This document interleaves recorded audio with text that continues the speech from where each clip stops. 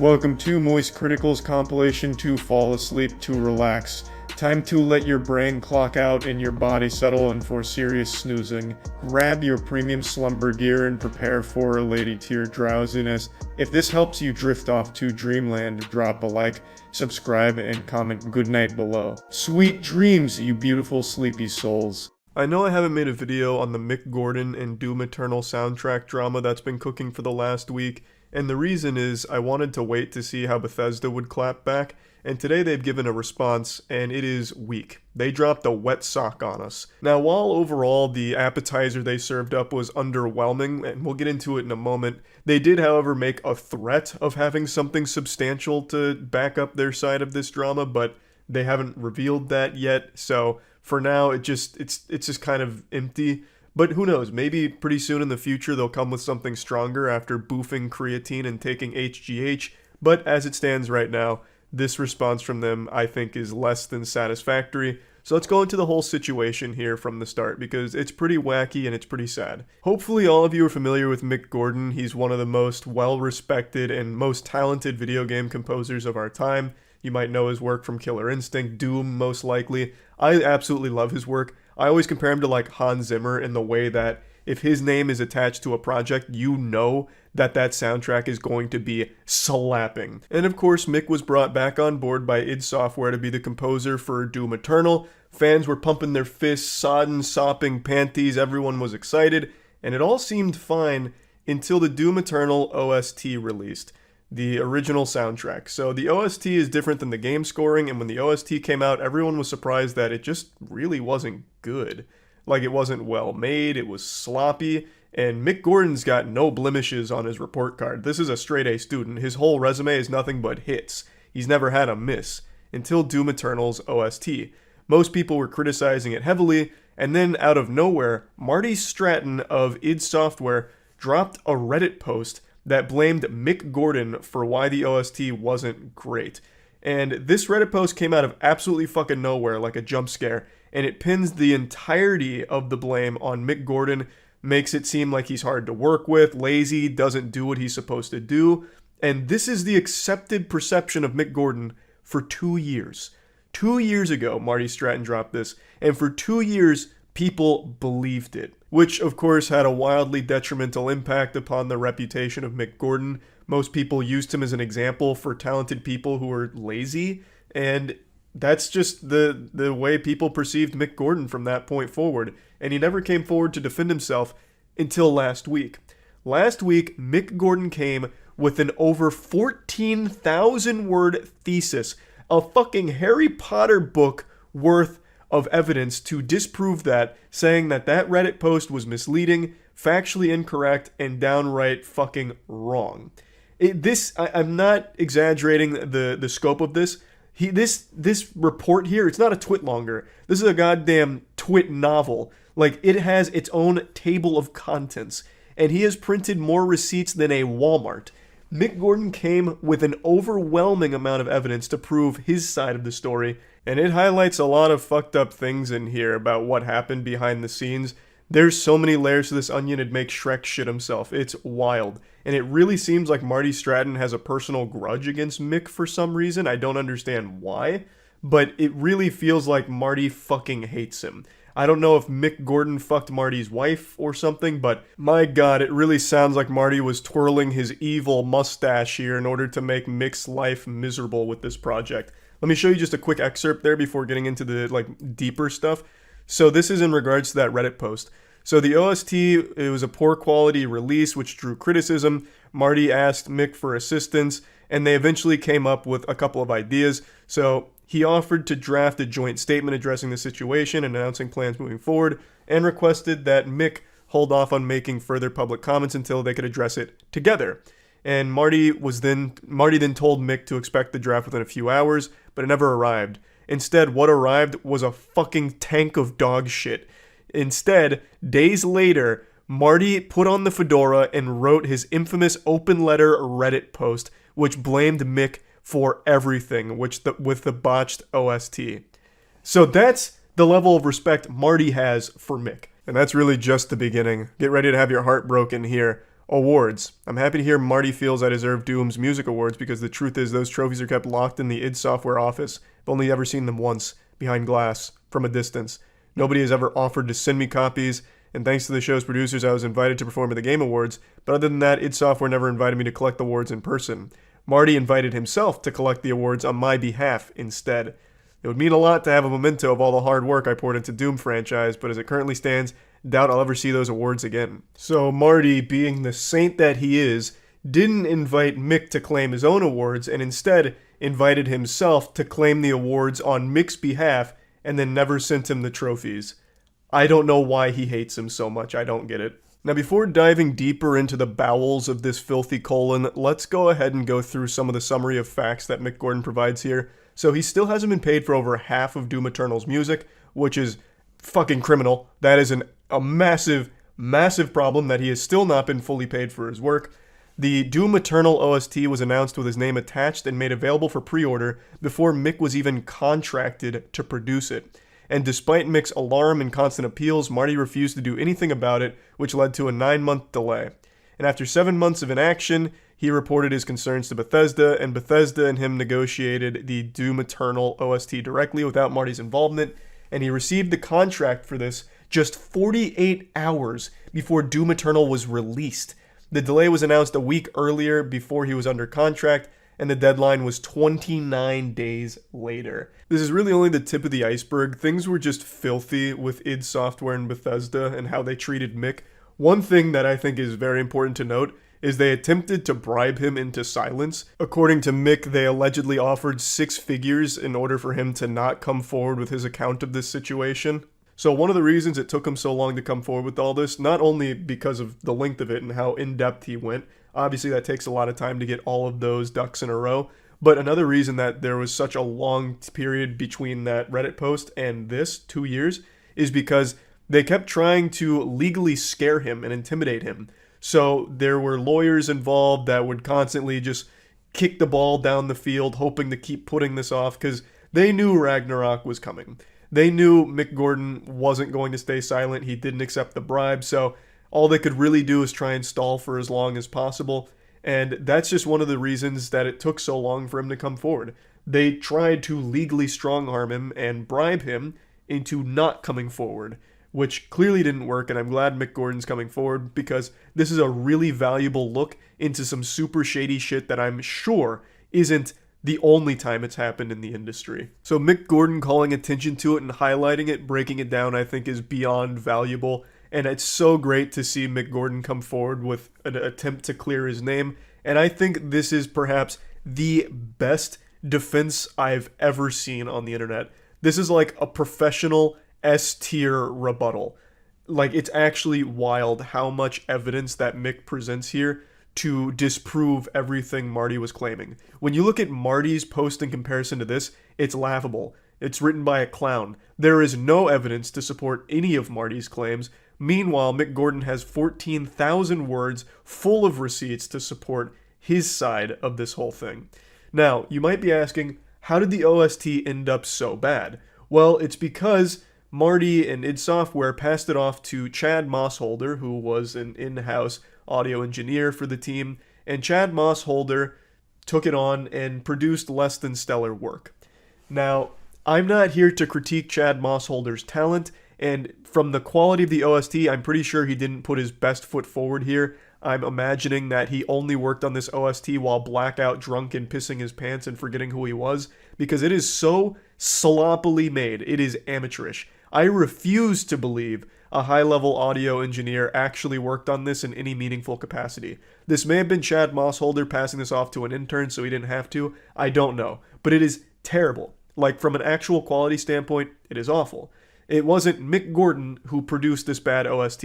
It was the id Software team that forced this poor OST and blamed Mick. Now let's turn our attention to Bethesda's official response that they posted last night. This is the legendary Double Down. The recent post by Mick Gordon both mischaracterized and misrepresented the team at id Software, the development of Doom Eternal, and Marty Stratton and Chad Mossholder with a one-sided and unjust account of irreparable professional relationship.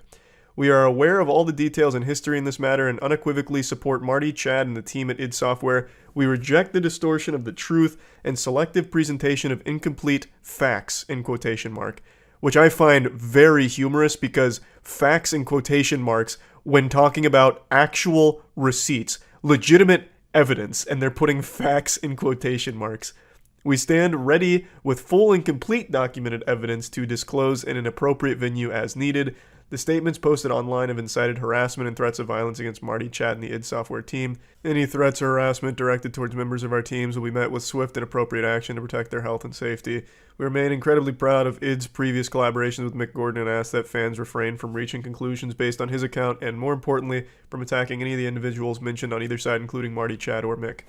This whole statement, I think, is an absolute toilet paper roll because you didn't release a statement when Marty went rogue, off book, off script, fucking full-blown James Bond off the grid and released his Reddit post shitting on Mick. Where were you condemning that? That was a one-sided account of this situation from Marty, and it shit all over Mick's reputation for 2 years and incited harassment against Mick, and it also irreparably damaged his reputation for 2 years, probably even prevented him from getting some work, I would imagine, because people would read that and be like, well, Mick sounds hard to work with and he won't reach the deadlines, you know, because everyone believed Marty because his word meant something. They assumed he was telling the truth. Where was the Bethesda official statement then? Marty didn't even drop any level of facts. He just dropped the fan fiction out there. He had no evidence in his post to begin with. And Mick Gordon even made sure to let fans know that he doesn't want this to lead to harassment or anything like that against anyone involved in the team, and even highlighted how there were so many talented people at id Software that he really appreciated and how great it was overall with id Software. Just wanted to highlight these specific problems, which was a luxury Marty didn't afford Mick. Marty at no point made it seem like he didn't want Mick to take the full brunt of the impact from the fans' upset anger. At least Mick went there with class. Now it's a problem, and now you condemn it, and I'm very curious to see what full documented evidence you have. If you do have those kind of receipts, why didn't you lead with that? Why lead with this wet noodle? Why come out here with a threat first instead of just, here's our evidence? I always hate this move where it's, no, we have the full story, and we will release it eventually. Just fucking start with it if you have it, coward. Christ. Maybe they do have something that somehow disproves Mick. I would be shocked. I don't even really know what that magic bullet would look like here. I guess maybe contracts that would poke holes into the timeline or some of the claims Mick would make. I'm really not sure. But if they do have that evidence, I really don't understand why they wouldn't start with that as opposed to just putting out the statement saying that they have evidence. Like, I know a lot of people are saying it's an intimidation tactic, but intimidating him to do what? Mick has already dropped his 14,000 word massive report on all of this. What's there to intimidate? He's already dropped the bomb. So why even try and scare him anymore? Like, if you have the evidence, there really was no reason to start with something like this. You could have just immediately went into, here's our proof of our side, and this is what's wrong about his statement. There was just no reason for this. This is just absolute nothingness. And I do want to highlight something in particular where they say that Mick's statement has now led to threats of violence and harassment against Marty and Chad and those involved. I hate that. Unfortunately, that's just a byproduct of assholes on the internet. Mick Gordon tried to handle this as professionally as possible, was beyond generous and patient with this whole team, and eventually, when he found himself out of options, released this publicly. Marty did this as a first resort and led that harassment against Mick. And for some reason, they're especially highlighting it on Mick Gordon for some reason, even though Mick made a very special effort to let people know that it's not okay to do those things. But there's always going to be douchebags online, and it happens, unfortunately. But for them to come out in their official statement and say that because of Mick, now their lives and their safety is in jeopardy, I think is just fucked up. Trying to villainize the victim here for coming forward by using some assholes leaving mean tweets to them as like proof that, oh my god, now everyone's in trouble, like all of their safety is compromised. I don't like that. I'm not a fan of that. But yeah, anyway, I just wanted to talk about this a little bit. I'm excited to see what happens next if they really do have evidence. I'm curious to see what it is. But for now, I am definitely on Mick Gordon's side here. I've never seen a response that professional and that thorough. So yeah, that's about it. See ya.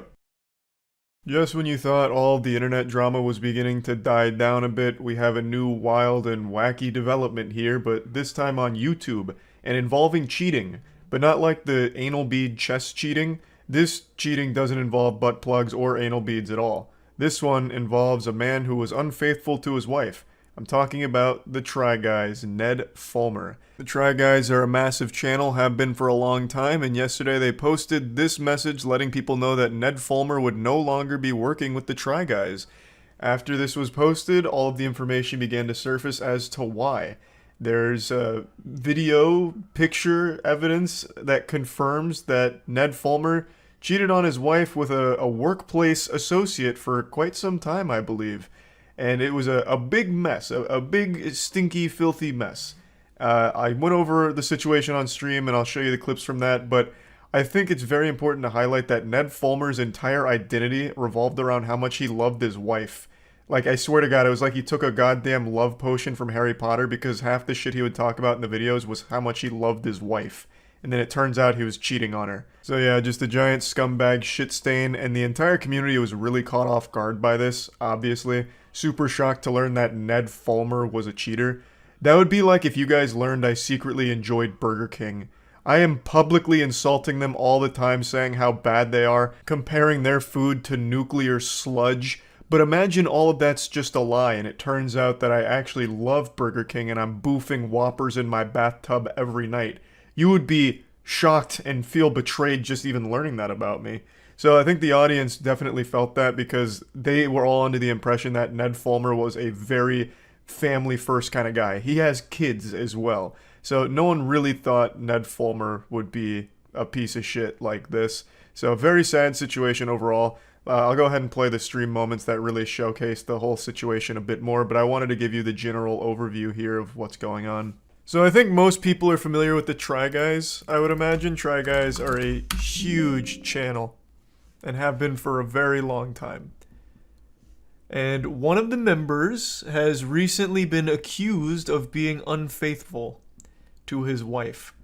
A wife whom he would constantly brag about and mention how much he loves his wife and respects his wife. In fact, he even posted a whole compilation of it. This is Ned, and the love he feels for his wife. My wife, my wife, my wife, my wife, my wife, my wife, my wife, my wife, my wife, my wife, my wife, my wife, my wife, Yep. my wife, my wife, my wife, my wife, my wife, my wife. Yeah, so it's like straight out of Borat with the whole my wife thing. So he talks about his wife a lot. He mentions his wife a ton. Always positively, too. You know, everyone was shocked when they heard it was Ned who cheated on his wife. Because this man, with everything he said, treated her like an angel, viewed her like a goddess. And yet, he was tempted by the forbidden fruit.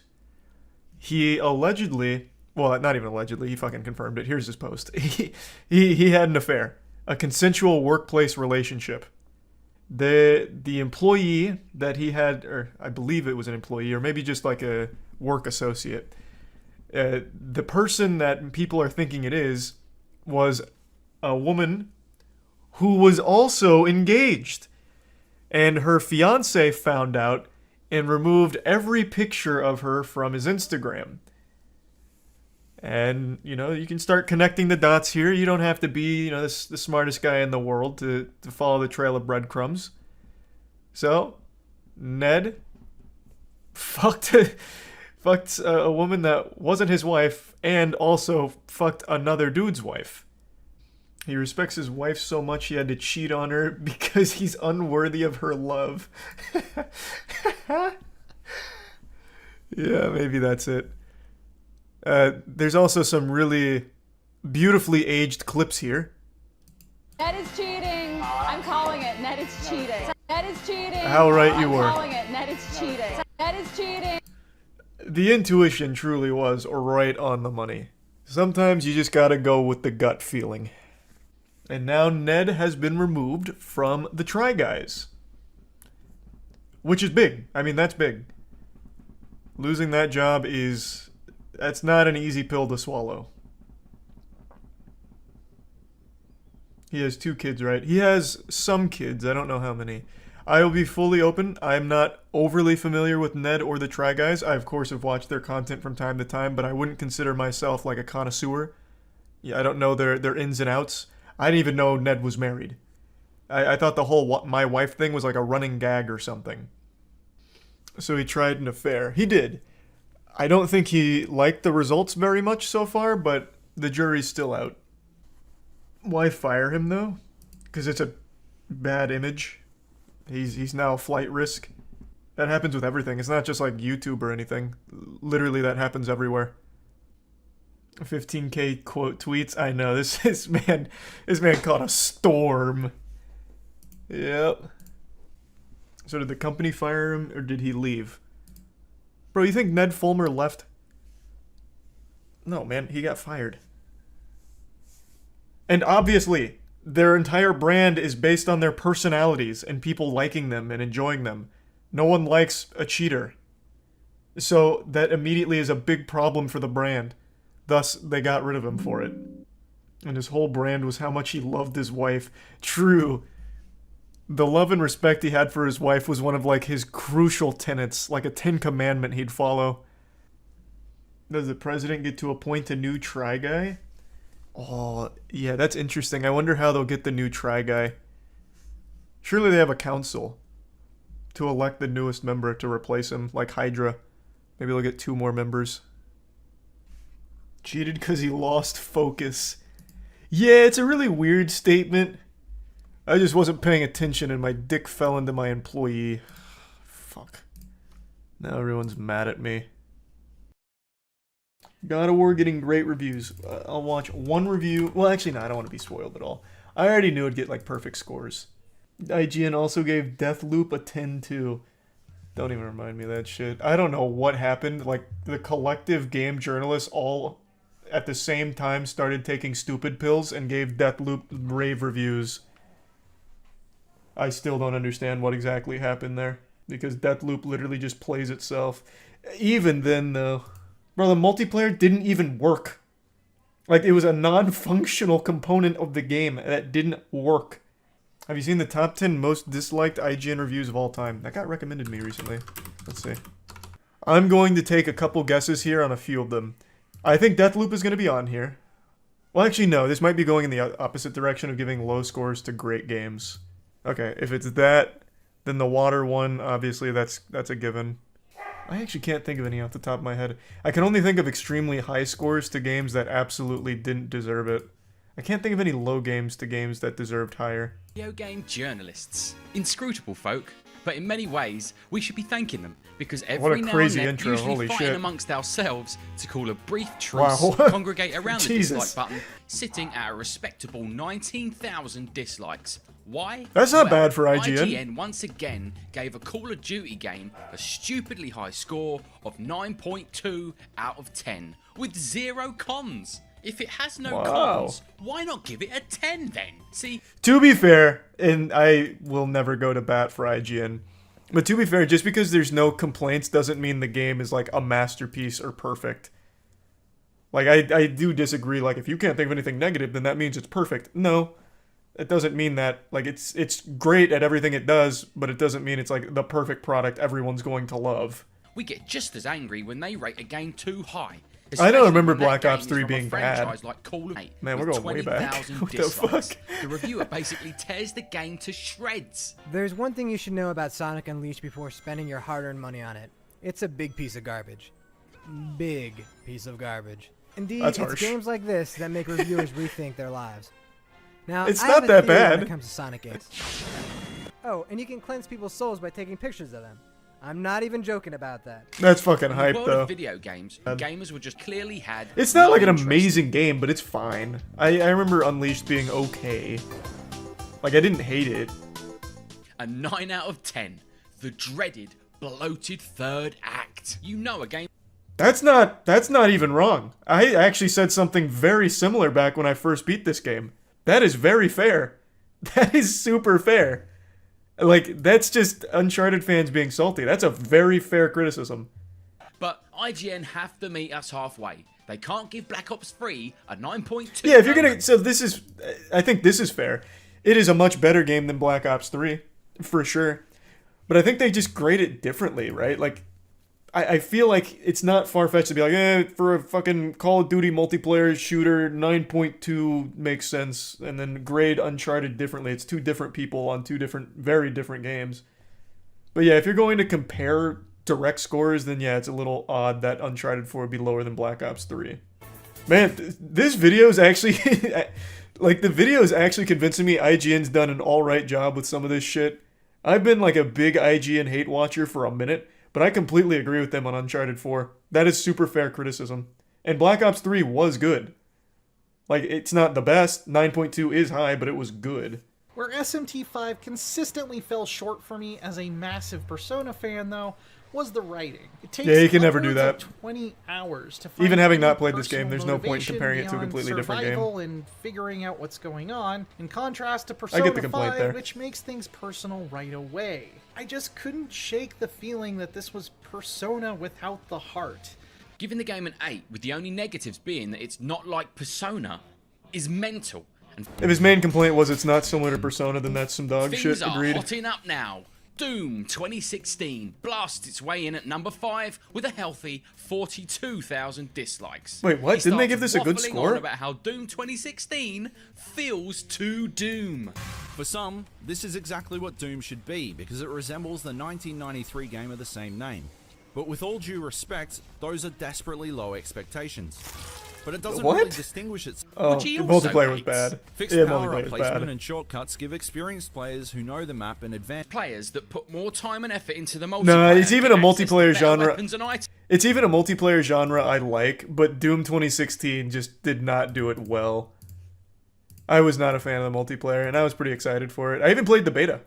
Or, was it a beta? What did they release? Was it a tech preview? I don't remember now. It's been so many years. But they released the multiplayer a bit early. It just wasn't that good. I wanted it to be good, though, but it was just, eh. You're blowing my mind, IGN. Blowing my mind! So what was the verdict on one of the best shooters to have come out in the last 15 years? Ooh, that is stinky. 7.1 out of 10. It still meets the... What the fuck? Wait, what? They gave it a 7? Yeah, that's some trash.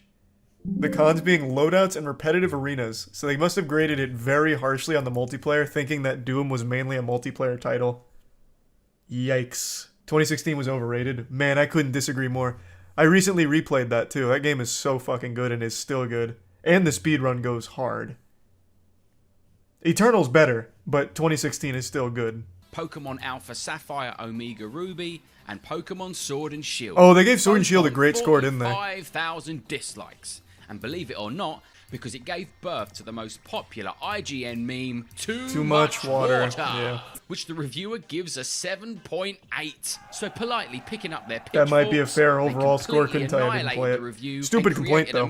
Right, onto Sword and Shield. Same nostalgic this was bad. But I remember this one. Victim to getting stuck in the past. It streamlines and fixes many of the series' long-running problems. From excessive to simply put, Sword and Shield are the best Pokemon games I have ever played. Oh. And I've played them all. Big words from IGN there. It seems that some people... Then a Reddit post surfaced showing allegedly leaked data mined comparisons of Sword and Shield's character models alongside character models from older games that seem to completely contradict what Game Freak had previously said. Stupidly high score for another God, Pokemon yeah. game.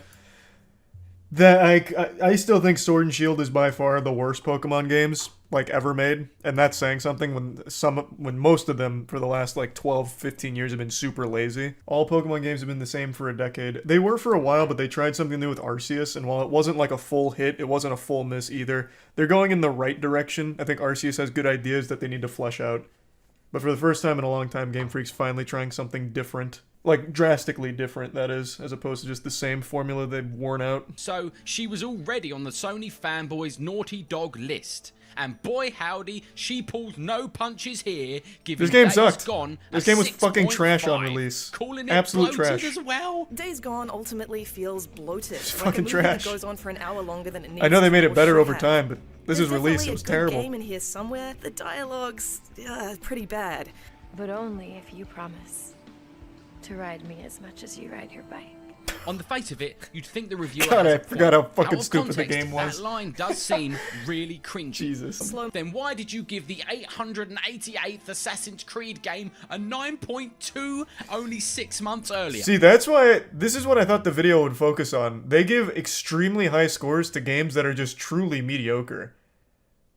The ones here is like offending fanboys of a title, like Days Gone. That game was absolutely fucking miserable on launch. It was so bad. So bad. Like that, her review was far more generous than I would have been. It's most disliked. Yeah, I know. But I didn't realize it was just gonna be these. I thought more people got mad about this, as opposed to Days Gone's not a 6.5, it's a 7. What did I give it? I couldn't finish it. I couldn't finish Days Gone to even moist meter. It was too fucking boring and bad. And broken. A lot of people forget how broken that game released. I couldn't finish it. I hated it. Unbelievably, at number 2, we have a 3-way tie. Alien Isolation, Death Stranding, and SpongeBob SquarePants Battle for Bikini Bottom Rehydrated reviews Interesting. all managed to achieve 51,000 dislikes each, and all three be giving Alien Isolation a 5.9 out of 10. But when the genuine scares of being hunted by an unstoppable predator Wait, are what? so diluted by repetition and padding, Isolation's epic length really does work against it. Oh, that's Someday, real bad. Someone is going to make an incredible Alien video game wow. that checks every box. But sadly, Isolation is not it. Needless to say, What the gamers fuck? were outraged, and rightly so. It's one of the most atmospheric, tense, Yeah, that is like source actually one of the material better horror games. ever made. Even 8 years, the IGN gave Goat Simulator an 8 out of 10 6 months Again, you earlier. can't One keep of the most comparing two wildly different reviewers and wildly different games and their scores. That is an actual nothing burger. But yeah, this is a terrible, terrible, terrible review for Alien Isolation. Death Stranding, which they gave a 6.8. Certain landmark games in recent years. A little low, but I agree. I didn't really like Death Stranding. I loved the atmosphere. I even liked a lot of the narrative, as confusing, convoluted, and messy as it was. I just thought the game overall was fucking miserable to play. A game I will never, ever, even remotely consider touching again. You gave it a 50? I don't think I gave it a 50. I thought I gave it a 70. I'm going off memory. It's an absolute terrible game from a gameplay perspective. There's nothing fun about it. There's nothing enjoyable about it. And the tedium isn't there as like a lesson or a deeper meaning. It's just tedium for the sake of tedium. Fucking hated it. Hated the gameplay. This review apparently isn't for everyone. Perfectly balanced. Just this as man the plays game isn't RuneScape for and thinks Death Stranding is boring? Yeah, but I'm under no delusion that RuneScape is fun. Maxing is one of the most miserable things I've ever done in my life. I don't defend the RuneScape grind. Quite the opposite. And now you're really grasping at straws. Death Stranding is straight up fucking miserable to play. You know, in fact, I compare it a lot to RuneScape. Tedium for the sake of tedium. Grinding, rune crafting, I think I've spent the better part of like 250 hours over the last 2 months on rune crafting. And that's how it feels in Death Stranding. Just point A to point B a million fucking times, traversing slowly, maybe setting up your zip lines to make it a little bit quicker, but not by much. I set up an elaborate network of zip lines to try and make it quicker in my playthrough, and it didn't improve it much. It's just fucking miserable to play. But there always was at least somewhat of a payoff with a really interesting world and story to it. His main problem with the game is that it feels like a remake of a 17-year-old mediocre SpongeBob SquarePants platformer that PS2 kids remember. That's exactly what people and wanted. It doesn't feel as good as the Crash and Spyro. I don't remember what he gave it though. Accompanied by some imaginative improvements, but those passable but simplistic gameplay up to the standard of a 2020 platformer. That wasn't the point. Let alone impressive Missed the recent point. remakes like the Spyro Reignited trilogy. All three playable characters, Man, what? SpongeBob, Sandy. That's a weird comparison because Spyro just did exactly what SpongeBob did. They just kept everything intact. The thing is with Spyro, it's just a better game.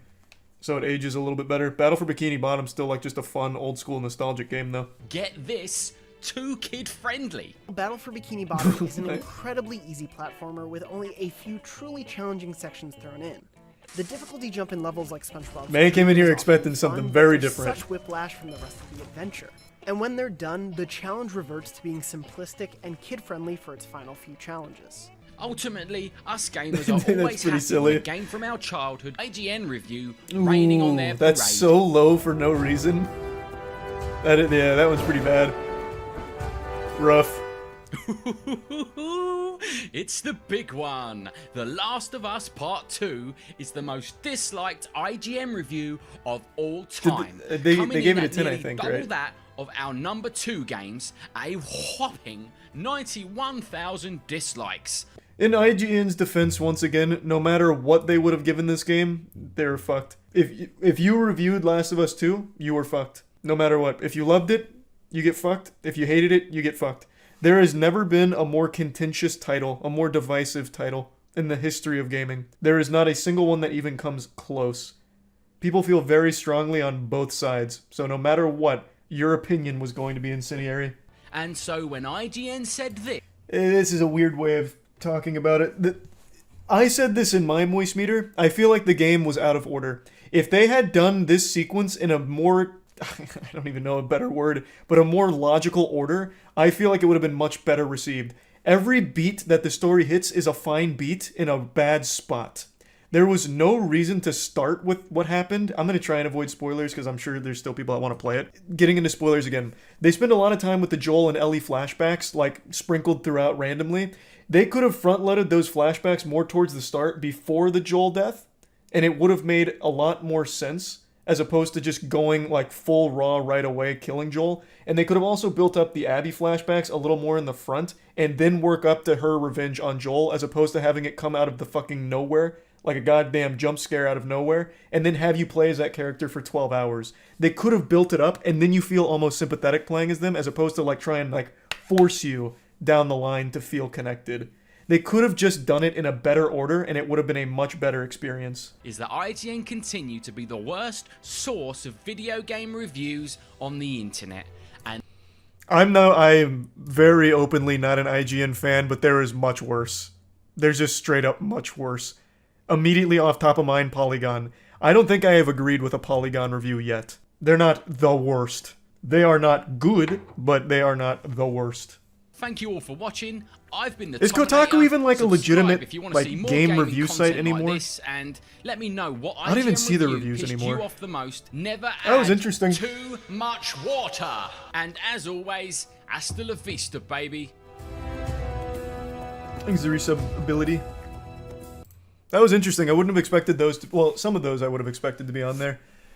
I really thought more people got upset about the extremely high scores to undeserving titles, but there was only 2 of those cases in there, which is weird. Never forget IGN gave Halo 4 a 9.8. Yeah. I've said this before, I'll say it again. I truly don't believe any of these game outlets are paid off. I think a lot of that shit comes from fear of the fans. They know, like, they'll get eaten alive if they're too harsh on a beloved title, so they get very, very pussyish with it. I don't think they get paid off. They might. I mean, there definitely is a world where that's a possibility. I just don't think so. I really think it's more of just, like, the fear of being attacked by fans on Twitter or some shit. Max difficulty, because I'm not a bitch. This one's for you, Kratos.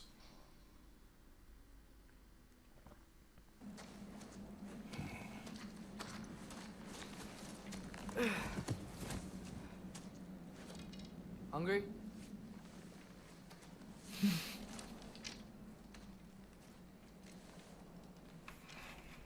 He had a goofy little smile on his face. So proud of himself for killing a baby deer. Not impressed. Shit's not even 50 pounds. Ready.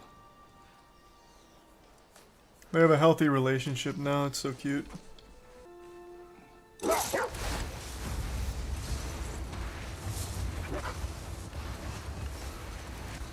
I hope Fenrir got some sleep. Maybe he'll be ready to eat when we get home. Fenrir is one of Loki's kids in the mythology, right? Because Loki's a shapeshifter, so he fucks a bunch of animals. Until he wasn't. And the giant world serpent's one of his sons, too.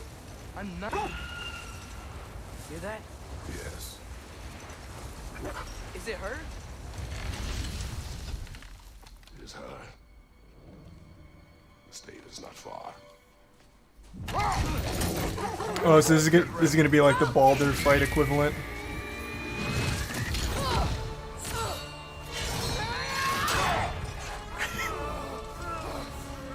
Oh, I wasn't ready for a QTE. It's like a villain of the week cartoon. She wouldn't give up that easy, would she? No, she's dead, son. Stay alert. There she is! Father! Let go of him! Got you! God, this is already hype. I'm trying. Up there! On sheet! Look out! The trees! They're coming down! That was too close. He's coming around again! Oh! God damn! I'm losing my grip here! Father! I have you. I'm thankful she's not going for our dogs. She's not a great strategist. That would have been the optimal play. We're not your enemy! Oh, hey now.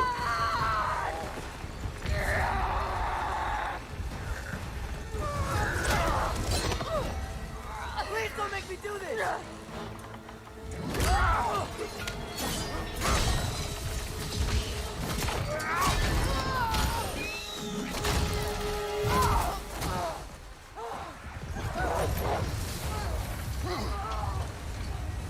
Alright, alright. Why are you so whiny? Your son was a dick. Like, it's not that big a deal.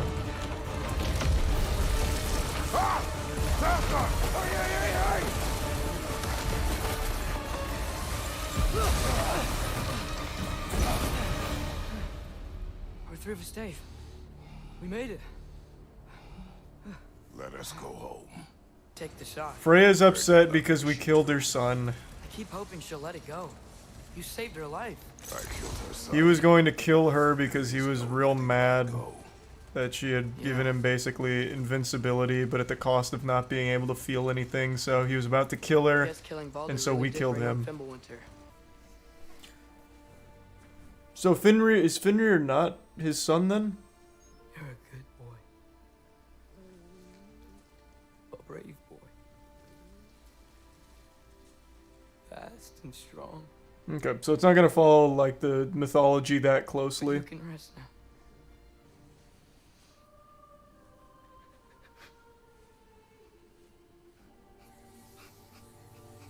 He suck his fucking soul out? What is that?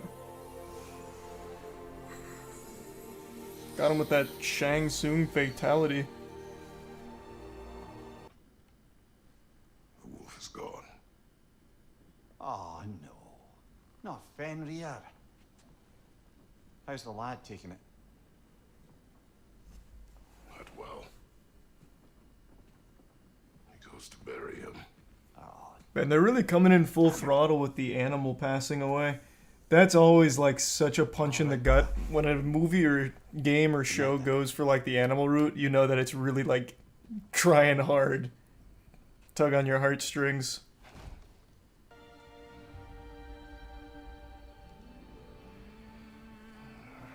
Damn it, Freya, I'm trying to sleep. I don't want to fight now.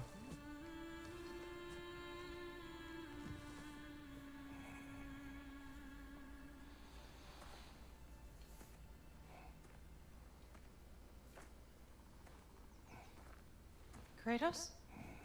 Giant for Faye. This way. Faye. Faye. Faye. Faye! Time is running out, my love. And there is much to do.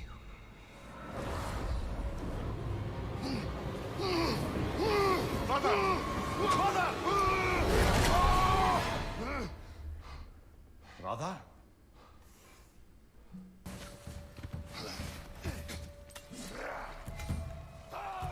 Right side! What's dodge again? X, right. Damn it. I gotta get warmed up again. Right side, brother! This doesn't feel as hard as Give Me God of War from 2018, because I would have been dead in 2 hits already. I took like 5, and I'm still alive.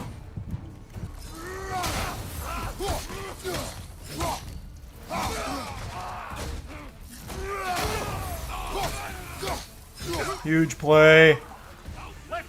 Fucking nasty.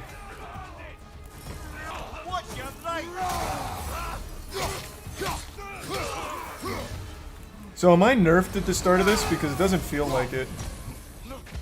Because that was an ability I had to earn in the last game, and I have it off rip right now. Or actually, no. No, yeah, I had to buy that last time. But right now I'm just giving him that full dick delivery. Does Atreus just love animals? We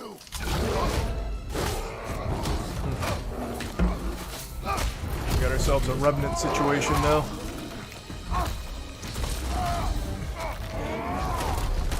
Well, we found him there, or he found us. Oh, you've done it now, Bear.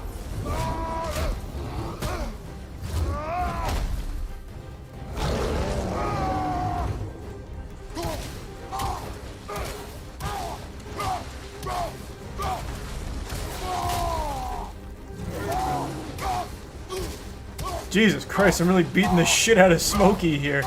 God damn.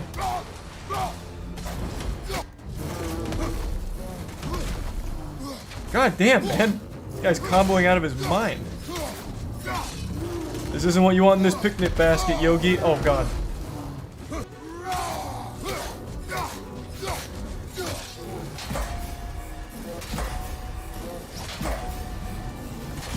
My parries are looking good.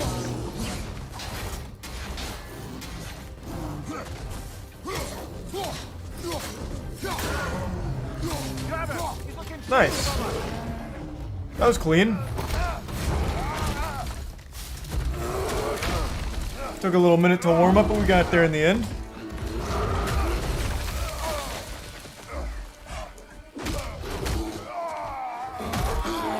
Jesus Christ.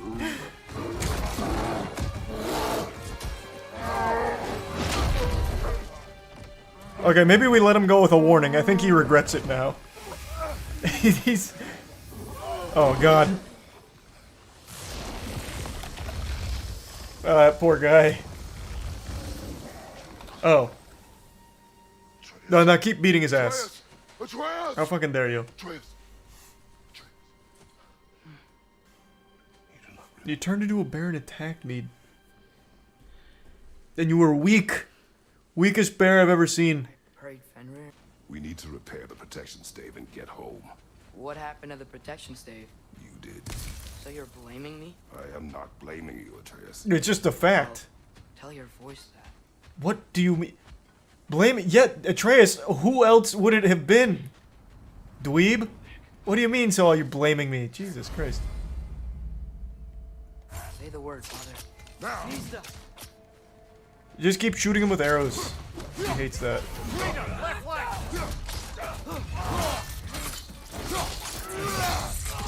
Wow. That was pretty intense. Nature will take its course.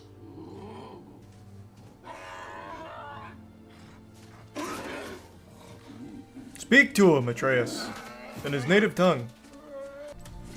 Bears can survive without their mom, right? Like in the real world. We are almost home. They're pretty, like, self-reliant, like, from RIP, aren't they? No? Been a while since you've joined us. If that's what you mean. Ah, well, just tired, I suppose. You've seen one deer hunt, you've seen them all. How can you feel tired when you never sleep? There are other kinds of tired, lad. You'll see when you're older. Now have a proper rest, my brothers. Things are always brighter in the morning.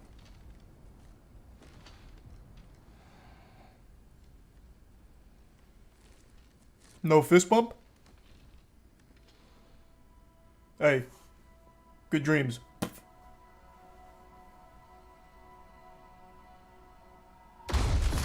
What was that? Your ball.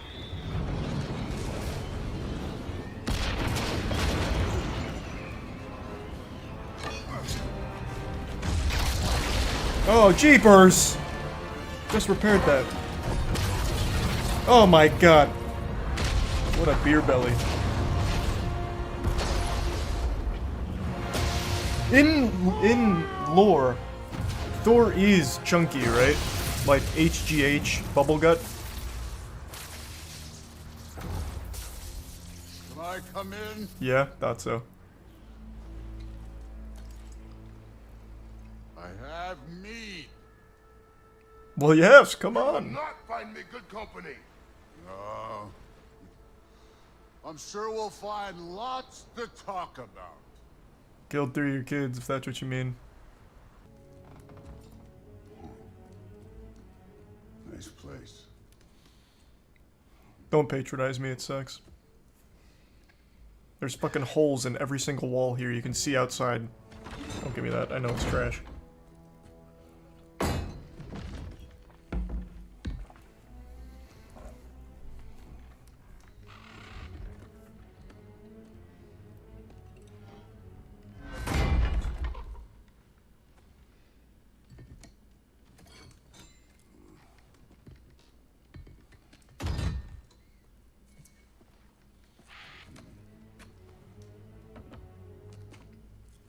Thanks, boy. You seem like a calm and reasonable person. That's what they always say about Kratos. He's known for being calm. A calm and reasonable person. If the moment calls for calm. I'd say the moment calls for calm. Yeah. Oh my god, Jesus Christ. How many trick-or-treaters are coming through?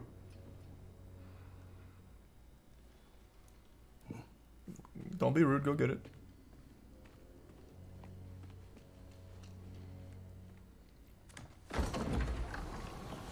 Oh, welcome, an old man. Beautiful, come on in.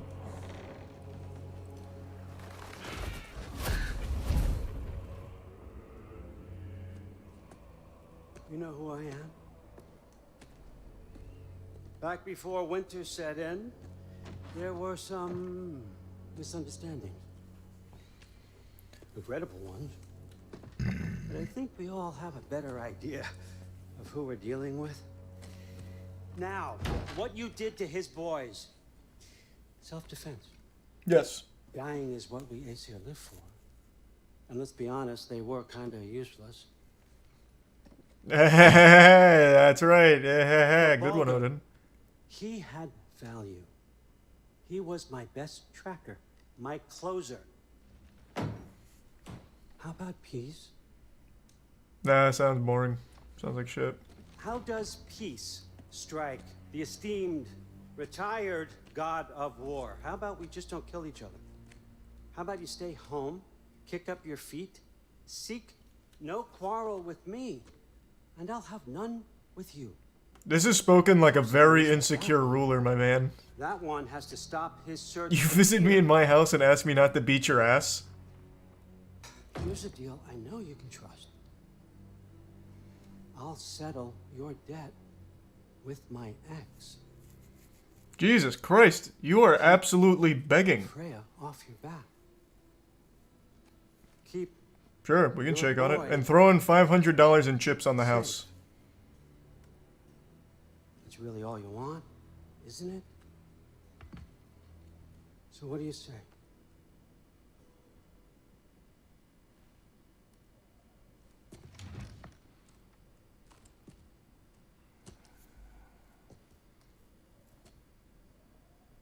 No.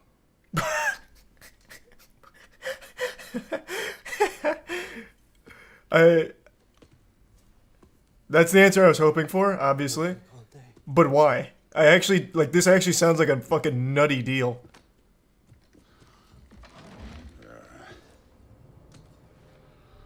About time.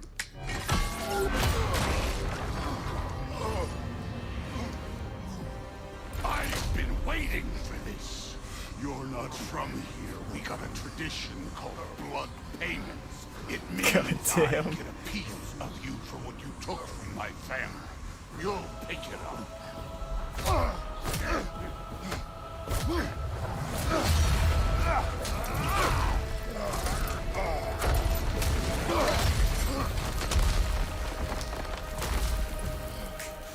Let me motorboat those fat old tits there. Here I come. Show me this god killer I've heard so much about. Oh, it didn't expect. I did not expect that. I did not seek that fight with your brother. I don't care. Yes, sir. You know my past. The ghost of Sparta thing. Yeah. Then you know what I'm capable of. Show me.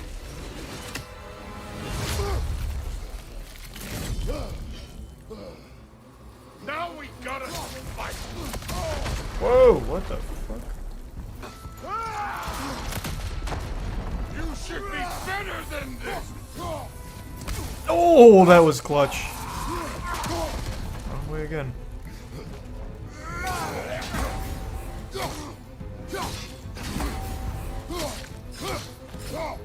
Stop holding back. I promise you, I'm not. I'm a little rusty.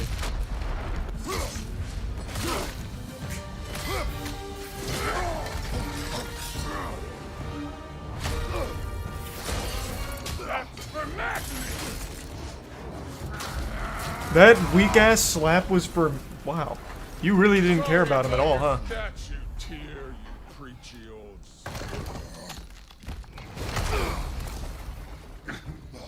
If you're not fighting dirty, you're not fighting, right?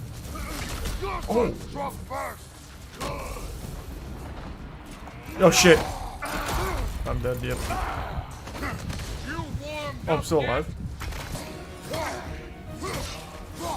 Was it luck? Did my son die? Blind fucking luck? Dumbass! You think you can come here, become a daddy, get a clean slate? That ain't how it works. You're a destroyer. Like God, me. this is so fucking hype.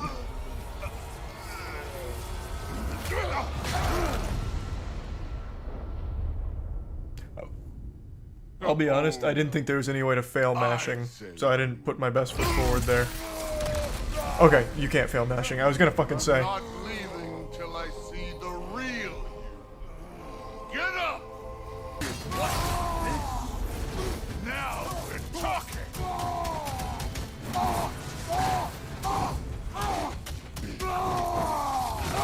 Oh, what?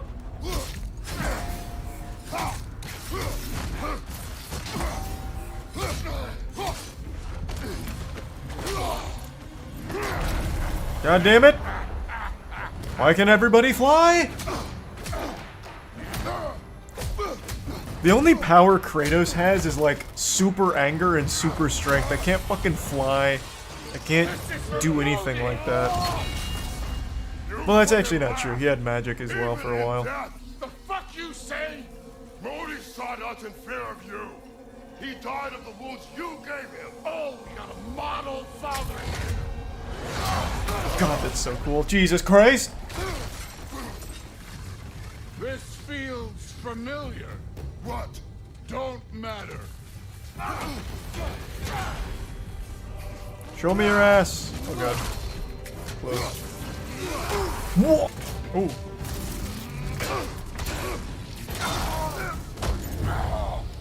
I see why my sons fell to you. Hey, I'm glad I'm finally convincing you. Lesser version of you. But I am not my sons. And your boy, Allfather, has plans for him.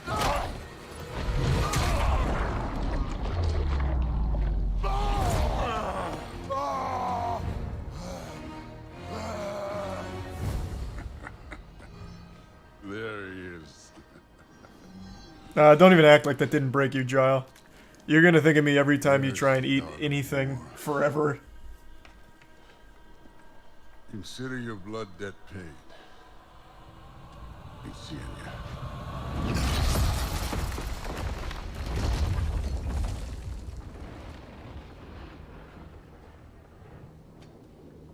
Told you he'd make it. Kratos. It's Sindri and Brock. That was quite a fight. Can we... Oh, now. Odin is with Atreus. Oh, no. That was fantastic. I'll go get a gateway ready. Come on, then. Ain't alone. I would say that was better than Baldur. Or, maybe better's the wrong word. On par with. That is a great fucking fight.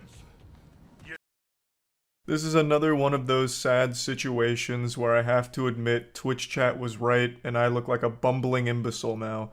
About a month ago, chat was trying to convince me that there was a viral TikTok challenge that was getting people to steal cars and sometimes crash them for views, and I wrote that off as a bunch of baloney. I said, I doubt that's an actual trend, probably just one stupid asshole did it, called it a challenge, and no one ever followed. But it turns out I was wrong. Not only is this boogeyman real, but it actually has led to the death of 4 teenagers this week. Somehow, the challenges continue to get more and more brain dead and dangerous. This generation of Tide Pod eating and hurting yourself for views on TikTok is reaching an absolutely absurd level of wildness. So, it's called the Kia Challenge. It's also not really a challenge, it's more of just a ruin your life speedrun tutorial.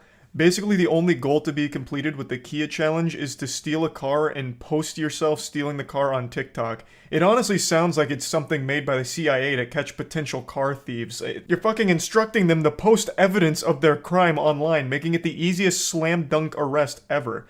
But anyway, the Kia Challenge was videos that were teaching others how to steal Kias and Hyundais specifically, because of a massive vulnerability in many models from Kia and Hyundai. For Kia vehicles, many of them built from 2011 to 2021 have this problem, and for Hyundais, those built from 2015 to 2021 also have this problem.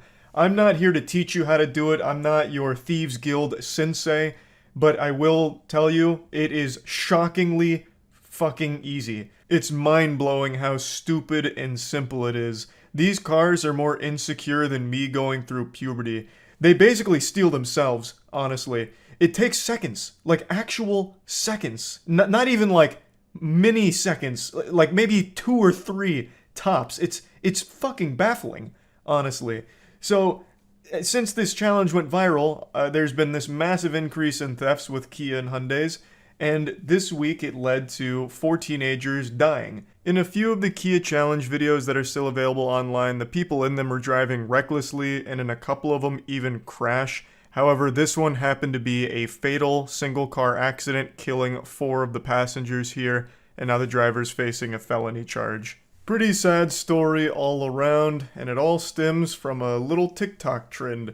Just when you thought we'd seen the dumbest trends from that platform with like devious licks and shit like that, they've gone even harder now. But I think it's very important we discuss what a massive fuck up this is from Kia and Hyundai. How in the world, 2,000 years after the death of Jesus, with all the technology we have now, how can you have this massive vulnerability? It's obviously a massive problem here, so much so that they have now been served a class action lawsuit as of late September, because these vehicles that they manufactured during the time periods I listed don't have immobilizers on them, which as I understand is standard among pretty much all the other automobiles out there. I'm not much of a car guy. I don't know too much about that shit. I know more about the anatomy of a fucking alien than I would a car's engine and what goes into vehicles. But according to the lawsuit, the engine immobilizers are crucial, and they've come at Kia and Hyundai for not having them, stating that they valued profits over safety and security of their customers. And it also outlines just how big of a problem it's become. It is just an absolute epidemic with all of these car thefts with the Kia and Hyundai models here, and it all ties back to the lack of engine immobilizer, as I understand it. And it seems like this was a massive blunder here, because all the extra doubloons they were able to squeeze out of their profit margins is all about to whittle away here and probably end in some net loss with this class action lawsuit. It's a huge deal, obviously.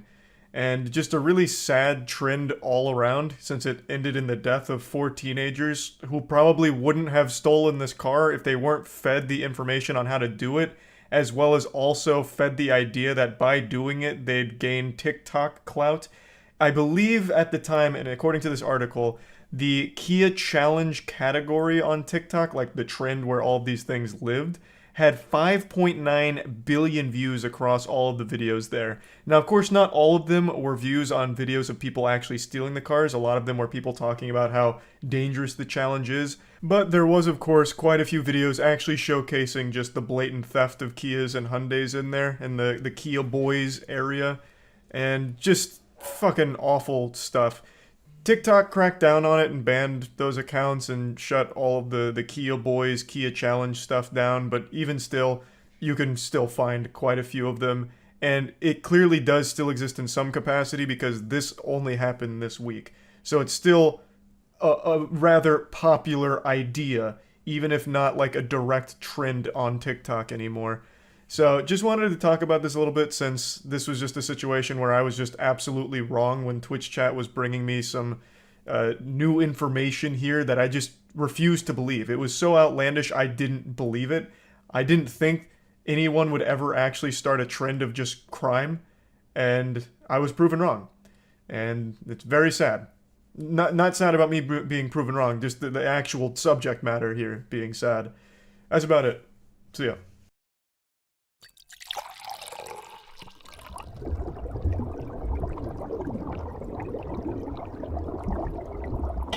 Hey, it's the Thanksgiving tier list. I think, for the most part, Thanksgiving food's kind of mediocre, but we're gonna give it a full whirl here and figure out what's the best. I like the mac and cheese, mashed potato. Yeah. That's about it.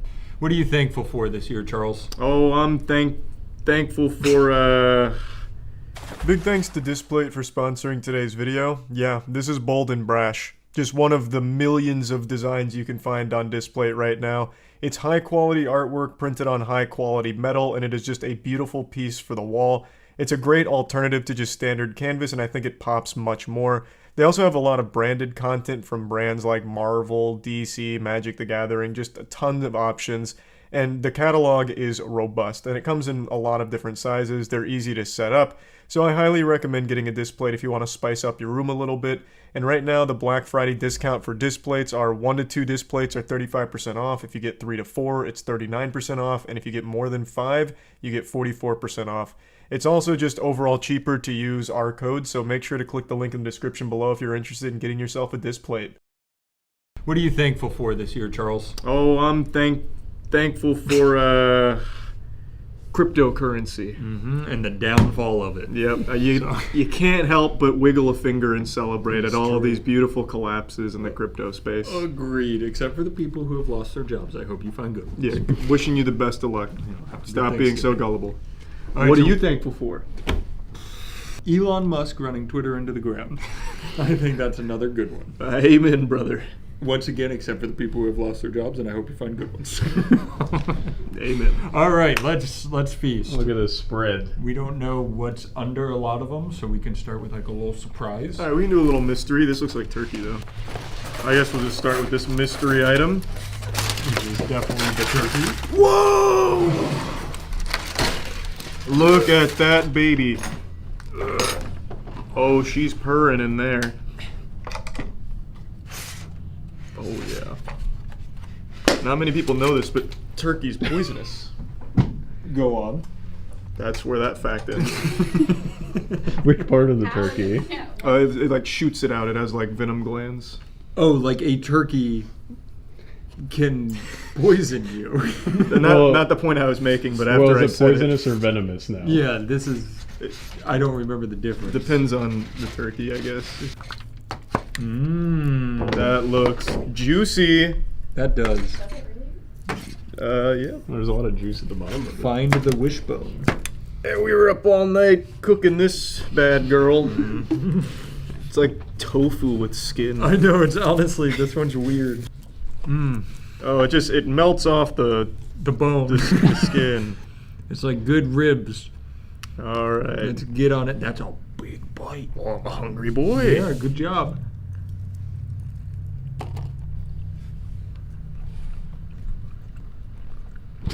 Well, you know. That's plain turkey. There's not much to say about that. So when you guys go to your Thanksgiving at home, do you actually eat turkey? Because both of you seem like you don't actually. My parents stopped making it because my dad and I just don't eat it. I don't eat it either. Dark meat on turkey, like one of the legs. Interesting. I think turkey is the most boring meat there is. I eat it. So the plain turkey by itself, I put it like a C tier. I personally would go even lower at a D. I just find no enjoyment in it. Okay. I'm sorry that it offended you, Jesus Christ. I don't like it at all. And which is this? This is the turkey gravy? That's turkey gravy. That helps. Definitely helps. No, that made it worse. Okay. Mine goes up to a C with it. Mine goes down to a D. Wow. That is just, it's like gelatinous soy sauce. It's all gravy, baby. We'll mix it on in here. That was one of the coolest things I've ever said. That was pretty extreme. Now, you have gone on record of not being the biggest Maple Street fan. I am not the biggest Maple Street fan. Maple Street is like a breakfast place over here that everyone except me really likes. Let's get into it. It slaps. No, that's an A. That's a lot better than that. That gravy is so good. It's unbelievable. It is good. I don't know if I'd give it an A. Now, here's my question. Are we doing turkey ranking and then just gravy? Yeah, that's what I've been doing. Okay. So yeah, turkey's a D for me. Turkey gravy is a C. This gravy's an A. Turkey was C for me. This is a D. That might be an A. Let me come in here for another preliminary excursion. Yeah, just get the gravy alone even. It is good. I'm going to put a bunch on my plate for future things I'm eating. I'll give it an A. That is good. That's my boy. That's my boy. It's just got a little too much personality. It's like an angry Thanksgiving guest. It's got a lot of cayenne, and I didn't think you'd love that. All right. That's good. The Pilgrims went to war, right? They don't sound like good guys. They were not. Why do we celebrate them? That is a big question. All right, what's next on the Thanksgiving docket? Let's get some rolls. All right, we'll take a little roll. Those are Miss Schubert's rolls, so I don't know how I they're great. love these. And then they're Let's get a little. just regular French bread rolls. Yep. So. Nice, all right. Danny, you're working. You're so fucking good. Oh, that's good. Even without butter, holy shit. Yeah, who is this? Miss Sherbert? Miss Sherbert. Schubert, I think. I'm a big bread guy as well. And Miss Sherbert's coming in here slapping. She's got those puppies hanging. She's letting those things thang out there. He's not wrong. As far as bread damn. goes, Miss Sherbert's fucking killing it. I'm putting some sausage gravy on mine. Oh, that's outrageous. Holy shit. Oh, is Miss Sherbert not a person? I think it's Schubert. Oh. Your guess is as good as It's ours, like so. Sister Schubert or something. I'm gonna look it up. It's probably Sherbert. You don't need to This is look it good up. though. I haven't had these. These are good. This is lunch. God damn. Yeah, this is an S tier for sure. These are one of the best things we've ever had in tier lists. These are really good. I feel like we've been saying that a lot recently, which is great. No. These keep getting better. Miss Sherbert fucking killed this. That's your new nickname. What a recipe she's got. The wrong name. Listen to this. Yeah. You hear that? Mm-hmm. Mm-hmm. That's crystallized flavor. That garlic butter was the perfect touch. Mm-hmm. You put a little. I urge everybody in here to put some of this sausage gravy on a Miss Sherbert roll. Get into the roll. Pass them around. Pass them around. Live a little. Oh, I must have cut into the container with the turkey. All the poison juice came out. Yeah, you might have. Oh God, she's boy. She's leaking. Yep. Yeah, we can cut. I almost ruined Thanksgiving. I'm sorry, guys. Jeepers. Smells good. Does it? Did you say it's a French roll? Mm-hmm. That's pretty good. It's good. I thought it'd be a lot drier. Floppy. Yeah, it's got puff to it. Nothing. You can see all those gluten strands in there that formed. The crumb structure is actually terrible. There's no crumb structure. There's no crumb. They were lazy. I'm just gonna say Sister Schubert shits on the French. No, that's true. Yeah, yeah. I mean, this is just fine. It's like B tier. It's just normal bread. There's a magic going on with Sister Sherbert and what's this restaurant? Maple Street. Maple Street. It's like a cacophony of flavor when you mix them together, where neither overpower each other. It's just okay. Fine, I'll try it, Matt. Jesus. Happy. Mashed potatoes next before they get cold. Good call. That was a good call. A big scoop for a growing boy. Thanks. I got a lot of growing to do. This year's your year. I've got a good feeling about this year. I think all the microplastics in our food are finally starting to bubble over, where we have like actual mutations. So I got cool. I got a chance.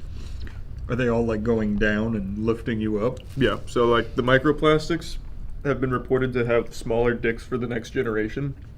You're not joking. No, that's serious. That's Damn. actually kind of wild. But I can loud that over their head forever. Yeah, but right now, I feel like if I ingest enough microplastics, it'll have like a reverse effect. What's gonna happen in like 4 generations? No penises. Yeah, we lose They're our all gone. we lose our cocks. Maybe if you go far enough in the other direction, they just invert and keep going the other way. Your penis is a tail. Yeah. Shoots right out the back. Wow. A little butt penis. That's so cute. Adorable. These are good. Yeah, they're fine. I'm never mad to have mashed potatoes, but it's not like they're the top of my list. I'll give them, I'm gonna say a B+. I'm giving them an A. I feel like these are very good mashed potatoes. Who made these? Kelsey. You They are killed it. good. What seasoning did you use? They're just instant mashed potatoes. Oh man, they're actually seasoned. Yeah, they really are. These are good. They're roasted garlic and something else, I think. Also, Sister Schubert is still alive. No. Ooh. Does she have a Twitter account? We're gonna find out. You should absolutely How old is she? reach out to her and have her make some with you. That'd be so cool. I'm sure she would love Charlie. Yeah. I feel like we'd get along. Wait, how old is she? That would really help determine this. Oh, she's got to be like close to 86 by now. She's 32. Sister Sherbert is just somebody's sister. Yeah. What do nuns believe in? It depends what kind. Some believe in cheesecake. Yeah, They're all over. They seem wacky. The nuns that I always think of in my head now are the nuns from the movie Babylon AD with Vin Diesel. Wow. 0 people know that movie. Wait, that came out like I think when we were in high school, right? Yeah. Yeah, I saw that. It was the end of the world due to climate change. Yep. And Vin Diesel fucks a nun. I took a first date to that movie. Actually, he doesn't fuck a nun. I don't know what I'm talking about. Why don't we knock out... Are there olives in that? I certainly hope You not. guys don't have to eat it. I just know some families. I guess we're skipping this one. No, I'll take a noodle. Give myself. I've had this plenty of times. I can tell you noodle. it's just kind of mediocre. One noodle. I don't want it. Chelsea may have killed it though with an instant pasta salad. Who knows? Nope, that's just pasta salad. I don't like it. Well, you need to have multiple noodles, Matt. Yeah, Matt. Where's your journalistic integrity? My bad. I really don't like it. Yeah, that's a D tier. It's just pasta salad. I'm sorry, but it's an F for me. I just don't really like pasta salad. I've had it quite a bit. My question is always, why would you ever have that over anything else? Like even just the pasta. That's usually how I feel about it too. It's refreshing. If I'm outside November, if I'm outside in the sun and somebody hands me a cool bowl of pasta, I'm not like, thanks, man. Now I'm hydrated. Maybe some water. Green bean casserole. I like the crunchy onions on top. You remember when you made green bean casserole? I did a great job with You that did. too. How much do you want? Just whatever you feel a growing boy needs. Beep, beep, beep, beep, beep. That's a growing boy vibe. That's just. I'm excited. This is good. Your whole family made those? I'm proud of. Yeah. Yeah, good job. Yeah, this is good. What the fuck? How can this be? People go crazy for green bean casserole on Thanksgiving. I saw someone posted a tweet that went viral just yesterday about how it's the best. I disagree, but that tastes good. Yeah, no, I normally am not a big fan. That'd be an A I for like me. yours. A. Wow. Nice. Fucking huge. All right, what's next? Good job. That was great. Good work, Chelsea. What's in it? Can you take this, please? Oh, it's a mystery bowl. Oh, shit! It's mac and cheese! I need a fresh plate for that. Yeah, you do. No, not that. Yeah, give me a slap-a-rooski there. Woo! Let's get crazy. Oh, dog. I'm going in. Charlie's got an appetite of a 6-year-old boy and he needs his Kraft mac and cheese. You've done it again, Chelsea. I don't know why you were so proud. You did add cheese? Yeah, half pepper cheese, which is like... Yep, that's good. Dang, Flabba, that's great. Yeah. Now, this one's gonna kill it at the Hootenanny. That's an S tier. Oh, man. Thanksgiving is saved. That added cheese, too. Uncle Todd showed up drunk this year, but we brought it back with the Kraft mac and cheese. You want some more? Yeah. When you haven't finished your plate. Yeah, but I still want more. It's very obvious which stuff we like and don't like. Oh, goodness. S. I forgot I hadn't said anything. I was too focused on eating. Cylindrical jelly. Cranberry sauce. Oh, that's sad. Yep. I'm not happy about it. I don't enjoy it. I came into this tier list expecting most of these to be like B and C tier, but because Yep. Chelsea cooked it, most of it, it's like actually good, which is not fair. Alright, just give me some of the fucking jelly. Stop stalling. Give me the dog food. I'm gonna run. Actually eat cranberry sauce. Like this. You usually cut it into little, like, patties. I hate that. The texture more than anything. Well, what if you mixed this with mac and cheese? Oh. It's just worse mac and cheese. That's just revolting. If you had asked me beforehand, I would have said F. It's definitely not an F tier under any I'll circumstances. give it a D. No, it's like a C. The flavor's fine. I hate the texture. Well, it's just cranberries in general. They help with UTIs in case you're suffering. I normally go with cranberry juice for my multiple UTIs. We can also just take bites out of cranberry sauce. I That's guess. true. Imagine you just put this bad boy on a stick and eat it off. What's next? Let's go to this bowl. I don't know what's in it. Oh, it's stuffing! All right, you ready? Yeah. I'm just gonna dump a little on my plate. It's always safe to eat, right? Yeah. It's Okay, just cool. basically bread. Thought there was like meat in it. Sometimes. Like, if some people cook it in the turkey, so it's got to be up to a certain temperature. That's true. That makes sense. That's gonna be C tier immediately for me again. I think stuffing is easily one of the most like fish. It's good, like Thanksgiving foods. Right in the middle. Just a C tier. Nothing amazing.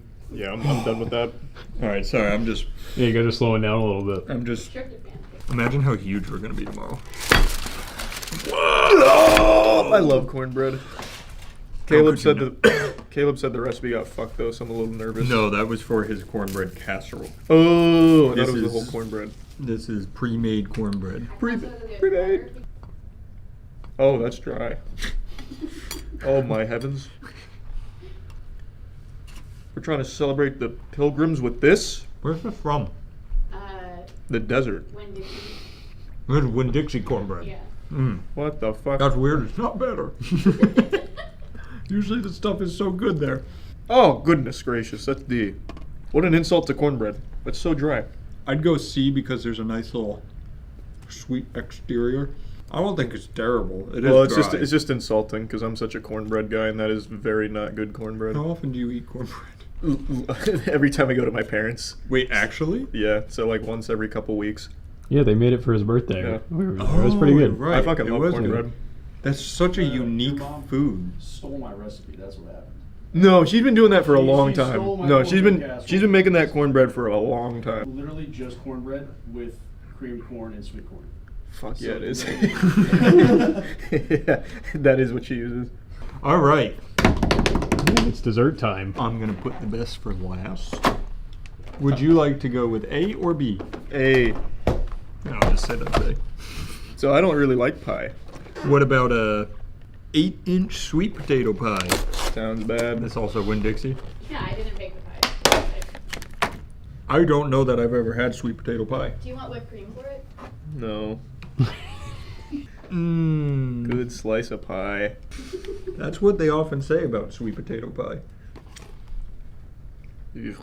F. Fucking fat F. If you're doing pie for dessert, you're just not welcome at my Thanksgiving. I hate that shit. Just do a better dessert. Not as bad as I thought it was going to be. You don't like pie. Yeah, I just don't really like pie. It's just so boring. This is literally just sweet potato on weak crust. I'm gonna go C. That's the biggest shocker for me. All right. Well, good news for you. Pumpkin pie. Good. Even though I like pumpkin pie, I'd still choose any other dessert that's not pumpkin pie. Just as far as favorite dessert? Probably just any kind of cake, really, and ice cream. What's better than sweet potato pie? That's worse than sweet potato pie. That's a C tier. That's an F tier. Yeah. I really don't like pumpkin pie. I don't know how. Pumpkin's just good. Well, not really. Way to stick to your convictions. It's just good sometimes. I don't know what I accidentally wiped in my pocket earlier, but every time I put my hand in there, I come out covered in something. It's like mashed potatoes. Maybe it's sausage gravy. Yeah, I stuffed it in there for later. Smuggling it. Yeah, I don't like pumpkin pie. Now, for my favorite pie. Is it pecan? It's pecan pie. Yuck. Yuck. Yuck. You're an idiot. That's a big fucking bundle of poop there. I'm gonna give you a big slice so you know what you're missing. Good. For the one pie I already know I don't like at all. Alright, I'll take the bigger slice. No. There really, you go. Load me up. Yeah. Alright. Woo! Do you like pecans? They're okay. I don't know, they're not the best nut. Best is the best. Almond. I like almond. Almonds are the best nut. We should make an almond pie. I really like this. I knew it going in, but boy, this one specifically, A tier. Yeah, so this one's a D tier. Ish. Yeah. Mediocre nut, mediocre pie. Well, a little less than mediocre. It's not as good as pumpkin. I think pumpkin's a mediocre gourd. How's that feel? That's fine. I think there's a lot better gourds out there.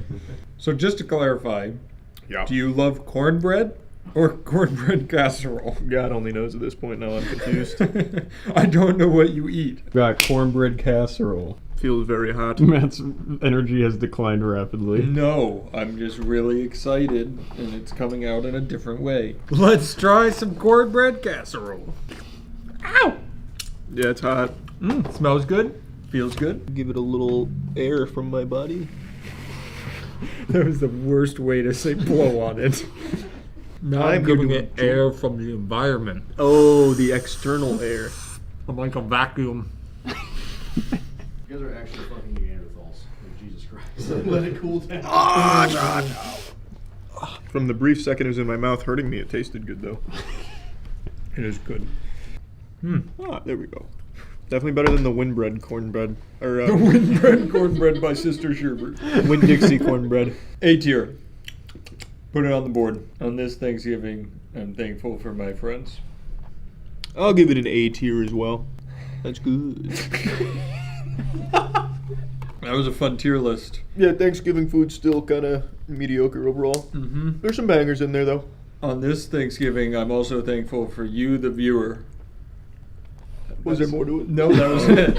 Yeah. Hey, thanks to all you guys out there. And Clay Aiken.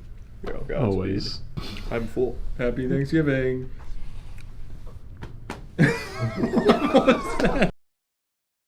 We'll see though. I mean, I've been very excited for this game. I'm shocked that it didn't get glowing reviews. There must be some like actual glaring problems. Let's give it a whirl. It has extremely mixed reviews. It's not just GameSpot. New experience. Yes, sir. I'm ready. I'm just going to do medium security. I did, however, 100% the first Dead Space, I think. I remember going through on hardcore, where you only have 3 saves throughout the game. But that was miserable. I don't know if maximum security is like hardcore. I'm just not going to even take the chance. I'm just going to do fucking medium.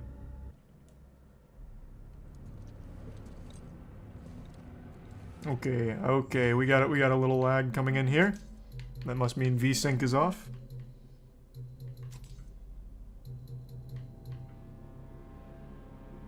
What? Wait, it's on and it's still running like that? Let me try limiting this to 60. Apparently it's having issues on PC. Oh my god, wait. Why is it... It's getting choppy again. No, ray tracing off.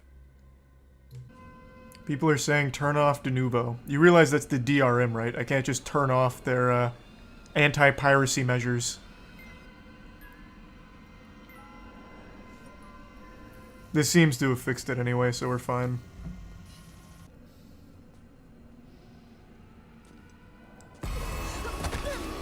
Whoa!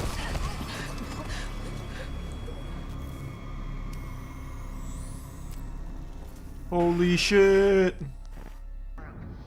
Yeah. I'm going to chalk that up to just a bad PC port, it seems. I don't know. Everything else is smooth. Roger, hangar control. That jump scare just came in at 5 FPS. Because after this job, we're never gonna have to work another day in our lives. Well, I guess you got it all figured out. I guess so. Come on, man, what is this? Huh? Back and forth, Callisto to Europa, all this additional security. It's pretty serious. And what about the attacks? Huh? How do you explain that? By the outer way. They're a lie. Targets all over the It's sector propaganda, for 6 fake months. news. There's been no attacks. I got a yellow light. Ah, the old space shitter. Nice. Wow, what? This deep in the future and they're using bar soap? Not even liquid soap? Ew. Cavemen. How's this game been so far? Well, it's been about 3 minutes, and I've got to say, very impressive. Probably some of the best 3 minutes of my life, actually. There he is! Papa! Max! Oh, fuck! To the bridge. Open up! What are you gonna do? Whatever I have to.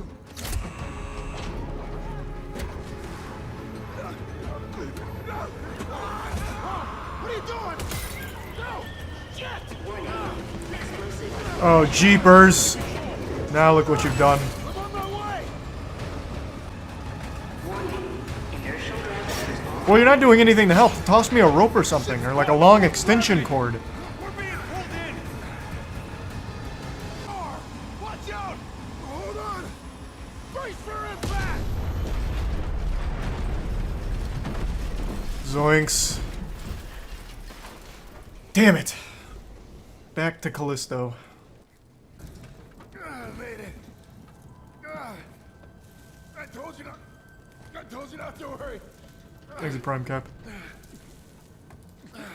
He's dead. I'll tell you right now, he's dead, Jacob. Max. No, like his head's probably off his shoulders. Hang on, buddy. I can hear him gurgling.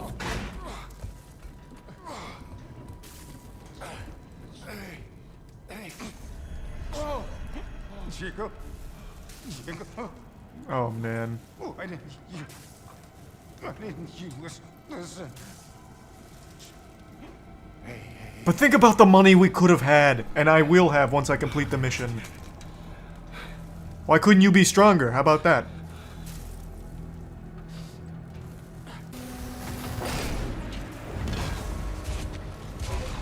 God damn, what an intro. I wish it wasn't having this FPS stuttering issue, because this is a really nice intro. Game is too short for such a price? It's like an 8-hour game, right? I prefer 8 hours of a finely crafted, greatly paced experience as opposed to 75 of tedium and repeated bullshit for the sake of padding. Okay, inmates. So I have no do problem not with that. Speak unless they are spoken on. Because you're crossing over to a new kingdom. Is the voice sync off? Or am I going out of my mind here? That's your old life. You gotta let that go. Because your new life is entirely in my It's definitely off? Okay. Surprise, Tate. Is that a PC port problem, or what's causing that? It's a PC port problem. A lot of others are having the problem too. Damn, unlucky. Dr. Caitlin Marler, and as per Article 412 of the UJC Penal Code, you will now be fitted with a core device. Doctor, he's not in the Thank you, ma'am. It's an honor. Prep the device. Fuck you!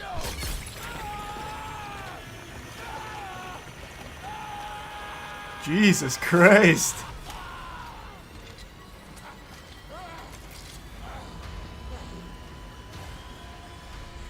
Doctor, he's flatlining. Injector. Ah, good as new. Oh fuck, it wasn't just a dream. Shit. This is a really good intro, man. It's a shame the lip sync and the FPS is kind of fucked up. Fuck, that's so unlucky. Even still, despite that, this is still a really cool intro.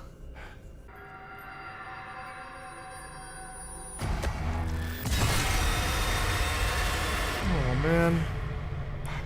I wish he wasn't so mad at me. I really would have liked if he was more understanding of the situation. Man, things went to shit so quick. Or he's a very heavy sleeper.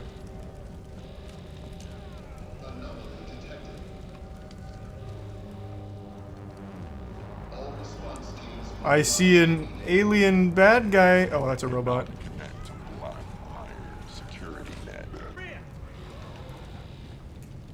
Hey, what's going on, buddy? Hey, man! Bruv, what the fuck is going on? I don't know what the hell's going on. My ship crashed. I got thrown in. The name's Elias, by the way. Jacob. Don't lose it, Jacob. I just saved your life. Well, it's lovely to meet you, Elias. Don't leave me hanging. Nah, I bet Elias is going to be a supporting character. He dropped in Oi Bruv. That means he's going to be sticking around for a while.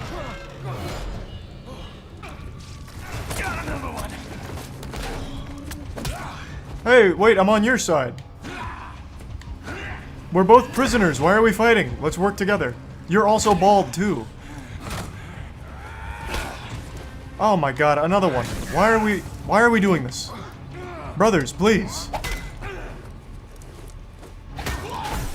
Man, I wish it would stop having such drastic FPS drops.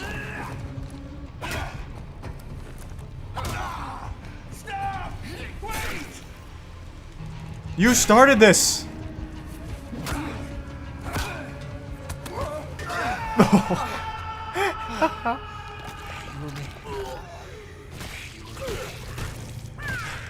Another one, huh? How much more ass am I gonna have to beat and eat out here, huh? Oh, Jesus. Let me work on my dodging. How does this work now? Oh, okay, I see.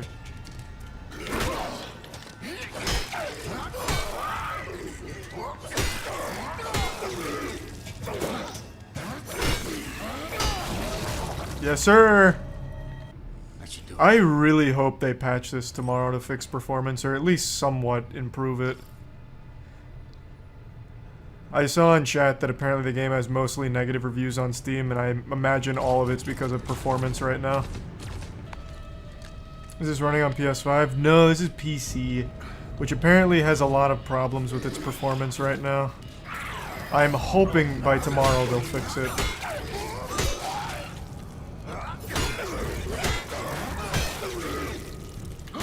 Oh, how did I not dodge that?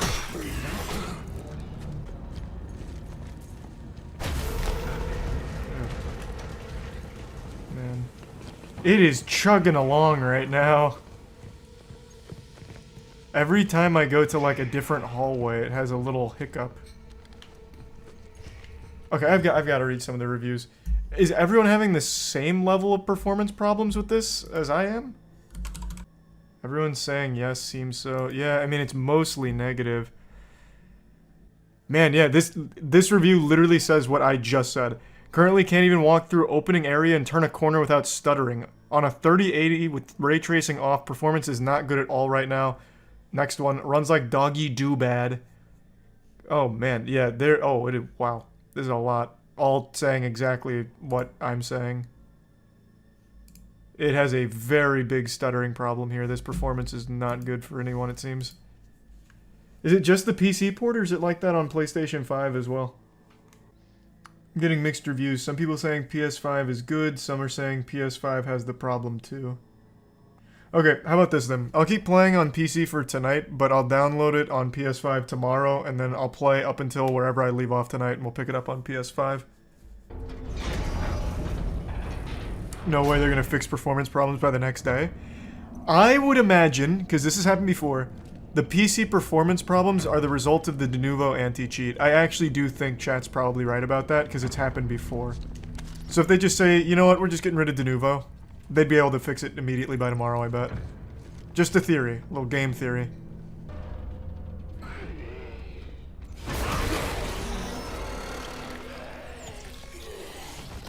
Well, don't you feel silly now. Couldn't even put up a fight.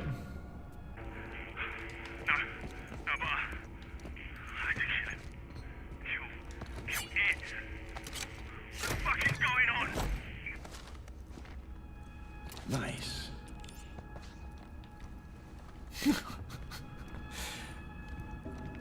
I like that. Made it sound like I was saying nice to that guy having to kill his friend. Good shit. Fist bump when I see you next time. Oh God, no! Move! No, we're not. No! Force has been authorized. Can't even trust the robots. Area secured. Moving to medical sector.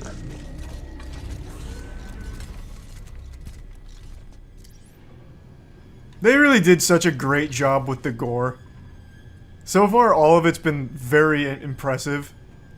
Like, they didn't just take the easy way out and just blow his head off where they just leave, like, a little stump there. They put, like, actual effort into crafting something a little different. So you have, like, still chunks here, and it blew off a piece. I have appreciation for those kind of fine details that have been lost on modern games. Shit like, Back 4 Blood, for example. Like, this is how you do it. Little attention to detail.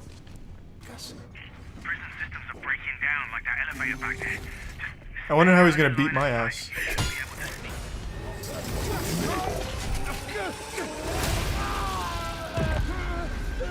Nice. Cease all hostile activity.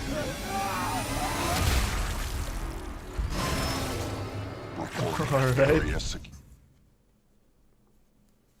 I wanted to see what that one looked like. That was pretty cool. I wish it didn't lag when he took his foot off. Made it look like he did more like a magic trick and just made it disappear in front of my eyes instead of actually, like, chopped it off, but... on PS5, I'm sure that'll run better, hopefully. He didn't notice this door opening? Man needs a firmware All update. systems nominal. Inmate, stand down. This is gonna be a... oh, baby. Resuming search. You'll never find me. I could be anywhere.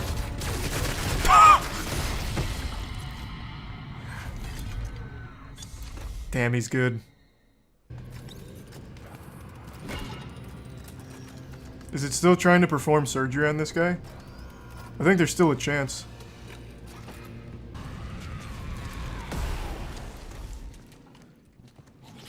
Wait, this is actually straight out of Dead Space. Oh, goddamn. That was the old save station.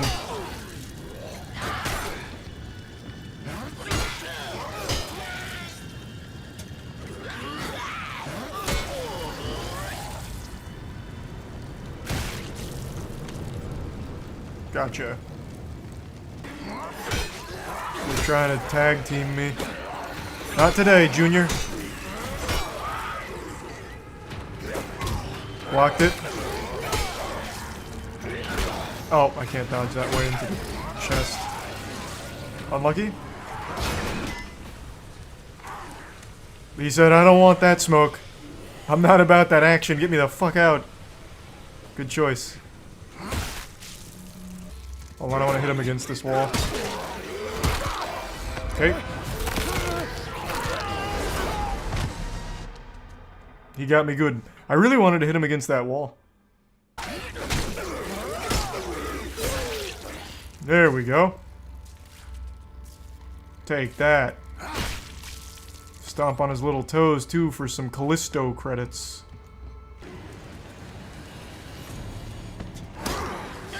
Damn, I just saw him at the last second, too.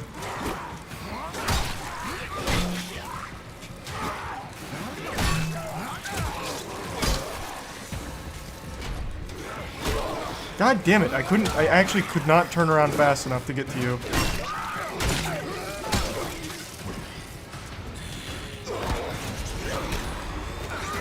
Son of a bitch, they're everywhere. I can't...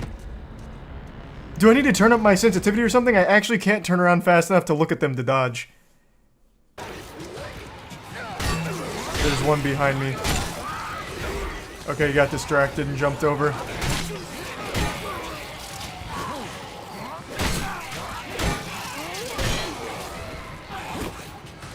There we go.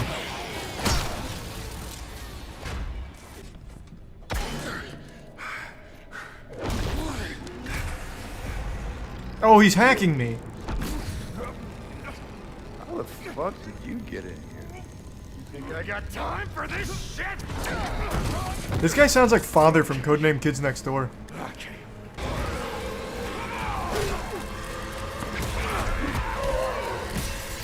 Ooh. Jesus. Got him with that Goldberg spear.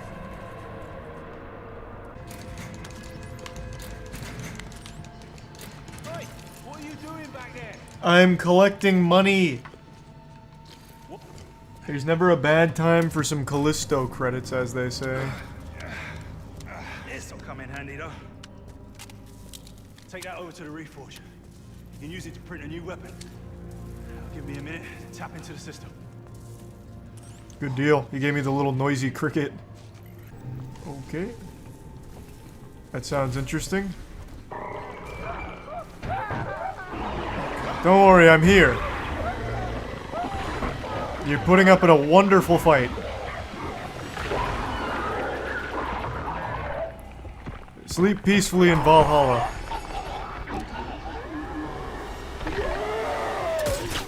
I don't know what I was thinking. Alright, let's try it. Oh. God damn it, do it again. I want to try the quick shot.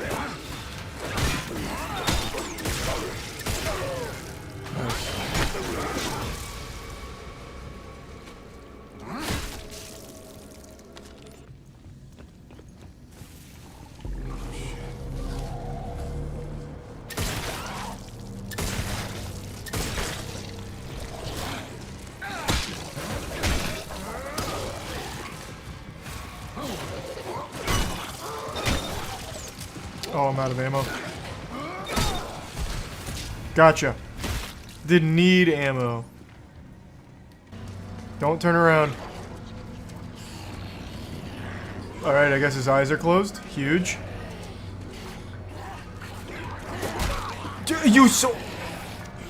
You didn't see me walking right in front of you, but when I'm behind you, you somehow turn around and know it. What? Oh my god, he keeps swinging out combos. I need to just stop blocking.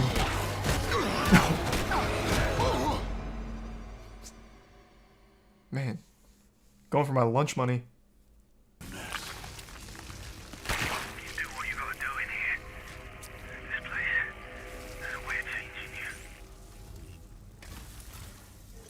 Sorry about that, Sergeant Eric. Prisoners. An audio log. I bet this is gonna be something like cliche, like, man, I can't wait to finally retire next week. Then I get to spend more time with my wife and kids. My wife and kids are just so fucking good. My son actually just made the honor roll. I can't wait to give him a high five when I get home. What? Why? What's happening? Thanks, the resub chef.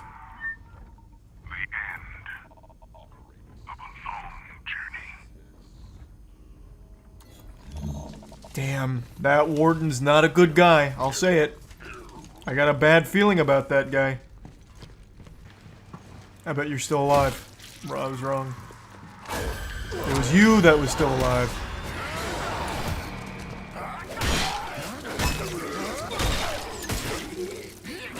What a combo. Nice. I played a lot of RuneScape as a kid, so I'm very well versed in scams, and it really shattered my trust in people and taught me early on that you can't always put your faith in strangers to tell the truth. Maybe they won't actually double your money. And I think that this led to me being better at identifying scams in real life, but it doesn't make me immune to them either. When I was a freshman in college, I fell for the oldest trick in the book, a timeless classic prank fake being homeless with a sign and beg for money on the streets. A scam that has stood the test of time. It's people that just panhandle on the street pretending to be homeless and try and get money that way. It's actually very lucrative. Sometimes people that do this make anywhere from 60 to 100 grand a year off of this shit. It's fucking despicable. The reason I'm bringing this up is because on Reddit this week, a video went viral, and it's from 2017. It's an older video, but it's a video of a woman in Richmond who pretended to be homeless and was exposed for it. She even eventually got arrested, but I'll get to that towards the end of the video. But I wanted to go over this video because I think it's not only a very entertaining video with the way she responds to being confronted, but also a bit eye-opening as to the depths people will sink to get a quick buck. This scam in particular has always greased my ass. It infuriates me. People that just take advantage of others' willingness to help, their good nature, it's just so fucked up. But I'll quickly tell my story since I was a victim of this scam when I was younger. I don't know if I've ever told it, I'm sure I have at some point, but when I was a freshman in college for the first semester, I used to commute to university, and I always took the same route, just like a little NPC that never deviates from the schedule. I would always go down one road in particular that had a guy standing at the corner of one of its major intersections. This guy, he looked disheveled, he had a curly white beard, it looked like fucking jolly old Saint Nick, Santa Claus had fallen on rough times, and I'd always see him talking to people, and he was always smiling. He just seemed like a really nice guy. And he had a sign that had every fucking sad tale you could imagine. I'm a homeless veteran, my dog ran away, my wife divorced me and took the kids, I broke my leg in a bowling accident, and I have lung trouble from the time I spent as a coal miner. Any money you can spare is very much appreciated. God bless. It sounded like a fucking country song, and it was heartbreaking to read. So every day, Monday through Friday, I'd give him $20, sometimes $40 if I had a little extra, and I did that for about a month, or a month and a half maybe. But then I got hit with a shocking plot twist straight out of a Darman video. I swear to God, it would have been less painful to find out I was adopted. One time when I gave him money, the last day I gave him money, I really wish I could remember what he said verbatim, but he hit me with something to the effect of, really appreciate all that you've given me. My apartment over in this area isn't super cheap, so I appreciate it because rent's been going up. I wish I could remember exactly what he said though, but those were the cliff notes. That was the main bit of lore that he dropped there. That he had an apartment in that area, it was expensive, and it looked like it was going up, so me giving him that money for the last month and a half was a little helpful. And that's when the realization hit. My universe melted around me, and it sunk in, the reality. This guy had used me like a fucking fleshlight. This guy wasn't homeless at all. He was a fraud, a faker, a goddamn drama club thespian leader here with his acting performance on the side of the street for the last month and a half. That area he would stand in was an extremely expensive area of Tampa. So to have an apartment in that area, he was already making a lot of money. And I was just another piggy bank for him to dip his little cock into. I was furious. But I couldn't confront him about it, obviously, so instead I just said, yeah, no worries, drove off, and then started taking a different route to university. One that was an extra 15 minutes out of the way, but just one where I knew I'd never have to see him again. I was beyond mad. I went so far above mad, I just wrapped around all the way to sad and upset. Like, I used to take extra money out of the bank just to make sure I had enough cash in my wallet to give him $20 Monday through Friday. This dude became like a daily part of like my routine, like to make sure that I was able to, you know, help him out a little bit. I just wanted to see him succeed, you know, do something good for someone that fell on hard times, only to find out it was all a lie. I don't know if he meant to do that, like maybe he felt guilty from all the money I'd given him, so he decided to drop that little nugget of wisdom, letting me know that he wasn't actually homeless, or what that was about. Maybe he slipped up, I couldn't tell you. But man, did it teach me a very hard lesson. I know that was a long story, and I still haven't even played the video of the fake homeless woman here, but I just needed to let you all know that this shit makes me fucking mad. There's no audio in the beginning of the video here, probably because it's just them puking from disgust at what this woman's doing. So it's just showing that she's going car to car, asking for money, and can even be very aggressive with the way she panhandles, apparently. And then they eventually follow her all the way to her car, which is parked nearby. So this woman was a known scammer. She's not actually homeless, she has a very modern car. This video is from 2017, so her 2014 vehicle here is a very modern, pretty expensive car. So obviously, she's not actually on hard times, she shouldn't be begging for money. I shouldn't need to explain that to anyone. I don't think there's anyone out there that'd be like, well, Charlie, it's a legitimate profession, taking advantage of people's willingness to help someone in need. You know, this is her job. This is her 9-to-5 work, begging for money under the false notion that she's homeless and needs it, when clearly she doesn't. So, just a whole lot of bullshit, just a slimy, pathetic worm here. And this is 2014, so I'm assuming by now she's moved on to doing OnlyFans, probably to moderate to no success there would be my guess, or she might be back on the streets scamming. There's no telling for sure, but she gets confronted here by these two men that are filming, and then her immediate response is to once again just try and play the victim, so she walks over to the local McDonald's to try and get them involved. I always love this immediate response. I'm calling the cops. Yeah, you've caught me on film scamming and doing something illegal. You can't panhandle like this. It's a crime. But I'm gonna call the cops on you because you're making me uncomfortable with your video exposing me. In fact, you're hurting my feelings. The delusion is just always so fascinating to me. Like, what could she possibly think would have happened if the cops showed up? They were gonna take her side? Well, I mean, gentlemen, you are filming her in public. You're going to jail. It's a capital offense. Ma'am, please go back out there and keep scamming. Like, she had to have, at least for a brief second, had some neurons fire to tell her that it's a bad idea. Like, I'm breaking the law? Why would I call the cops on myself? It's a big fucking self-report. You know, maybe I should just get in my car and leave. But for some reason, that line of thinking doesn't compute with her. So instead, she tries to, like, get the police involved and McDonald's involved. God, I love the response from the employee here. Like, I don't know. What are you talking? I don't know why they're filming you. Who are you? Fucking crazy lady, a lunatic? You escaped from Arkham Asylum? Why are you asking me? Christ, I don't know what's going on here. Why are you making me open this window here and then bombard me with like an interrogation? I don't know what the fuck is happening. You know, like I don't know what the scammer could have possibly expected here. Knock on the window, Ronald McDonald answers and like comes outside to save the day. Like, hey, stop filming her right now, gentlemen. In my establishment, not at Mickey D's. That's exactly right. Ma'am, I don't know what's going on. I just work here. Like, she's just doing her job. She's not going to take your side. She doesn't know what the situation is. I don't know why you think she would all of a sudden try and, like, defend you or your honor or whatever.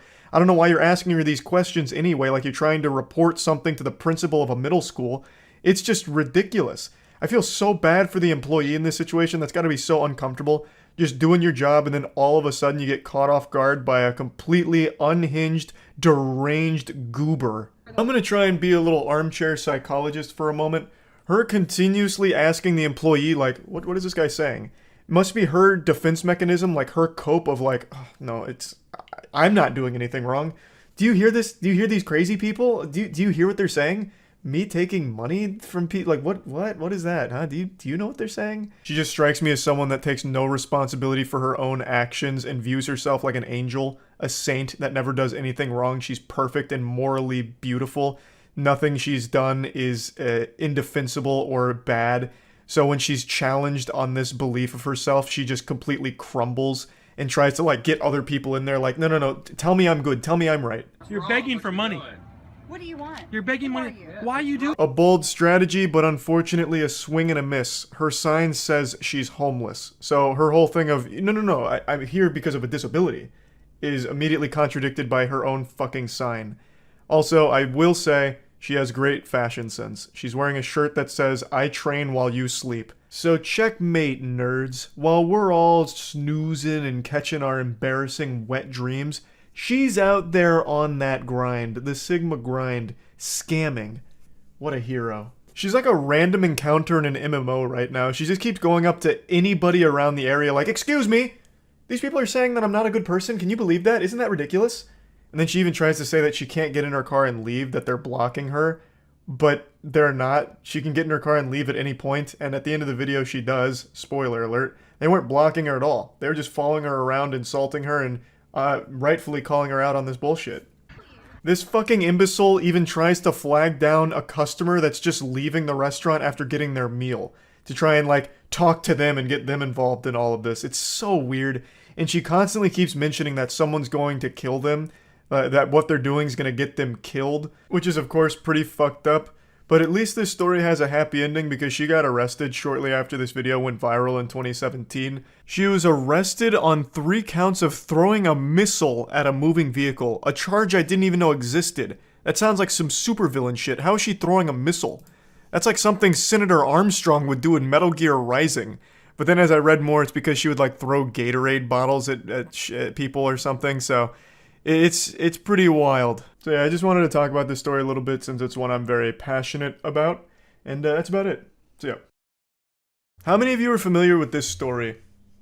This was called The Cookie Monster back in 2008. 2 girls that steal from the Girl Scouts. And it's actually kind of deep. Like, it gets wild. I won't spoil the ending or anything, but it gets kind of silly. And I'd never heard of this before, but I guess it was a big deal back in 2008. Basically, me and my friend Stephanie, we needed some money. We saw a girl selling Girl Scout cookies. We saw an envelope with money in it, and I grabbed it, and she drove away. That's free money, baby. Why did you do it? Because we needed money. We just wanted money. What did you... I think the Girl Scouts should be traveling with like a safe, like a lockbox maybe, and armed security guards. Because this is not the first time I've heard of them being robbed. It seems like that's kind of common. Like, they set up their Girl Scout cookie stands outside of Walmart or Publix or something, and then someone just comes by and just, fucking mine. What about the people who would say, all right, you know, it's one thing to steal money, it's another thing to do it from a 9-year-old girl selling Girl Scout cookies? I mean, money's money. I mean, I feel bad it was a 9-year-old girl, but there was $150 in that envelope, and I wanted that money, and it was mine. How brutally honest. Like an actual comic book villain. Out here teaching life lessons. $150 easy payday. The only problem was we got caught. And I would have got away with it too if it wasn't for those meddling grocery store security cameras. I just want to say that I'm sorry for offending the Girl Scout organization, but other than that, that's it. I like the word offending there. As if that was the problem, like she insulted them and they took it personally or something. Instead of, I apologize for stealing from the Girl Scout organization, it's, I'm sorry for hurting their feelings. So, pretty smart criminal overall. But she's not the star of the show. This was mainly the sidekick, the Robin to the real Batman, Stephanie Woods. I mean, some people might say... You'll see her in just a minute. I heard one person that Well, doesn't... it's not her money. I mean, it is. Girl was selling it, but it's not like she was gonna make that money, so it doesn't really bother me. The only thing that bothers me is my charges. Those neurons are now. not firing. What was the other crime that you had been charged with? Domestic battery. Oh, huge. Pretty much, we just There saw she the is. Girl Scouts with their little protagonist. table, and but it's a crime. I know it's a crime, but it was an easy crime. It was easy. It True. was sitting right there. I mean, there's Literally taking candy from a baby. Like, you just stealing from a 9-year-old? Like, what are they gonna do? Put up a fight? No, sir. Who's a 9-year-old gonna beat? Not an adult. No shot. Like that. Yeah, that's easy crime. She's not wrong. She's making a great point. What a fucking maniac. there's a lesson learned now, but What's the lesson you say that you could learn out of this? probably not to get caught, or maybe not to steal. I mean, do you have any remorse about stealing from a 9-year-old girl? Right now, no, because I'm kind of pissed because I have charges and we had to give the money back anyway, so now I'm pretty pissed. Net loss, But unfortunately. I mean, some people might say it's... I don't feel sadness for that little girl. I mean, she's getting a lot of money right now from people who feel bad for her. So Is she in the same parking lot? I just noticed she like pointed over there. Are they still selling cookies? Like, once this camera comes off, Stephanie Woods might just make her way over there, just meander over and steal a couple extra envelopes of cash from the Girl Scouts.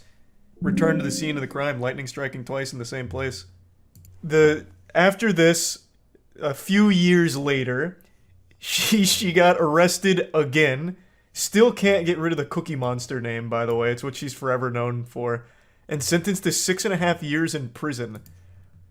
Not from stealing from Girl Scouts this time. That was just her gateway drug to a harder drug, heroin. So, yep. A pretty expected conclusion, if I'm being honest. You know, this is something I think a lot of people saw coming. But she must have hired Saul Goodman because initially she was facing 9.5 years. But she took a plea deal, so it worked out for her. 6 years rent-free long con. True, she won't need to worry about gas money in jail. She's out of jail now, though. This was 2014, and she served 6.5 years, assuming she did the whole sentence. Like, she's out. So if your daughter's in the Girl Scouts, tell her to sleep with one eye open, because Stephanie Woods could be right around the corner. She's like the boogeyman. Being smart has its drawbacks. Yeah, that's what I was thinking, too, listening to her speak. Like, damn, she's quite intelligent. One of those true criminal genius masterminds.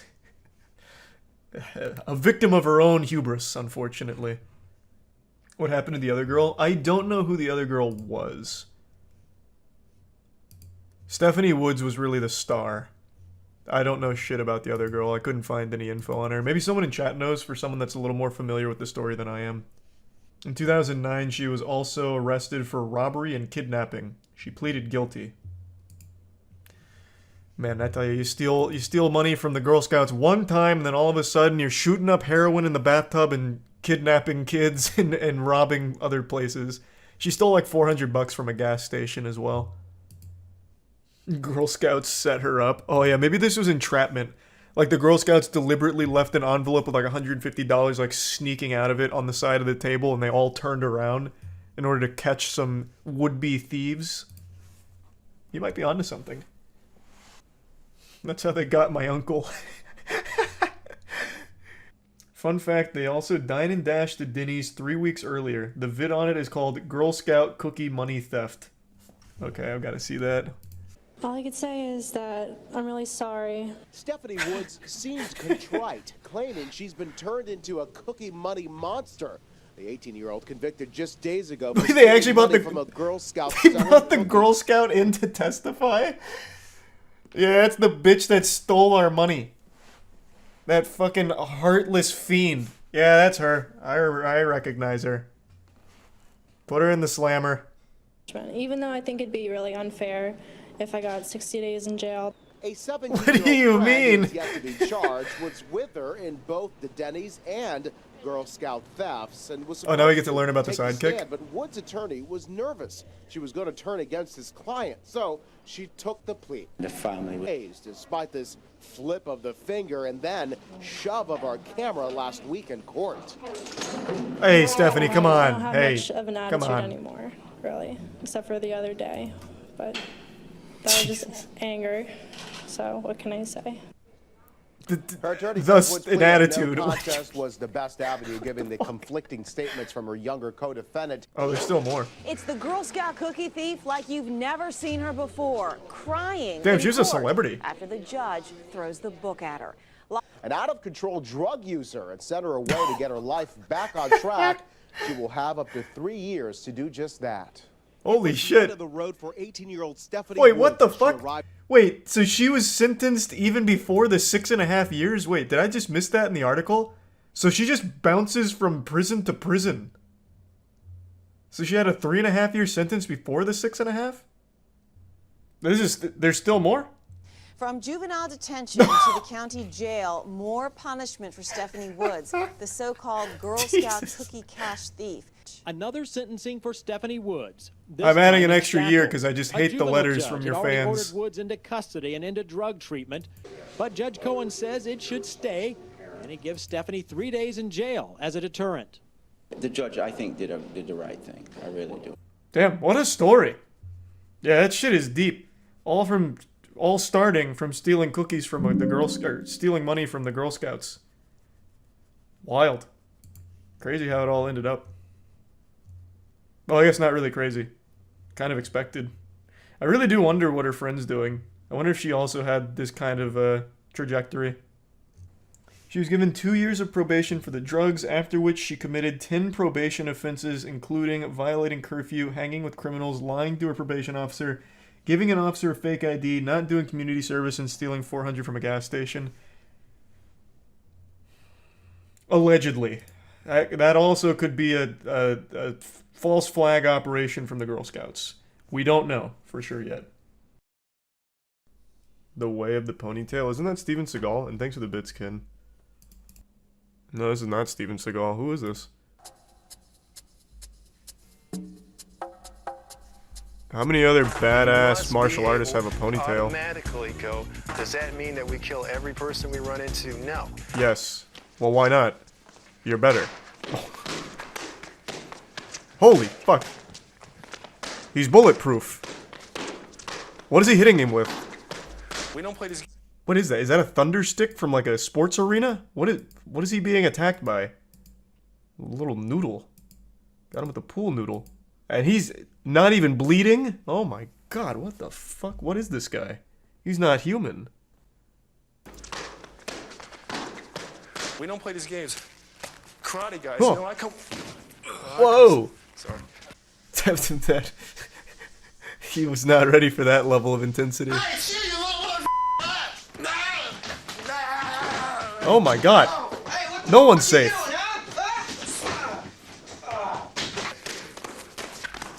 Not even in the shitter. Man, things could just pop off anywhere. You have to be prepared.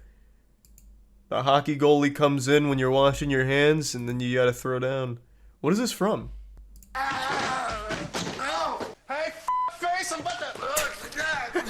Punching like that, slowly, now go left. He is sweating up a storm, too. This has to be like the 50th take. This guy probably kept butchering the line, hey, fuckface. Punching Good like that, takedown, slowly, though. now Textbook. Go left. You can be going this fast. Moving Oh, this way. look It at takes that about wing 30 chun. seconds to wear yourself out. Give me the real bad. Fuck, come on. You got to go. Nice. You can't wait as long. Just break it on your forearm. Okay, back up. You gotta go faster. Hey, face, what are you doing, man? Those are the things that are gonna make you successful. Oh my god. America used to be so dangerous. There's all of a sudden 2 men with knives going at it in front of the American flag wall. There's nothing sacred. Gotta split him open like a Christmas present. Oh, scoop out his eyes, good. Oh, excellent technique. Wipe his nose. Double nutsack tap.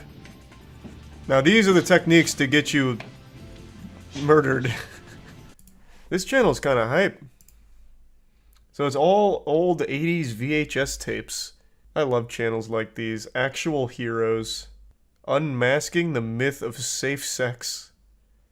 There is no such thing as safe sex. Join us at the bread house. Is this a cult? Can I ask you a question? Sure. I mean, a question about dying. Wonder Dog and that bread Jesus Christ, it's a bread house, not a psychiatrist. When your husband died, Oh! I really missed him. I missed him too. Oh, good lord. Hey, Ginger. Can I ask another question? Sure. You know, when they put his body down in the ground? Yes. Oh my god. Bothers me. But Wonder Dog, the body is... Wonder Dog, please. Christ. It's a children's show. What in tarnation? Oh, wow. What is the bread house? is not any good anymore. It's not. It's starting to decay. You're kidding, like fall apart?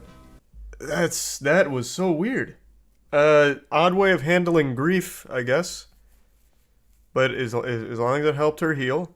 I mean, that's the lessons of the bread house, I suppose. What? Is this an advertisement for Friends? Relationships with friends. I'm gonna tell you, if you need a tutorial on, like, how to have friends or, like, what is a friendship, you've already lost. You may be doomed for failure from the get-go. This is not the tape for you. At making new friends. Universal healthcare by the year 2000. We're not far off. It's right around the corner, I think. This is called the worst 3 minutes of humanity's existence. Ear slap and headbutt combination. Whoa! Why did that happen? Rogue motorcyclist coming in, starting some shit. Maybe that's his girlfriend, I'm not really sure. Interesting. A good combination nonetheless, though. Also, this is cute because my first Xbox Live gamer tag was Fast Fighter. So maybe I played with these guys and they thought, damn, that's a cool name for our company. Then what I did from the slap is it just directed the energy of his face onto the headbutt. So with one motion, we cover 2 tools. That's nice. Okay, Carl. And you have assured that you yourself also have a concussion now. What? I don't know if... Is this, like, legitimate? Like, they actually are trying to teach this as real self-defense? Why would you ever teach a headbutt as one of your go-to maneuvers? What an outrageous thing to think is a good idea. Our next tool is the slap. A lot of people look at the slap and they kind of laugh at it. They don't really see what it is. I But don't. if you do a slap properly, you get one good shot and boom, and get out there and run. And that's Well, with a headbutt, you're not going anywhere. As opposed to just punching someone in the You're mouth staying and right they're there. angry at you. There's a time and a place. Is a little groin, maybe a big groin, coming in. What is That's all happening? I see. And as What? soon as it comes in, bam, you hit it. I don't care about his punches. That's fair, Same thing okay? with the leg. That side.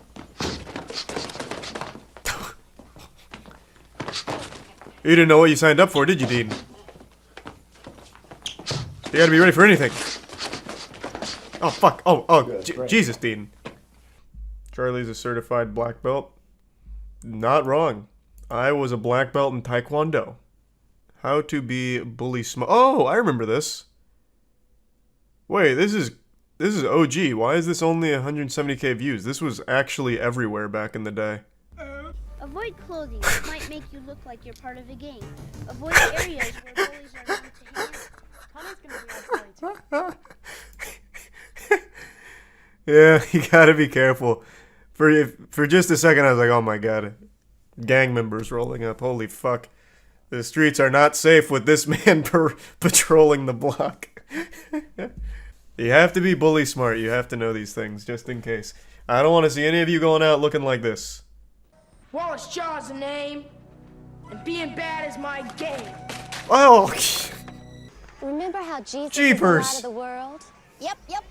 Well, being Man, that kid must really hate the chipmunk. He went all the way out into the pirate's cave here just to throw a box of cereal at him. Oh, jeez. Come on. Have mercy. Let him just relax in a cave.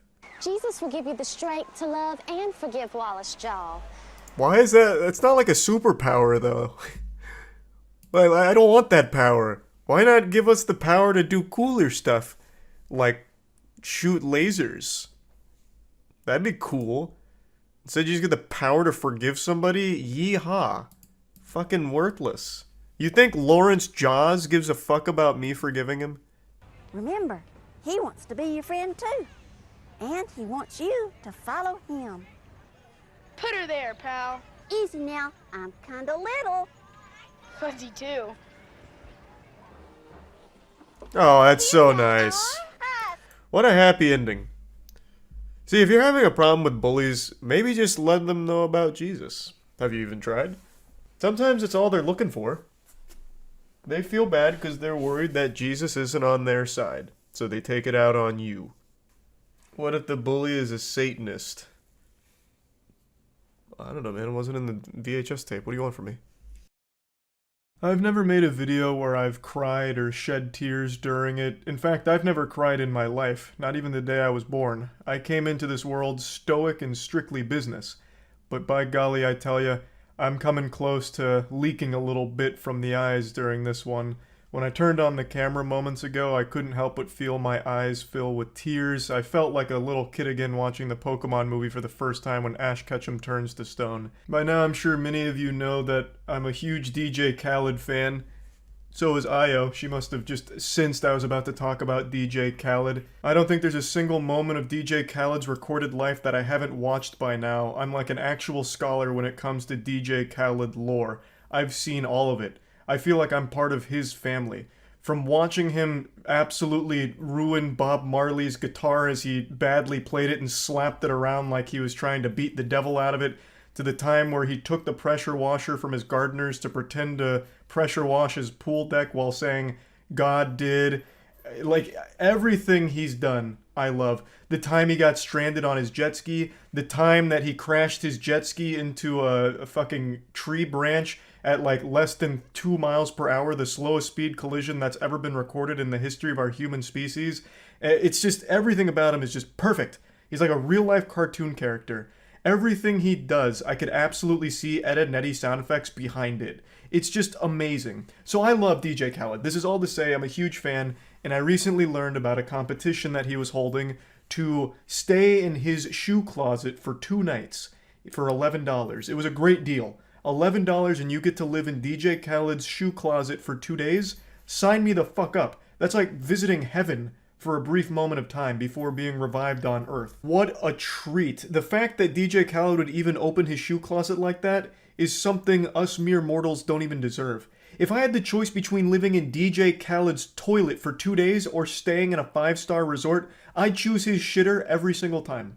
And can you believe my excitement when I learned that this was a real thing? He was listing his shoe closet on Airbnb for $11. This was a Willy Wonka moment with the golden ticket to the chocolate factory. You get to stay in the fucking shoe closet of DJ Khaled. Just look at this paradise right here. It's like you're staying in a GTA 5 online custom home. Like, this unironically looks better than some Airbnbs I've stayed at. So $11 and you get to live here and be surrounded by the stench of DJ Khaled's feet? I'm kidding, of course. There's 0% chance he's worn any of these shoes here. But either way, the idea of DJ Khaled's feet being anywhere near this room is euphoric. And it's only $11. And goodness gracious, hold me, I'm about to faint. What if DJ Khaled was there? The way that these articles that were written about it read makes it sound like you do actually get to meet him. It's like meeting a character from the Bible. You can only imagine how excited I was to learn this. I was like a little kid getting ready before Christmas, just waiting for Santa Claus to wiggle his big ass down the chimney to bring me the presents I've wanted. It was exciting, exhilarating, but I knew the competition would be fierce. Anyone in their right mind would be trying to book this Airbnb. So, I told all of my friends to set an alarm for the time that this went live, which was earlier today. Everyone set their alarm, getting ready to try and book this instantly before anyone else did. So we all had our alarms go off, we all tried, and we didn't get it. We didn't win. Someone else did. And the hardest part about this failure isn't so much not winning, it's the knowing that whoever did win won't appreciate it like I would have. We had big plans for this shoe closet. We were going to bring a Ouija board and try and communicate directly with the spirit of DJ Khaled. Even though he's not dead, I do imagine he has the ability to walk between realms. Like, we had a lot of great ideas. I was going to bring an EMF reader and maybe do a little complimentary ghost busting for him to make sure that the shoe closet wasn't haunted. It's just, I know whoever won that isn't going to take that kind of energy to that room. And that's just so painful to know that. They probably didn't even interact with DJ Khaled's tweet where he let us know that this was a major key alert, major key alert. They probably don't even know what that means, those simpletons. They didn't earn the right to stay in DJ Khaled's shoe closet. I did. But this taught me an important lesson, and a lesson that DJ Khaled's talked about before. They didn't believe in us. God did. I'm kidding. He clearly didn't. We didn't win the competition. And I learned that, you know, sometimes shit just isn't fair. We were all eager and ready ferociously at the fucking, the millisecond 1 p.m. rolled around to book that room. And yet somehow we were beaten. I have half a mind to start throwing the challenge flag on the field and calling scam. I'm calling bullshit. What if this was all just a publicity play and DJ Khaled never intended to open his room up to the public? He just made this as like a fun little goofy thing to do, but no one actually gets to stay there. I just find it hard to believe that someone bested us. We had a full goddamn strike team at the ready to book this fucking room. Whereas some goober sitting in his shit-stained tighty whities probably just accidentally stumbled across this at 1 p.m. and said, oh, that sounds fun, $11? Sure, I'm in. Like fucking Dorito dust on his fingers and slowly books the room and somehow beats us. Like, it just doesn't make any sense to me. Damn it. I don't want to whine too long about this. I just wanted to let you all know that I didn't win this. I've talked about it on stream for the last few days about how excited I am. I felt like we were kind of a shoe in there. I was of course nervous because everyone and their mother was going to be trying to win DJ Khaled's shoe closet stay. But I just felt like we had such a good chance because so many of us were committed to the cause of booking this room. But we lost. And it hurts. So, yeah, I just wanted to share that. That's about it. See ya. Charlie, your name is Happy B-Day Emote Gift. Yeah, so I was streaming it one time and I was complaining because I couldn't get the skate emote, and they're just like, alright, here you go, here's the skate emote, and they just changed my name to it. That's awesome. Oh, I can see the Hot Wheels maps in the rotation. Yeah, there's a lot of new stuff in this rotation. Oh. Alright, Danny, so one of the main movement tech is make sure to jump and dive, so that's just double pressing. It's a little faster. Definitely speeds you up until you trip and fall. Yeah, you don't have any of the emotes yet, so you're not quite ready to reach my level of proficiency, but one day you'll get there. I see. I also know all the shortcuts on every single course. Charlie actually is pretty nasty at this game. I watched you guys play it last time. Okay. I don't want to talk about what just happened there. Did you just get hit by the hammer? Nope. This was the saddest moment of my fucking life. I'm still there, but wow, that made me very sad. You made it? Yeah. There is nothing better in this game, Tanny. They're watching. There will be some people stuck all the way back at the beginning, like trying to get past the first thing while you're just literally second waiting there. The 4-year-olds are identifiable. Yeah, so, the 4-year-olds on mobile. Yeah, because it's on mobile as well, so you can absolutely see when it's like a 6-year-old that has his dad's iPad while his dad's on like a conference call. Oh, let's go! Yeah, so cute. Oh, fuck yeah, this looks sick! Did you guys ever play the old CD-ROM Hot Wheels game back in the 90s? I did. This looks just like that. It really does. Wait, how did it hit me that way? I'm playing. Oh my god! Wait, I'm in a car. What did you guys take? I took green. What? I'm not even there yet. Oh no! Wait, this is sick. I missed the boost. Let's go. I'm in. I qualified. I'm good. I don't know if I'm gonna qualify. I was locked in a death race with second place guy there. He was granny shifting, not double clutching like he should. So I almost just like absolutely slapped him at the end. Also, I'm gonna be playing so rude here. You guys don't want to be near me. I'm gonna be punching and spitting and shitting. So just fair warning. I just killed 2 people there. God, I'm such a menace. Oh my god, I just killed somebody else. Oh, that was. Oh, I'm sorry, Matt. No, I'm fine. I'm fine. I recovered. Wait, so you have to get like the little movement emotes to be able to push people around? Yeah. So they're the emotes. Okay. So like how I just hit Matt right there and he's still falling. Yeah. See you, Matt. Did you survive? No. Alright, I win. Nice, big win. That's huge. I love that so much. That just feels so good every time. So like I've watched you punch in this game so many times, but that one was square in his forehead. Like. Oh yeah, no, that one was just disrespectful. I was disciplining that kid for sure. God. Big thanks to Stumble Guys for sponsoring today's video. I've made a lot of content on this game, you already know that. I'm a big fan of it. It's a free-to-play multiplayer game where you square off against 31 other players to see who can be crowned the ultimate stumbler.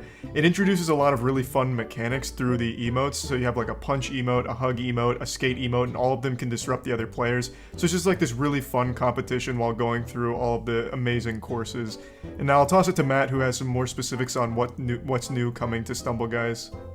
Thanks, Charles. Yeah, on top of that, they just did a deal with Hot Wheels. So we've got a new Hot Wheels themed map that we'll show you, along with they've come out with a custom party feature where you can make the choice of which specific map you play, so you don't just have to keep going into randoms. You can invite all your friends to play with you as well. And there's a whole bunch of new stumblers. There's the Army Man, Santa Claus, Mary Skeleton, Mrs. Claus, just a whole bunch of fun stuff. So if you click the link in the description box, you can download it and play for free. Thanks again. Okay, where do I get emotes? If you go to... Oh yeah, wait, let's see which ones are in the store, because I couldn't get any last time. Wait, there's a new one? Throw banana? Oh yeah, level 30. Yeah, so it's $8 to get the entire thing. I have not seen Throw Banana before. Here, I'll even use their new legendary skin here. which is just a jacked Rudolph. I am so happy they're adding more of these. Oh, we're killing it. Here's the strat, by the way, Danny. No, you got it. Oh, you can actually just keep sliding. Yeah. That's actually the speedrun strat. At this game, it's absurd. I have put so much time into this game. I'm actually like a semi-pro. Wait, you dropped a banana! I did. I'm gonna stay up here and just throw bananas. See if I can fuck anyone up. Where is it? Oh my god, those kids are struggling so hard over there. I want to see this. I wish I could choose how far I throw it. Oh, did you see that low break there? That was like pretty nuts. Oh, there we go, there we go. Oh, god dang.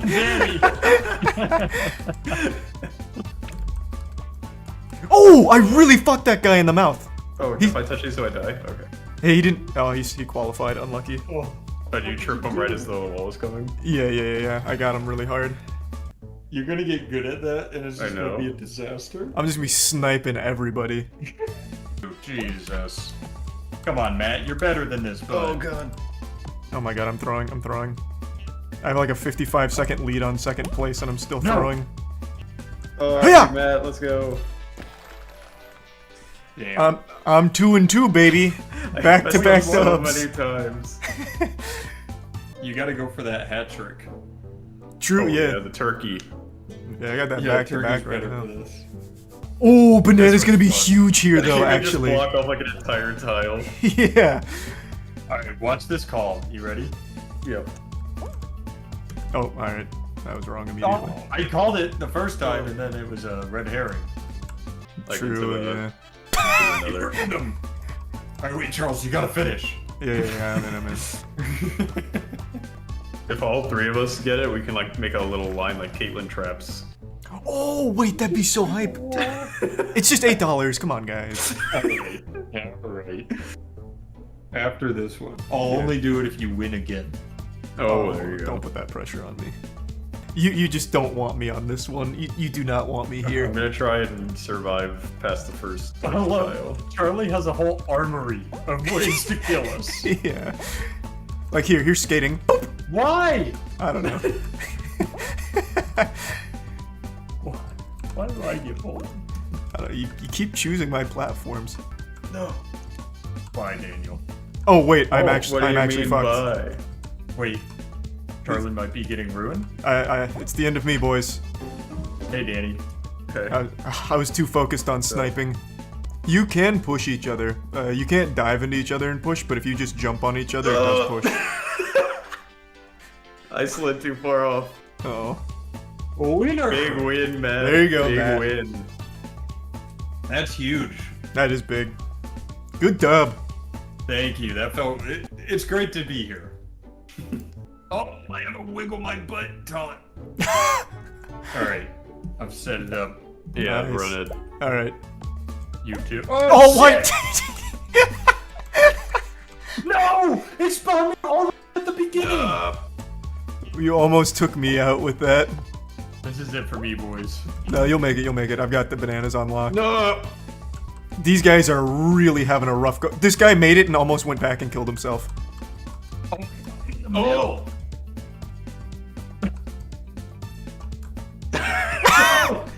It's like artillery. Alright, let's go.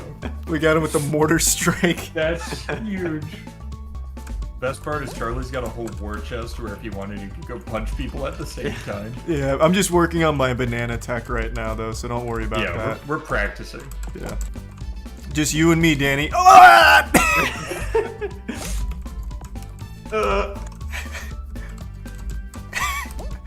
I just accidentally planked.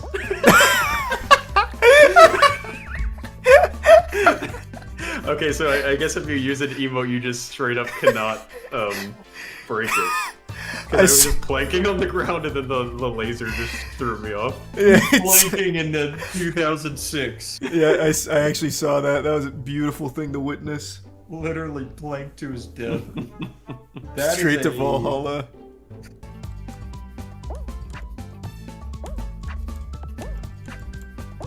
There you go, Matt. That's that tech. Yep. I'm schmoving.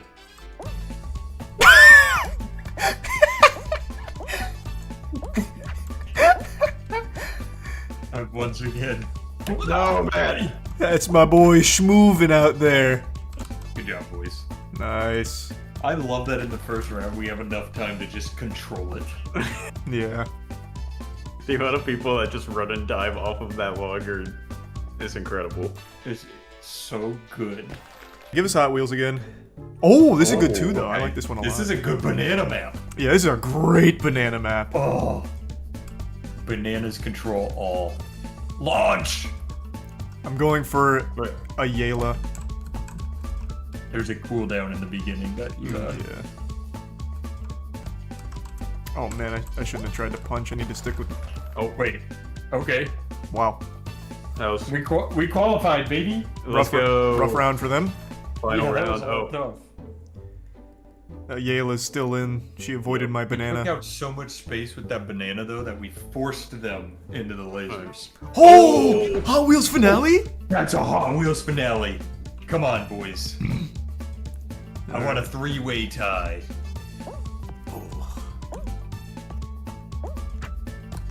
What? You suck! Oh, that was a good banana, Danny. I'm already out, ski. Good luck, boys. Oh, you can throw bananas in the cart. Let's go. Does it go behind you? It goes straight up, so it ends up behind you, yeah. Ah. I'm throwing it. Oh, actually, nope, that just went right in front of me. This had to be the cleanest Hot Wheels run That the was a game has ever huge seen. drift, Matt. Thank you. Oh, the tooth. Oh. Sorry, boys. That's another Charles Dubsky right there. Matt and I were neck and neck. Holy shit! He takes the dub on the new Happy B-Day emote gift is on a huge streak. I'm on a crazy. Wait till you see that name at the top of the leaderboard. Oh wait, this is a high-level lobby. Everyone had it. Yep. Oh boy. Okay. Wait, this lobby is actually just keeping up. Our MMR is really high right now, I think. Oh, I just took somebody out. Hold on, I'm here to help Matt. I'm throwing a banana. Nice. I might not make it out of the high-level lobby. Woo! That's first place, baby. Wee! Oh my god, I missed it. I see. Okay, I see what you're trying to do, though. Yeah. You can skip half the map by doing the strat properly. Can you banana while you're sliding? No. Oh, wait, Yeah, yes. No, you can. You can. Ow! Damn. Oh shit! Come on, Charles. You gotta fight here. You gotta want it. You could just slide on the side like you're still in water. Oh, yeah, no. I wasn't gonna make it anyway. That guy was too far. That was a valiant effort, though. Yeah, I fell behind when I missed the first trick. There was no coming back from that. It's on you, Matt. Snipe him. Oh yeah, your bananas, Matt. No, Matt, bananas! Oh, is against me! Oh no, Alan boy! No, there's still a chance. Yes! Wait, nah, he's already up there. Oh, I was looking at the wrong guy. Wow. Yeah, no, Alan boy, he went unimpeded. Let's go, baby. Let's toss some bananas back. Oh, I'm huge. Behind you. Wait, we can just put him on this little, like, tiny platform. Oh, true, the little platform's a good idea. There's a lot of people here. Oh, that's right in the middle. Ruined a mine. Oh, let's go! Wait, Charlie, finish. Yeah, I'm good. I saw, don't worry. Oh. Damn, I can't believe we didn't get them. Alright, Matt, you got it clean. You just gotta beat these two people behind you. I don't know how that's gonna work. Oh, he touched my banana. I'm placing one up the top just in case. Oh, nice work, Matt. Nice. Thanks, guys, thanks. That was huge. That was big, yeah. Oh, hey guys, it's the famous streamer Jorma. He's in our game. The Jorma? The Jorma. Oh my god. I heard he did like the Barbie house and stuff like that. Oh yeah. Wait, this map looks kind of insane. This is a cool one. But yeah, I've never done this one. Go to the left up here on me. This is the way to go. Oh my god. Ow. Oh god, fuck! No! I made it. That's the end of me. Good luck, boys. What? Fancy feet? What is happening to me? Ow! Was that you, Danny? Take that. Ah, you took your eyes off it for too long. Is this gonna be a Danny dub? That's a Danny dub, yes sir. Let's go, Because baby. I was messing with you? This is ridiculous. I taunted you with that first banana. Oh god, I can't believe it. That's Nice huge. work. I'm right here with you. Hey. Hey. God, I have Execute mastered plan all the banana. strats. I hit your banana. Give me Hot Wheels. Oh, ask and ye shall receive. Wow. And on the 8th day, God said, give him the Hot Wheels map. Oh, I missed the boost. That could be costly. Uh-oh, uh-oh. No.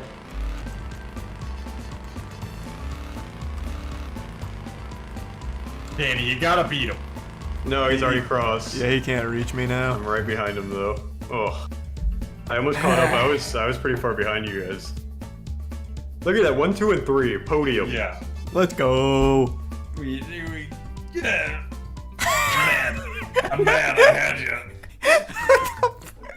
What happened to your What's that brain? sound? It just broke, okay?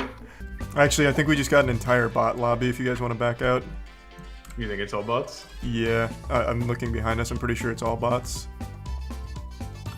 Maybe they're just sandbagging. Okay, this is absolutely a child, but most of them are bots. Oh, you see me throw it on top of the spinning thing? Yeah. Oh, wow. Jesus. Oh wow, that guy. Watch this snipe out of the air. You ready? Ready? Okay. You just fell. Oh, nice. Oh my god. Here I go. Oh, I got that guy. Oh, he recovered. Oh, he said no. Oh man, he still made it. Oh, he didn't make it! Alright.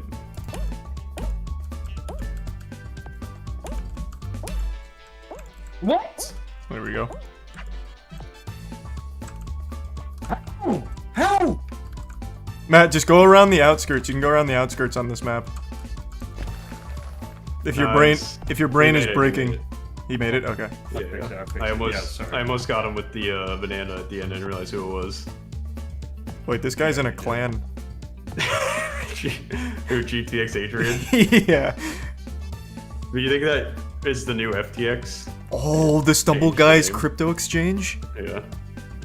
Oh, I haven't done this one yet. This one's pretty. Icy Heights. This one's pretty good. Oh, bananas might go really hard here too. Yeah. Imagine on the ice getting hit by a banana. Game Oh over. my god. Oh! Well, I'm so fucked. Yeah, I can't just believe got that him happened. too. Absolutely launched off the edge. Made it. Nice. Where's Yeah. Matt? Oh, I see Matt. Oh, you didn't make it. No, man. He's right on the cusp too. So sad. I made a lot of mistakes. That's on me. As long as we don't let Dickie Vicky win. Pimp is still in as well. Oh no, we can't let Dickie Vicky or Pimp win. Oh, not this one. Oh fuck, this is tough. You guys got this. You got this. Oh boy. No, no, no, no, no, no. No! I landed on GTX Adrian's Took head. the wind out of your sail. No, no, no, no. Maybe he gets hit. Banana. Ah, it was my only. It was my only hope. Yeah, it was your last ditch effort. Yeah. Good job. Damn. Damn. Yeah, I just had one bad rotation. Oh. Birdman got so lucky. Ugh. Nice. That was huge. Oh no, I don't know if I make it. I qualled. I made it. Oh my No, god. I that was the close. last one. I Oh, didn't Danny, make it. no. No, your tippy toes are on the line. You were right there. Wait, this is a different GTX member. It's not Adrian. Oh my god. The whole clan clan. is spreading. We should start MST and get a clan war against GTX. Yeah. We'll have it esports reps. God, that would be so cool. Astronaut. wow, Oh! that guy barely- If you're in somebody's face and throw a banana, does it hit them or does it go over their head? Like if you're Good standing question. around. Let's It goes try. over their head. Okay. Oh my god, I'm getting bullied. Holy shit. I just canceled Christmas almost. Mm-hmm. That's right. That's a speedrun strat, baby. Oh wait, actually, Matt, you are cruising. Wow, that Get him, banana was Matt. clutch. Go get him, Matt. Oh, it's just you and me, Matt. It's just you and me, Matt. Baby. Oh. You don't want me here, Matt. You don't want me here, Matt. Come on, Matt. Slide. You don't want me here, Matt. This is the moment. Oh, shit! That was a good move. Woo! Sorry, Hold that on, was so loud. hold on. Still a lot of stretch No, attractive. man. Let's go! No. And here I come, baby! Oh, you're giving me the inside? Are you insane? You're giving me the inside? you missed the You're giving me the boost. inside? It skipped me on that boost! Woo! Kidding? Are you kidding? You can't give up the inside lane, Matt.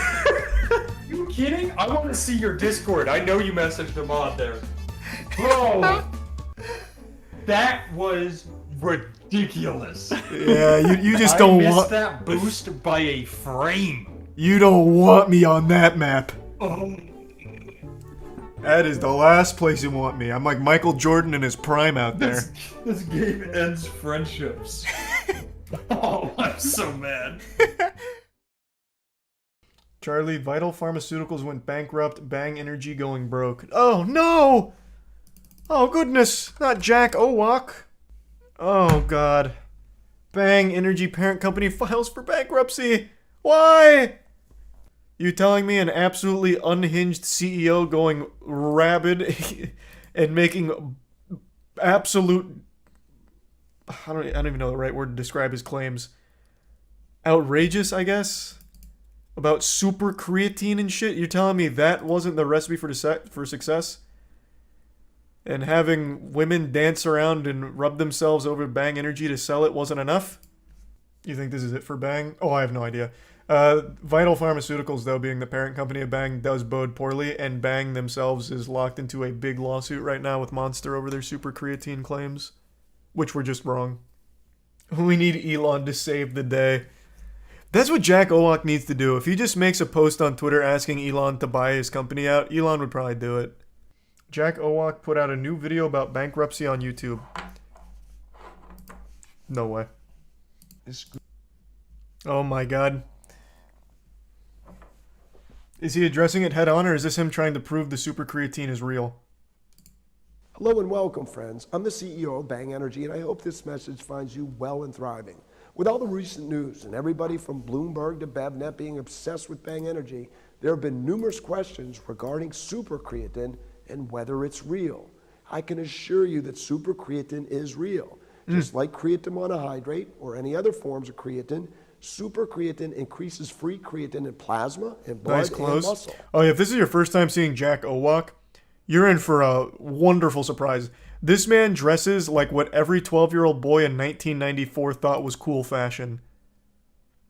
He has like these awful, awful chains, the worst suits imaginable. I wouldn't be surprised if in the next clip we see him in some parachute pants. For starters, even Monster's own bought and paid for study showed a rise of creatine levels in human muscles after test subjects consumed super creatine. CEO Man This rise in creatine occurred 3000. in the Monster Commission study.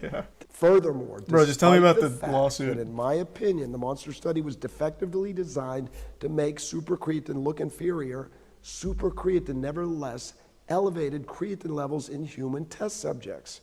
What's even more remarkable is that free creatine levels in the blood continue to rise. Bro, just address the 24 lawsuit. I don't hours really... after ingestion. I don't really We are care. obviously very proud and excited about the Peking study. You can all... He's criticizing the Monster study for tanking the super creatine results, but he could have very easily had bogus studies on confirming the super creatine results. It's a door that swings both ways. I'd rather he just like address on the nose what's happening with the lawsuit more so than trying to like verify super creatine's real, which I'm gonna tell you I don't believe in at all. I don't think there is a fucking shot Jack Owak, this absolute unhinged CEO of Bang, somehow cracked a new improved creatine for Bang Energy. I don't see it, but that's not even what I'm interested in. I just want to see how the lawsuit's going and this company going bankrupt. It's been that way for years. You guys might remember back in... When was it? I think it was the 60s? Can't remember. We even went over it on stream. Back when there was this huge push against sugar. So in order to placate that, companies started hiring labs to do other studies to say, actually, it's not the sugar making everyone fat, it's the fat content. So then they'd start pointing to these studies like, no, sugar is unfairly blamed. It's fat. And for about, like 30 years, people believed it. Fat was vilified by the general populace. And sugar got off scot-free for quite a while. What about you? In a recent trial against Monster, we were issued a $293 million verdict. Yeah. This alone would cause almost any company to file bankruptcy. This, however, does not mean Bang is going out of business. Quite the contrary. Chapter 11. We're doing better now than ever. Reorganization to keep our business alive and to pay our creditors over time. Jack, I'm going to be your business strategist here for a moment. You need to invest in even more chains and more almost nude women to promote Bang. We need to double down in the sectors that are going to make us pop off. And that's you as the influencer face on the YouTube channel and surrounded by all of the Bang energy women, like rubbing it in their ass crack and all that. That's where we need to put our focus for marketing, and we will survive this, I have no doubt, Jack. Let me repeat that, my friends. Bang Energy will be doing business as usual. Amen. In fact, with our new decentralized distribution system, I believe that you'll be able to find more flavors of Bang Energy in more places than ever before. In addition to our eloquent... That's not, like... That's not, like, the great flex he really thinks it is. The bankruptcy reorganizing isn't a great thing to even spin positively. It's just coming across more sad than anything. But hey, to each their own, baby. What about you? Nope. Creatine monohydrate has terrible You shouldn't ask me solubility in that. water. I once stirred and left creatine monohydrate in a glass of water overnight, and the creatine monohydrate never dissolved. However, super creatine is highly water soluble and goes into solution within a few minutes. That sounds pretty darn super to me. What about you? Still no. Super creatine is stable in a beverage and Still fucking no. All of this is just easily faked and easily manufactured and manipulated. It's just fucking worthless. It really is. And especially because you're only citing one study. You are still only citing a single study that was performed outside of the US, I'm pretty sure. Who was it? I believe it was Peking Bio. It's for international students taught in Chinese. So it is outside of the US, right? Is it in China? Water stable at room temperature. Other forms of creatine are not stable in water and over time degrade to creatinine. That sounds pretty darn super to me. What about you? You gotta stop asking me, This Jack. just Still not. in. We have preliminary evidence that shows that super creatine may have a half-life in human plasma for roughly 7 days. Furthermore, super creatine is made up of roughly 50% L-leucine. Where was that? You're not gonna cite that one? This just in. I made something else up real quick. Who performed that study? Furthermore, super creatine is made up of roughly 50% L-leucine, which is known as the most powerful contributor to muscle protein synthesis out of all essential branched-chain amino acids. You want to know a fun fact about that one? This claim's not even, like, super wrong. But you want to know what's interesting? Every fucking drink ever has this in it. It's not like Bang all of a sudden has this chemical X. This shit is found in every fucking drink. It is like one of the most common additives to a drink. Thanks to Resub Rose. He must really think people that drink Bang are stupid. In fact, no other creatine molecules contain the powerful amino acid L-leucine except for super creatine. What are you talking about? What? I don't know what the claim he's making in regards to super creatine, but literally every single drink, every single, even like not supplements, but the shake stuff, not Soylent, but you guys know what I'm talking about, like the flavor additives, like all of that shit has that. All of it. Fucking all of it. It's not unique to Bang or super creatine, unless he's somehow using it differently, which I don't think he is. Hey, this sounds pretty darn super to me. What about you? No, it sounds standard. Stop asking me that. Us. You know where I stand. Super creatine. Rodney Sachs That's not a good thing. Personally, and trying to destroy my family and children by taking away my house and other possessions. It is important to note that we recently filed a mega lawsuit against Monster Energy Drink and Rodney Sachs. This lawsuit refers to more than 120 reports of suspected links between consumption of Monster Energy Drink and serious adverse health events, including 10 heart attacks and roughly 20 deaths. Let's take a peek at Bang's list of fatalities. I'm sure you're not far behind. Monster is significantly bigger than Bang, but I bet Bang has quite a long list of bodies here. Let's see. Bang-related heart attacks. Still not focusing in on Bang. It just keeps casting the net wider. The reason I want to single out Bang, not only because of the Monster call-out, but Bang has more caffeine. So Bang has 300 milligrams of caffeine, which is a fucking ton. Like, that's a lot. And then I think, what does Monster have?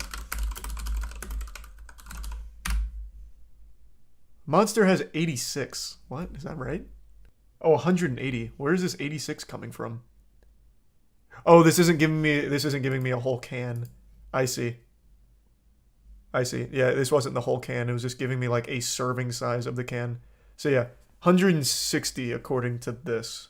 So Bang is almost double the caffeine. Let's take this.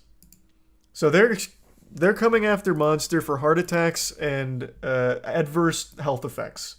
And that's going to be attributed to the caffeine because of like atrial fibrillation, I think is what it's called. From like too much caffeine. I'm going off memory here. And that's at 180, 160 milligrams of caffeine for Monster. Now double that. Bang's in a much worse spot. We know that Monster has been involved in well over 1,000 lawsuits. Many individuals and companies have been destroyed by Monster, who is now trying to destroy us. Remember, friends, what the great late Albert Einstein said, great spirit. Caffeine's not correlated with AFib? I thought it was. Again, I'm going off memory. It's something, though. Here, let me at least get it right. What is it then? Caffeine is directly correlated with some kind of heart condition, like too much caffeine. Let me see. It's not often. 94% of physicians agree something, even when its benefits have been demonstrated in randomized clinical trials, such as the use of beta blocker. Oh, wait. No, kind of. Focused on 3 types of specific arrhythmias. 1, atrial fibrillation. So it is listed there. But yeah, this is excessive caffeine. This isn't just like one energy drink kind of caffeine, which is what I was saying. Like too much caffeine. Primarily because of Monster's insistence upon waging war against super creatine and me personally. No one wants to go to war with you, Jack. You're too cool, as we are too of scary. Super creatine, I don't know anybody who drinks a Bang energy drink because of super creatine. Do you? In fact, that's like your main selling point. What do you mean? Of course there's people that do. Bro, you hype super creatine up like it's like a panacea. There are absolutely people that drink Bang energy just because of the fucking super creatine claims. What are you talking about? Now you're just blatantly lying. What are you saying? That is your main talking point. Outside of the women shaking their ass and their tits next to a Bang energy can, the next thing that you try and market is the super creatine. It's like the crux of your strategy. Thank you for your loyalty. Thank you for your support. Make no mistake, my friends and loyal supporters, Bang energy is coming like a freight train and cannot be stopped. Oh shit, he's ripping on it. That double bass going hard.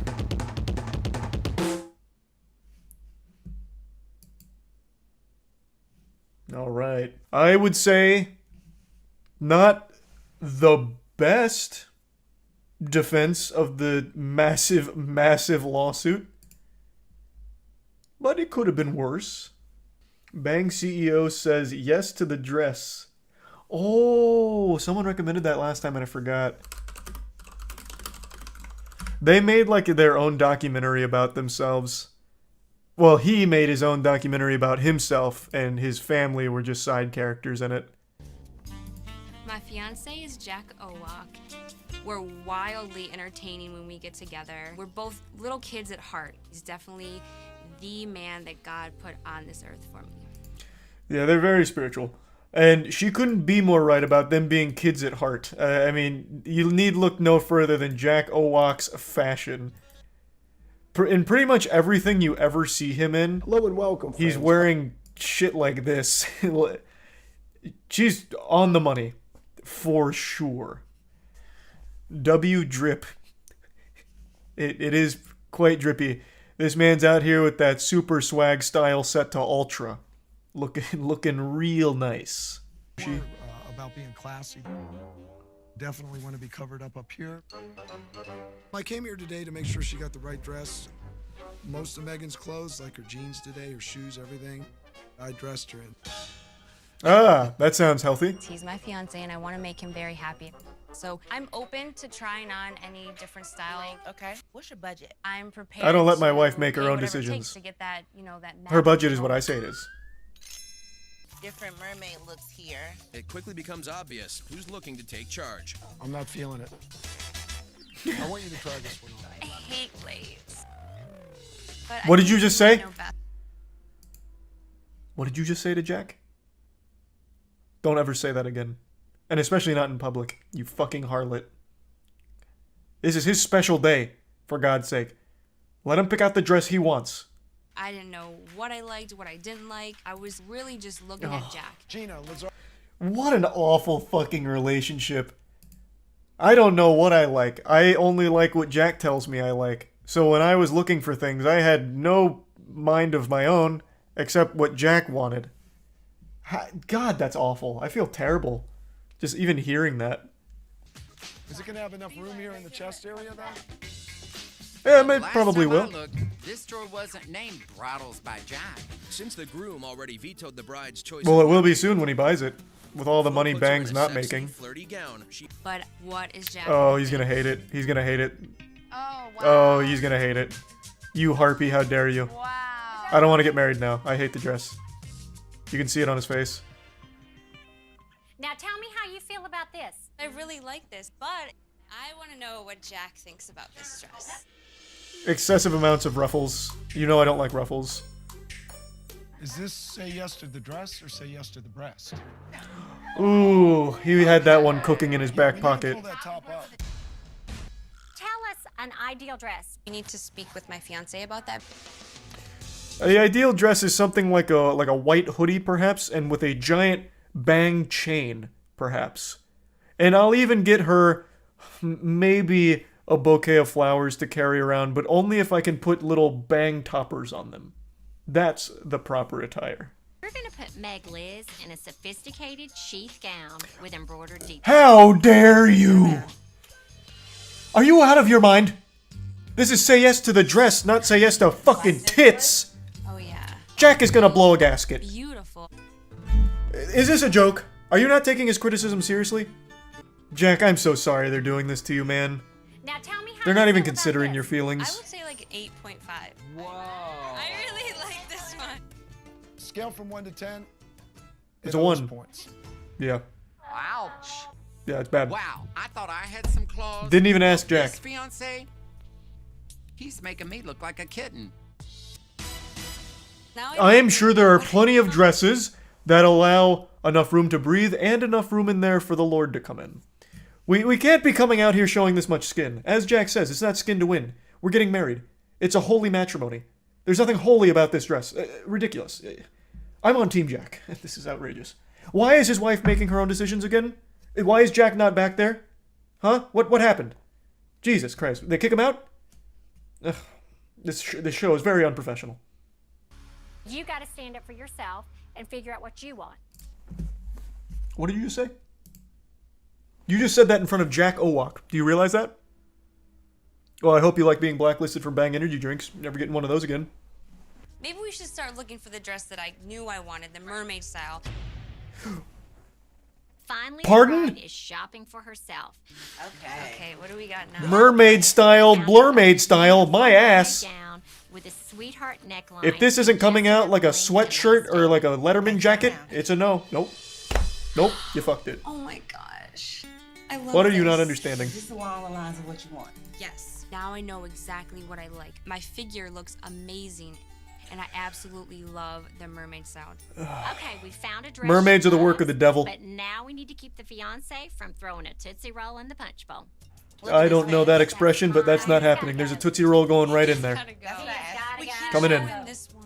I had a strong Get ready to feeling fish that the Tootsie this Roll out of the dress punch might bowl. Be my dress, and I realized that I do not want my fiance to change my mind. You want me to kick him out? Yes, please. What? Are y'all ready to see the next dress? Yes. Okay, Jack, honey, I got some bad news. What's that? Meg absolutely, positively loves this dress. That's too damn bad. It doesn't matter what she wants. This is Jack Owak's wedding. kind of wanting to refuse to go, but, you know, Lori's running the show. It's her world. I'm just visiting. He must have like the stiffest back in the entire East Coast. The way he walks, it's like a robot. Like a bang android. She picked the right dress. Beautiful, classy. She rocked. Oh, they paid him. It's the same kind of dress that he had an issue with before. They softened him up for the show. All staged. No. Of course it's not staged. Actually, to be honest, I bet everything that happened at the shop probably was like a little of Jack leaning into him being the douchebag, but that's just kind of Jack. Like, that is very Jack Owak behavior, to be honest. I've said for a long time that parents of child superstars are often very weird or just downright evil. And today I'm going to show you a man that's a combination of both, but Professor Utonium accidentally added an extra ingredient to the concoction, chemical cringe, and created the worst dad in TikTok and YouTube history, Monty Lopez. I made a whole video about this guy a month ago. He's the dad of Addison Rae, one of the biggest TikTok stars in the world, and he has used his daughter like a goddamn piggy bank that he taps into for clout. This guy lives vicariously through his daughter's success, and he has thrown away his entire family in order to ride on the fart fumes of her fame. So, Monty Lopez has been going to like TikToker parties, even without Addison Rae being there, just going solo and hitting on some of the TikTok stars there, as well as even handing out roses to some of them. He'll FaceTime 19-year-olds at like 3 a.m. sometimes, and it's just become a very well-known thing that Monty Lopez is a fucking creep. And he's doubled down on this. He cheated on his wife. He had a mistress who was less than half his age. He's 46 years old, but I think he has the brain of a 16-year-old boy. It is pathetic, and it just keeps getting worse. So yesterday, well, 2 days ago now, he posted a diss track on Young Gravy. Young Gravy is a very large artist now who's been really popping off recently, and even was hooking up with Addison Rae's mom, Monty Lopez's ex-wife. So that made Micro Penis Monty very upset, and the two had beef, but it was very one-sided because no one really gives a fuck about Monty Lopez. He's just like this little pest that kind of flies around. He's like a goofy side character in a filler episode of Naruto that no one remembers, but then when he does appear, people kind of laugh at. But anyway, Monty Lopez made this diss track on Young Gravy, and I just wanted to show you a little bit of it and talk about it because this is really something special.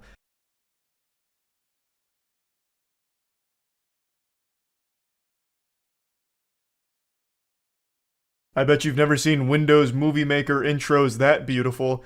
This guy unironically just started his music video with the Star Wars opening text crawl. That's wild. A classic. And I would argue Monty Lopez's music video here is on par with the latest 3 Disney Star Wars movies, to be honest. Like, they're pretty close in quality. I love this, though, because it immediately sets the tone for the rest of the video. It's setting you up for an absolute fucking masterpiece.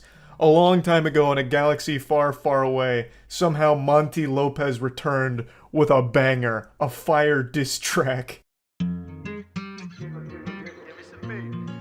look, Gravy.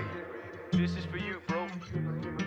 Fuck you and fuck them hoes. I'm a villain in the villa. I stole your bitches. That new gen fame, I could help you make a living. This just screams midlife crisis and insecurity. I also think it's a giant self-report on loneliness here. I always find it to just be a huge tell that you get no pussy when, for your diss track, you hire women to be around you and pretend like they're somewhat having fun near you. For a normal music video, I get it, but for a diss track directed at someone, it just shows you're trying way too hard to be something that you're not. Like, this just isn't the flex you think it is here, Monty. This just makes me feel like you have been absolutely destroyed since the divorce with your wife, which you caused, by the way. And now you're just really trying every way of presenting yourself as not being lonely, which I do get the impression you are, especially since most of the 19-year-olds that you were talking to don't talk to you anymore. But anyway, I want to give a little special shout out to all of the dancers in this video here. It can't be easy to do this. To make it through the filming of this without puking has to be an incredibly difficult task, because they have to listen to this song on repeat 100 times. That's enough to drive even the most sane individual to complete lunacy. And they had to be around Monty Lopez for however many hours it took to film this pile of shit. And that just sounds downright dangerous. In the studio with your girl, she a fan. You just stuck at home with your dick in your hands. Just a heads up, that Windows notification you heard during the song was my computer. It wasn't in the song.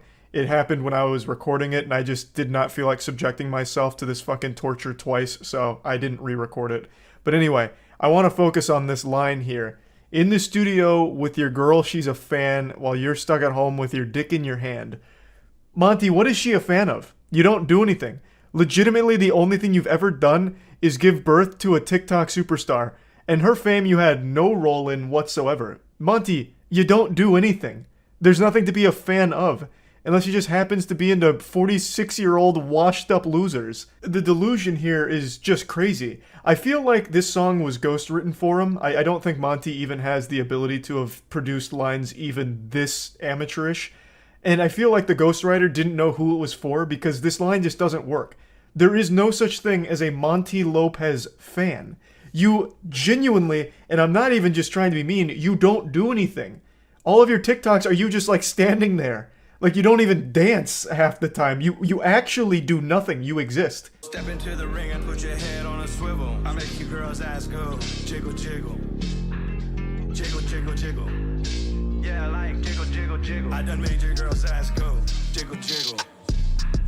Jiggle, jiggle, jiggle. Welcome to basically the rest of the song. He just keeps saying jiggle, jiggle over and over again. So maybe this truly was written by Monty Lopez and his brain finally stopped functioning there towards the end and just started like record skipping on jiggle. So he just kept writing it down and then just, that's where it ended. For the next fucking 45 seconds, it's basically just him saying jiggle, jiggle over and over and over again as the models he paid just shake their ass near him and he spanks them.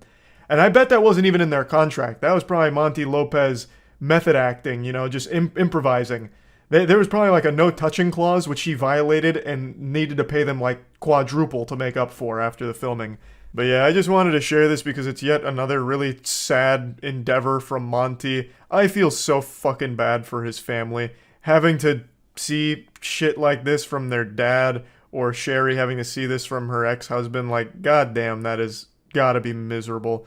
But yeah, anyway, just that's about it. See ya. Initiating moisture.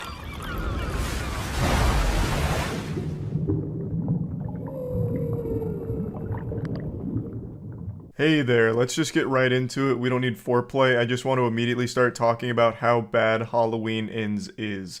It's just a stinky load of trash. It is fucking terrible. As most of you know by now, Halloween Kills, which was the previous movie in this trilogy, I find to be an extremely enjoyable bad movie. The whole evil dies tonight thing, the man jumping off like the second floor of the hospital, then exploding when he hits the ground with like blood and guts and his legs are all mangled and shit. Like, I think the movie is really enjoyably shitty. And of course there's that iconic scene in the car where Michael Myers like kills them, kind of, but mostly the people in the car start killing themselves by accident. So like the lady walks up to him, puts the gun next to his face, and he just like opens the car door, hits her hand, and she shoots herself. Like, Halloween Kills is a fun shit movie. Halloween Ends is a shit movie without the side of fun. The only time this movie was like enjoyably bad was the intro, which I'm just gonna spoil real quick. The intro of this movie has a guy babysitting this kid, and then the kid plays a prank on him, making him think Michael Myers is back, so the kid puts like a knife on the stairs and starts yelling and screaming, and then eventually he traps the babysitter in the attic. The babysitter freaks out, starts kicking the door, and then he finally kicks the door a little too hard, and it shoots it off the hinges. At Mach 5, he blasted this thing like it got hit by a torpedo, so it launches off the hinges, hitting the kid, which sends him flying over the railing on the 3rd floor, tumbling to his death below, where he lands and explodes as if he had just got hit by a bomb. Just blood and guts flying everywhere. It sounds like someone just crushed 5 tomatoes for the sound effects, and his mom and dad walk home to see it happen. They're screaming like, "Oh, what have you done?" It is so goofy. It is so good. Like, this babysitter had to be as strong as Goku to kick the door that hard. It was wild. And I was like, great. It's gonna be as silly as Halloween Kills, but then it's not. That's the only time that it's like fun, silly shit. From there, it takes itself way too seriously. It's extremely boring. And I feel like this movie was initially 3 hours long, but then they chopped it to an hour 50. Because there are so many things that happen incredibly quick that it makes no sense to me. Laurie's daughter immediately falls in love with the bad boy just from looking at him for a split second. And then she's extremely forward the entire time. She's like, my muffler's fucked up. And I want you to fix it. But I don't care about the muffler. Like, just... everything moves at light speed in this film. Also, for some reason, the babysitter is haunted by the local high school band club. Like, for some reason, every single time the babysitter's out in public, these 4 band members roll up in their convertible and start insulting him, calling him a pedo and a murderer. I don't know why they even call him a pedophile. Like, the whole town thinks that he's a creep because of the killing of that kid, but he got let off because he was found to be an accident. But they keep following him around, calling him, like, a pedophile and shit. And somehow they're always there when he's out in public, and they're always wearing the exact same clothes, even though this takes place over many days. They're like cartoon characters. They're like me, always wearing the same outfit. They're always rolling up in their convertible. One of them's always twirling a drumstick. It's so silly, but it's not silly enough to make it fun. It just becomes grating every time they show up. But by far the biggest disservice this film does to the franchise is they make Michael Myers a bitch. Michael Myers in the last movie, at the very end, is like, he's the incarnation of evil. Pure, unstoppable evil. The boogeyman in your nightmare. The hemorrhoid in your butt. It's Michael Myers, and he'll stop at nothing until evil spreads like a plague. And in this movie, he's just hiding in the sewers, and he's like really, really weak. I don't know, who cares about spoilers? I'm still going to try and avoid them to the best of my ability. But Michael Myers he's like an injured, wounded animal. So he's in the sewers, eventually the babysitter finds him, and for some reason, Michael Myers lets him go.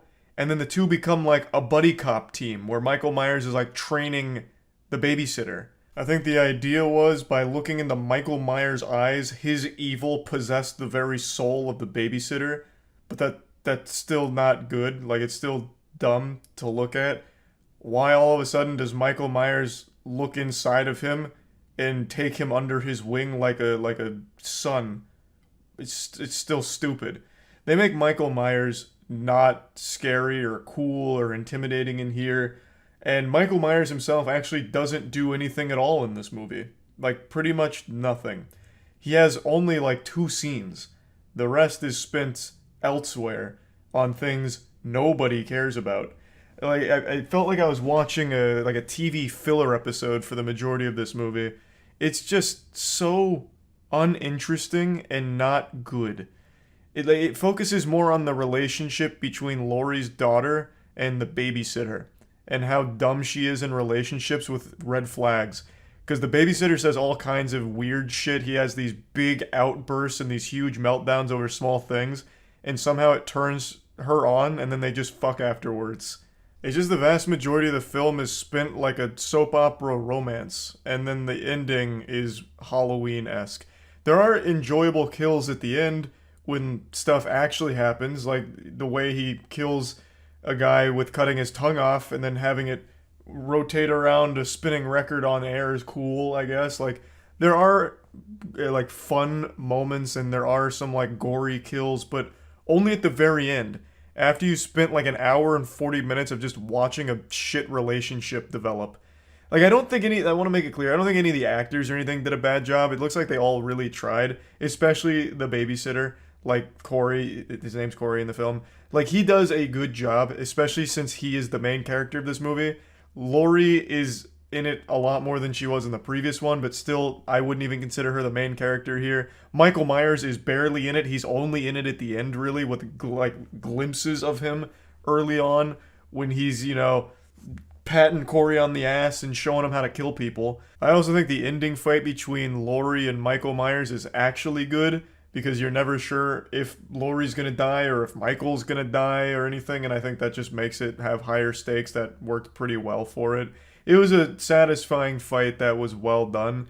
It's just really, this movie is 2 different films that they slapped together, and then I don't think they work. I feel like the idea here of like a weird guy who got a unlucky break with accidentally killing the kid he was babysitting, and you know, is he really evil? Is he really a psychopath? You know, what's gonna break him? Did the town turn him into a psycho? Could have been an interesting idea if it was executed better, but it's not. They don't even really, like, they touch on it, but they don't really put a whole lot of effort into developing that theme. It again just falls into focusing on like a romance that blossoms poorly. It's just not good. It's really not good. And it's certainly not good as like a Halloween horror movie or anything. Because it's not, like I said, it's not even really a horror movie. There's only like 4 scenes of violence. Everything else is romance and tension's the wrong word because they don't build tension. But watching a man be weird. Just an old putrid pile of shit, unfortunately. Plugging Halloween ends into the moist meter, I'm giving it a cool 25%. Real shame, I was expecting it to go as hard as Halloween Kills and really lean into the over-the-top violence and like comical action. You know, Michael Myers is just this fucking killing machine that's creatively executing everyone in town for seemingly no reason, an unstoppable force of pain and misery. But that's not here. That's not this movie. This movie is mainly like a romance film overall, which makes no fucking sense for it. That's really about it. So yeah. Every single day there's been a new jump scare of crazy shit happening somewhere in the world, and every time I fire on the internet, it feels like I'm trapped in a bad fan fiction written on DeviantArt. It's just so much, and I've been trying to keep my finger on the pulse of everything, and it's overwhelming. I feel like a cold turkey being dunked in a deep fat fryer. I'm about to explode right now. But I wanted to make this video going over all those topics because I keep getting asked about it. I've become somewhat of a cum dumpster for drama, so I of course have been keeping up with most things going on, so let's just go over all of it here, at least to some degree. So slap on your snorkel because we're diving into the deep end. I want to start with the Balenciaga situation. Balenciaga is a high fashion brand that I'm sure all of you have heard of at least in passing before, and they recently ran a really disturbing ad campaign where they had a photo shoot involving children holding their favorite toys, but those toys, in some cases, were a plush teddy bear in BDSM gear. There were some other awful ones as well, but that's the one that stood out to most people because it was actual BDSM gear, and also a little girl was surrounded by like wine glasses and a spiked dog bowl. It's fucking awful stuff. I don't know who in their right mind came up with this idea or how they okayed this. They must have brought Jeffrey Epstein back with necromancy and asked him for some input on their next ad campaign, because this is bafflingly awful. And Balenciaga put out a pretty bizarre statement about it by making the claim that kids were never even supposed to be involved in that photo shoot with the BDSM bears. But that seems provably false because the photographer who took the pictures has an entire career out of doing that in a very different way. So this photographer goes around the world, takes pictures of kids with their favorite toys out.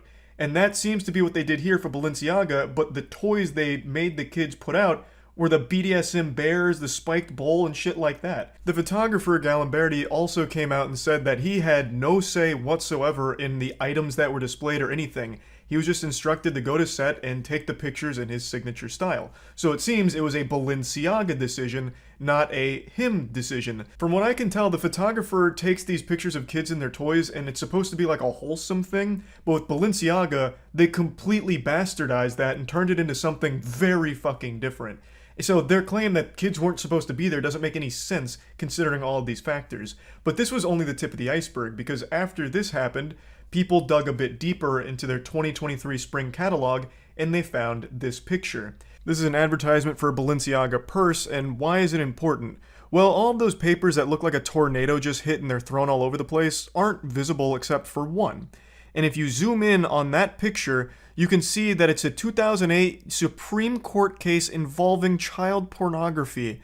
And I want to shout out Mudahar here because he did a great job covering all of this. So if you want a deeper look into this whole situation, I highly recommend going to his channel, Some Ordinary Gamers. And that piece of paper that's visible in the shot is all about this case right here, which focused on child pornography as well as like promotion and advertising, shit like that. It's a very weird thing to have in a Balenciaga ad, especially when coupled with their last photo shoot using those little girls.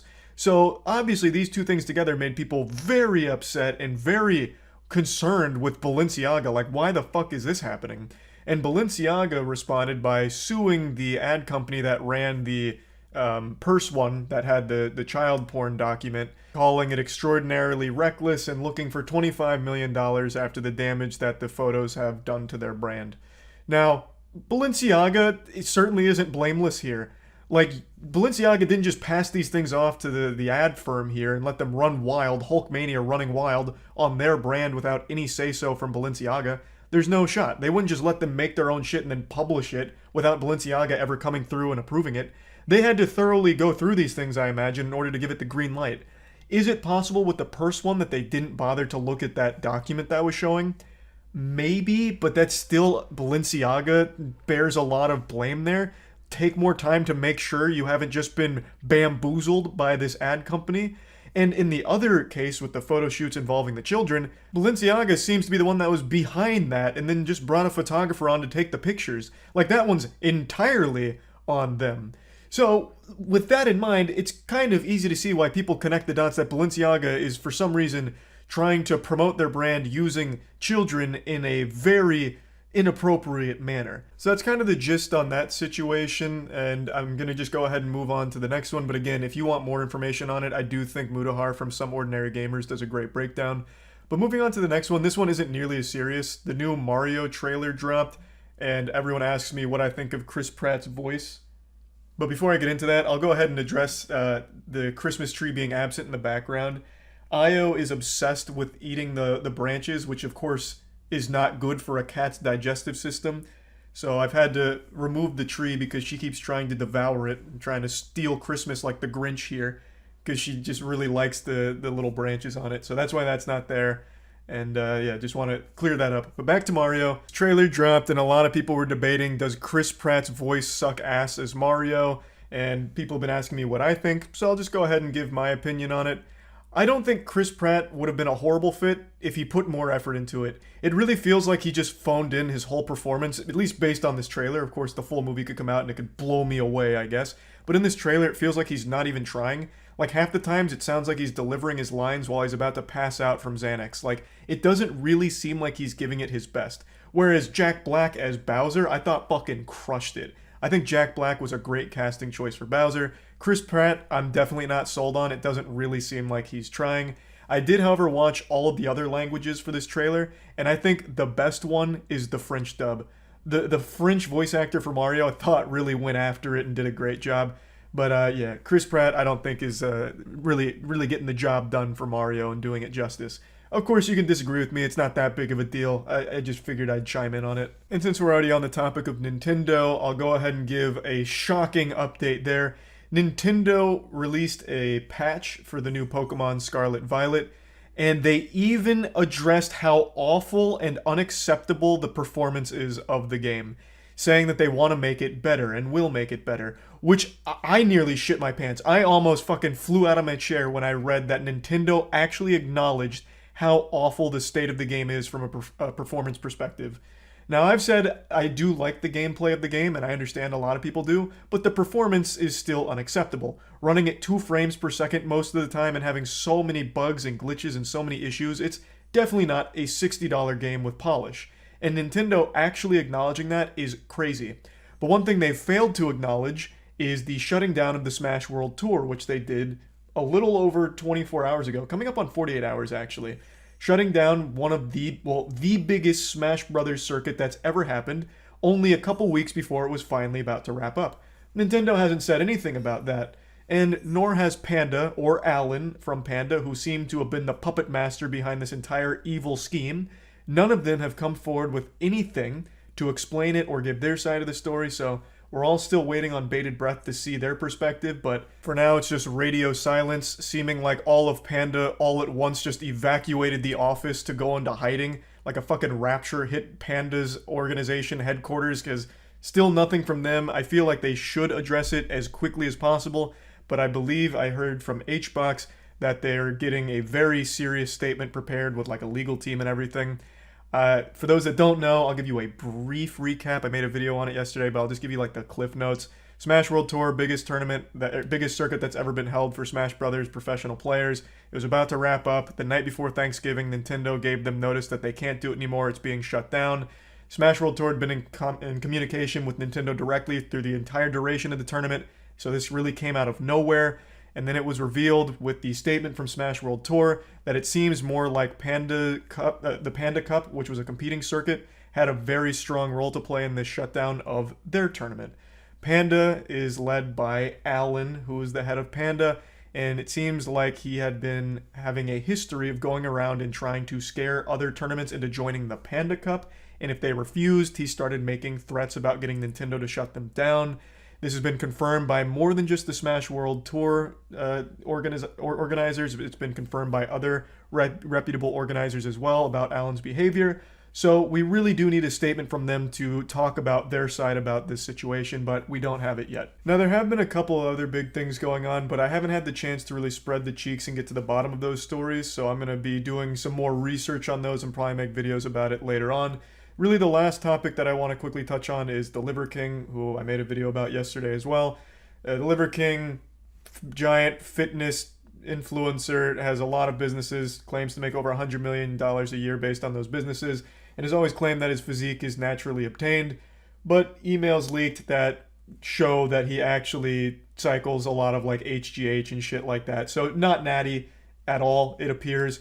He still hasn't come forward. He is still actively posting and ignoring it. I believe he still only made that one statement I talked about yesterday where he says he'd like to talk about a complicated issue, referring to this, on podcasts. So he still hasn't been on any yet, but I am excited to see how he explains this because he's already lost the chance to deny it.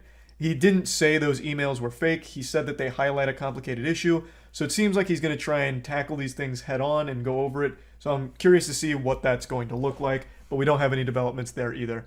So this is most things going on in the world at the moment, and I just wanted to get all of it out in one video so that way people stop asking me about all of these individual things. So yeah, this is the giant stew of all of those topics. That's about it. See ya.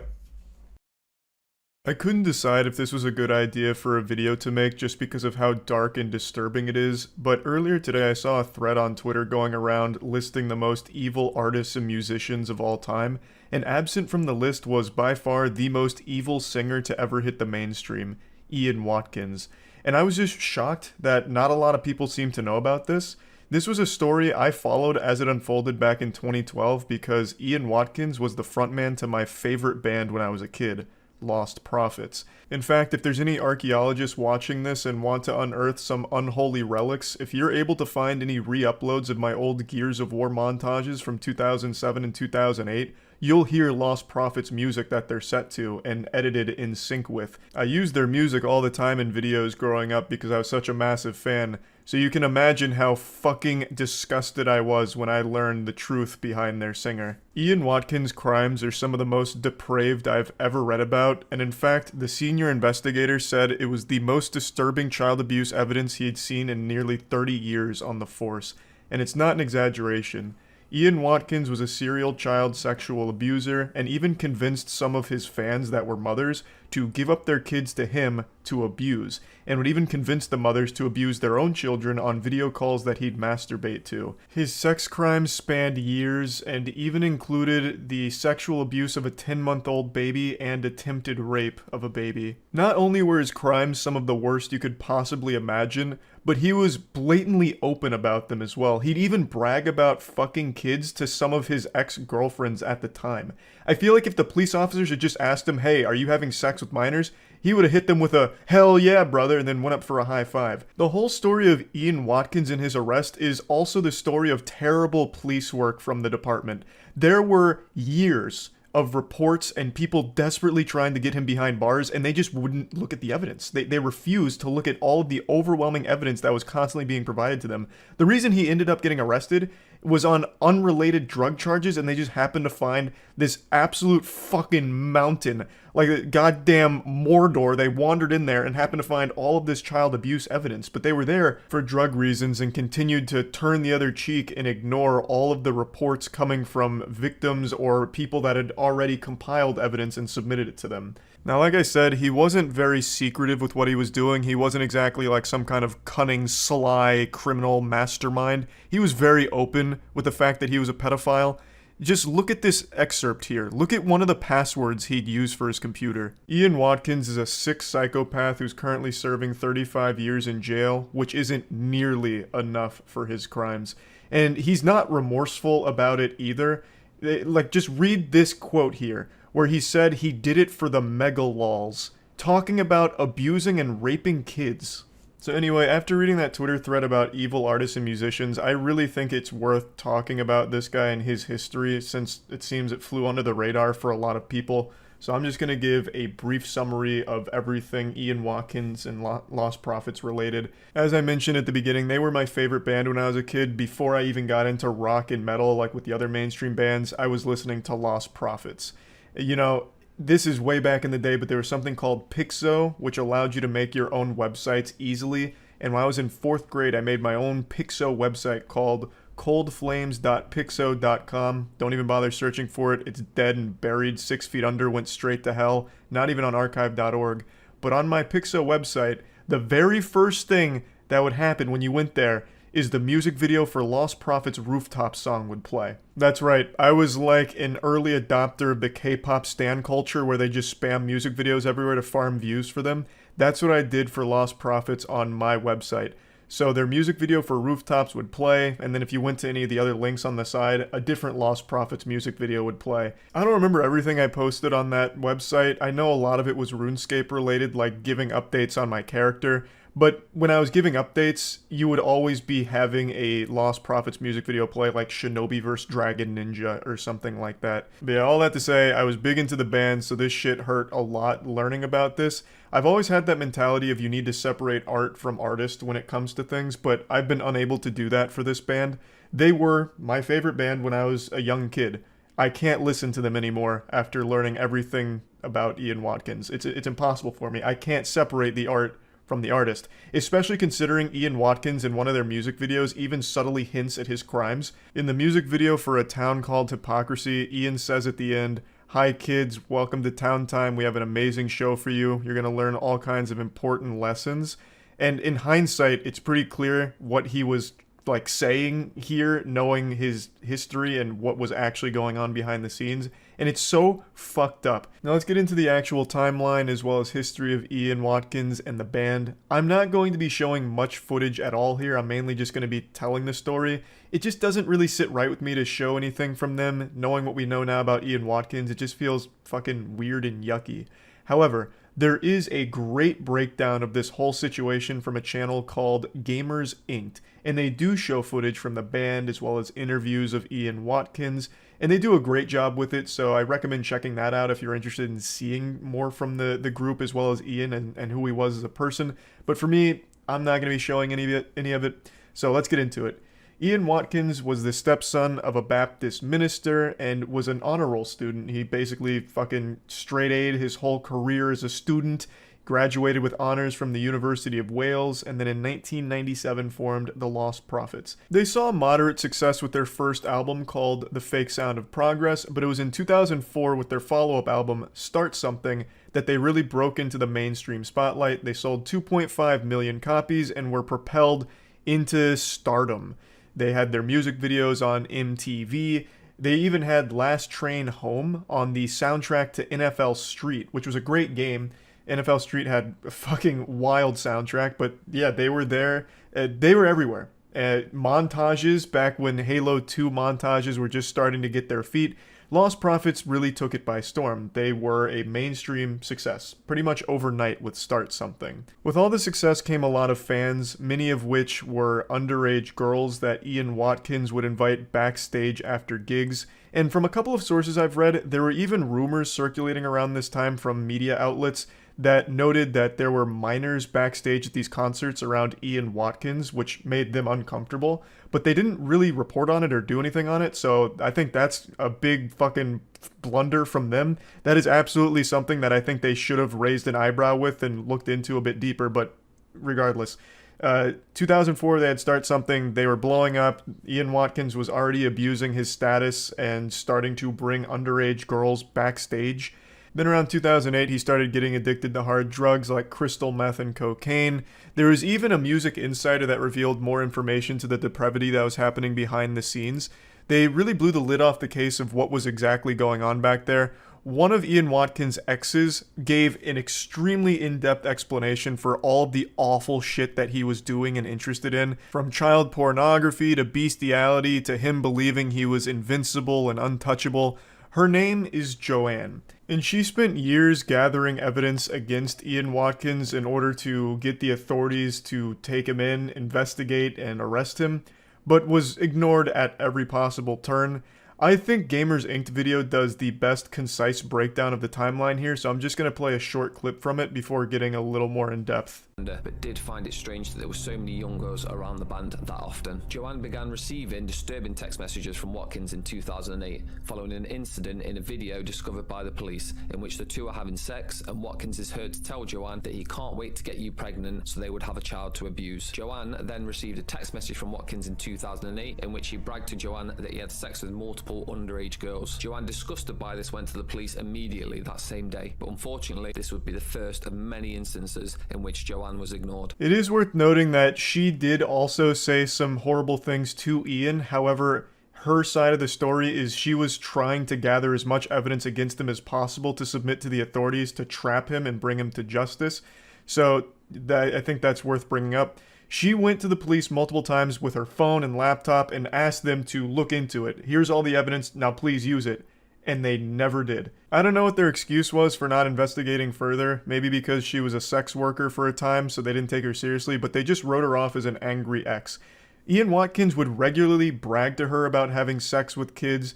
He would even send her images of actual, sexual abuse of children, and they just never took it seriously. At least, not until Ian Watkins was actually arrested, and then they launched a massive investigation and arrested Joanne for possession of those images that Ian sent her. So she got arrested for the possession of the evidence she was gathering for the authorities, who just weren't doing their job here. She was eventually cleared of these charges, but still, just an awful situation all around. He could have been stopped much, much earlier if the authorities had bothered to look into it even slightly. Because, like I said, he wasn't really hiding anything. There were a lot of rumors dating as far back to 2004 about some of the awful shit he was doing. They could have just done the bare minimum and gotten this guy way before 2012. In that time, how many more victims were there, you have to wonder. It also wasn't just Joanne that was submitting all of this evidence or making all of these claims against Ian Watkins. There were a lot of different people that came forward. For example, an Australian woman told police that Watkins was a child abuser and drug abuser. Her email even concluded saying, "Do not disregard this as it's serious." Nothing happened. There was other complaints, including intelligence reports about Watkins' drug use and sexual interest in kids that kept getting submitted to the South Wales Police Department that didn't get investigated. In March 2012, a woman even told police that Watkins may have sexually assaulted an 11-month-old boy, and then even described images that could be found on his computer if they searched. But they didn't search. Now, I'm going to look into the case just a bit, but I'm not going to go that deep because it's way too gross to talk about. It's so bad, in fact, that the judge that sentenced Ian Watkins, as well as the two mothers I mentioned at the start of the video that abused their kids for him, he said this: "Those who have appeared in these courts at the bar or on the bench over many years see and hear a large number of horrific cases. This case, however, breaks new ground. What you three did plumbed new depths of depravity." The full sentencing remarks can be found online, but I don't encourage anyone out there to read them because they will make you sick to your stomach. You will absolutely fucking puke. It'll ruin your whole day trying to read this. I'm only going to read a couple and bits and pieces of them. I can't read half of this shit. It's so fucking painful to even say. I'm only going to do a couple here, just to give you an idea of how bad this guy was. This isn't even the whole thing. So here, count 18 dates back to March 2007. You met after a Lost Prophets concert when she was a 16-year-old virgin. The prospect of taking her virginity excited you. You got her to dress in a schoolgirl's outfit and you videoed her and you having oral, vaginal, and anal sex. You asked her whether she enjoyed being your underage slut. At the end, you urinated over her face and told her to drink it. That gives you some insight into your attitude to young females at the time. Over 5 years before counts relating to count 19 dates back to August 2008. The girl was another fan, age 16. You videoed her having oral sex with you, and she is seen snorting white powder, which you told her was cocaine. This next part, I think, is going to be one of the most disturbing things you'll probably ever hear. This is in regards to the mothers, to one of them in particular. But you were a mother. Your infant was only 10 months old. A mother naturally loves, protects, shields, nurtures, and cherishes. Your infant would have trusted you implicitly. You betrayed that trust. What did you do? You had a detailed discussion with Watkins about the sexual acts to which the two of you were going to subject your infant. That's as far as I'm going to read, because then it goes into detail about what happened with Watkins, the mother, and that baby. And there is a video of it where they are sexually abusing a 10-month-old baby. And it's described in detail in the sentencing remarks. It is horrific. And this isn't all of it. Like, these were only 3 counts that I just read to you. It goes on and on and on. I think Ian Watkins is the biggest monster to have ever existed in any capacity as a celebrity or a singer, and just one of the most depraved individuals I've ever read about. They talk about the child pornography images and videos he has with kids aged 2 to 12. It's like an endless amount of the worst things you could possibly imagine. So yeah, I think the answer to who is the most evil artist or musician of all time is Ian Watkins. There's a long list of horribly fucked up celebrities out there, and I think Ian Watkins is somewhere towards the top of that list. That's about it. So yeah. I haven't heard many good things about Warzone 2, but we'll see. It's not like I was a huge fan of the first Warzone either, but we'll give it a whirl. Be careful of proximity chat. I've seen a lot of streamers in like they all have proximity chat on, and it hasn't been nearly as racist as just open mic in a normal lobby, so I'm optimistic I can actually keep it on this time around, but if it ends up getting racist, then yeah, I'll turn it off.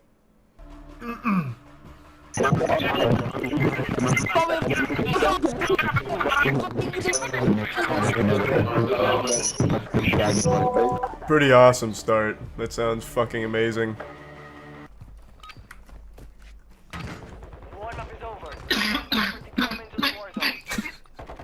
It doesn't even sound like he's coughing. It sounds like a dog choking on a bone or something. I'm gonna see if I can find that guy that was coughing in the lobby. It'll be like a heartbeat sensor, but with his mouth. I'm gonna try and locate him. See if I can hear him.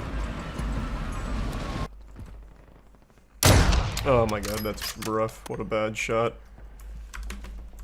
This guy's also moving at like 2 frames. Peek me. Thanks. Damn, no screaming on proximity chat. That's upsetting. He's such a COD noob. That's so fucked up, man. What do you mean? I just slapped that guy around with an easy headshot.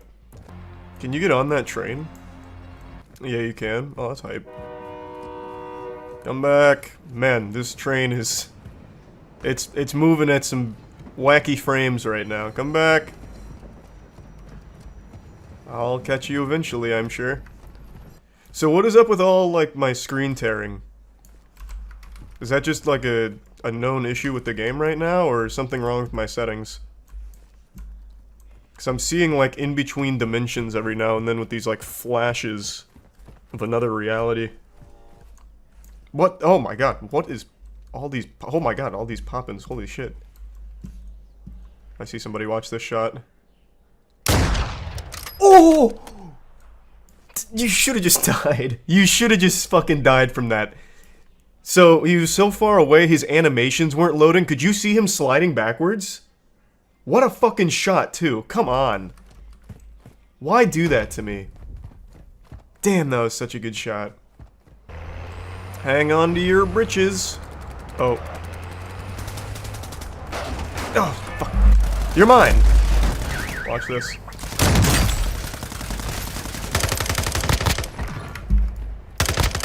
Should've just left.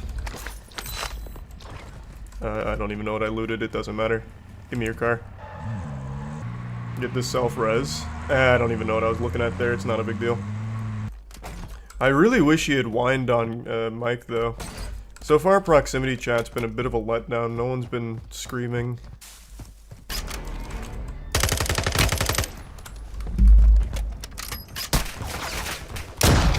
Fuck. Damn. How low is he? Shit. I actually had that. Damn. Unlucky. Not a bad first game, I guess. Really underwhelming with how few people there were. Thanks to the Prime Desk and Scotty. Yeah, I mean, that's just one of the main reasons I don't like Battle Royales. It's just like 30 minutes of nothing for 5 minutes of action. But I could chalk that up to not knowing the drops, so maybe I dropped in a dead location. Because I only found 2 people before that, and I killed them both. So it's possible, just a bad location to drop. Gun. Oh my fucking god, get the fuck out of here. Where'd you go? Oh, he found me! Aw, poor guy. That's rough. This server's, it's running nicely though. Like, at least it's feeling nice and silky smooth in here. Oh, what the, what is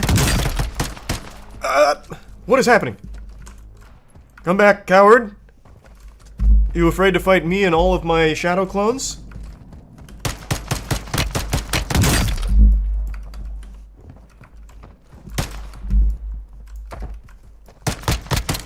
Oh, God damn it, battery load, unlucky.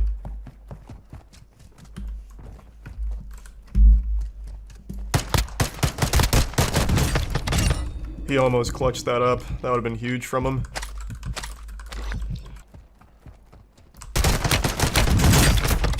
Oh, that is so embarrassing for you. You had an actual gun. Yikes. Straight to the gulag. Unlucky. The bearded shroud is back. Oh god. I just saw that. Watch this. Come on, come on, come on, come on. No assassination? That was my chance too. Fuck. Oh my god, this is the worst server so far. What the fuck? My character, like, I'm not even controlling him. It's like a gust of wind against a paper bag.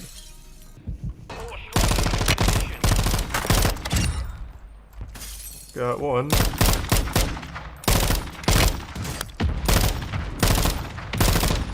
Oh wait, these are NPCs. Oh, what? What? Wait, what is this? What is happening? I thought those were players. What does this thing do? It's a stronghold. And what do you get for getting rid of it? It has loot. You think you can pull a fast one on me, do you? Yeah.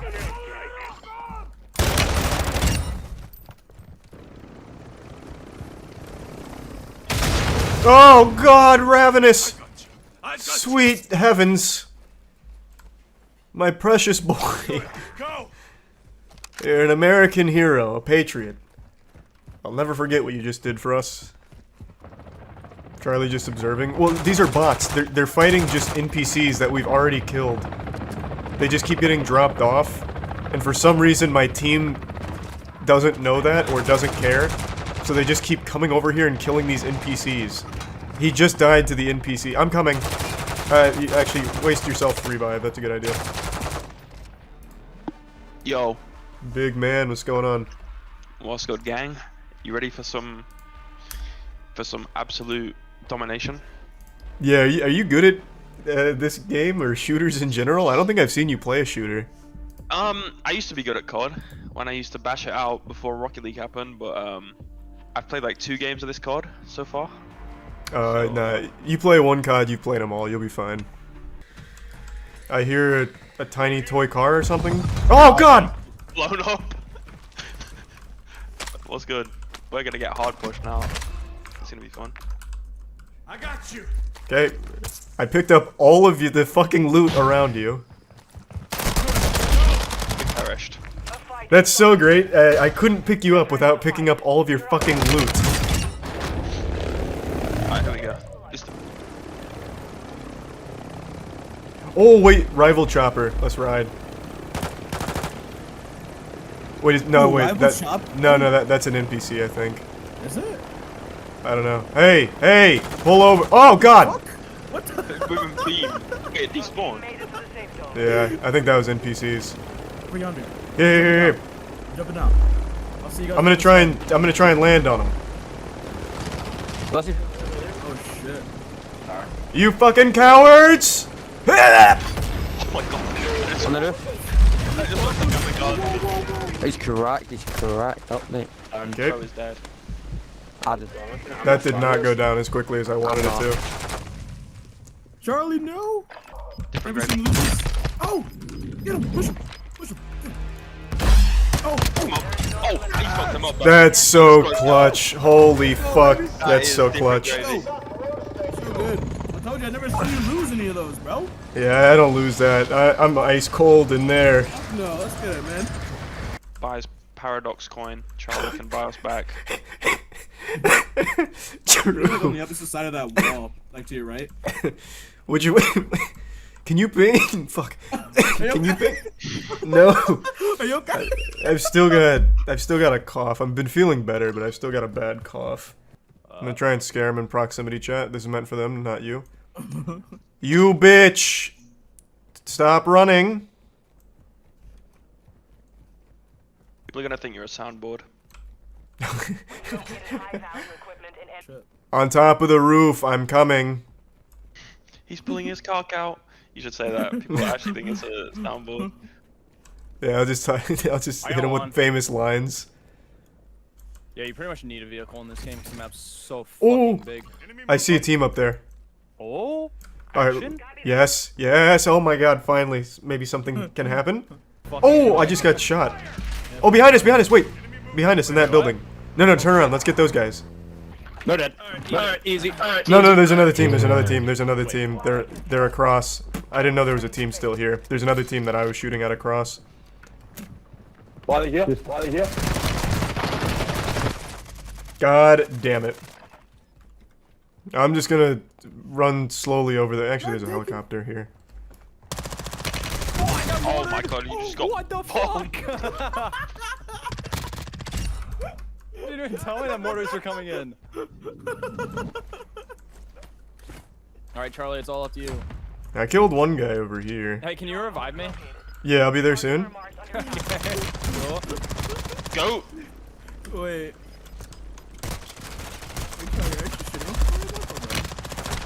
Oh, it's a whole team coming in. That's so unlucky. What the fuck? Hey, boys, we didn't crash. Are you getting mixy over there? Yeah, I got 2 out of 3 and then another squad rolled up. Oh, there's a lot of people. Oh. A la Mauser. Nice. I need some of this bad boy loot. Oh, there's one more coming right around the corner. Where? Dankin's on him. Got him. Interrogate him. Oh, never mind.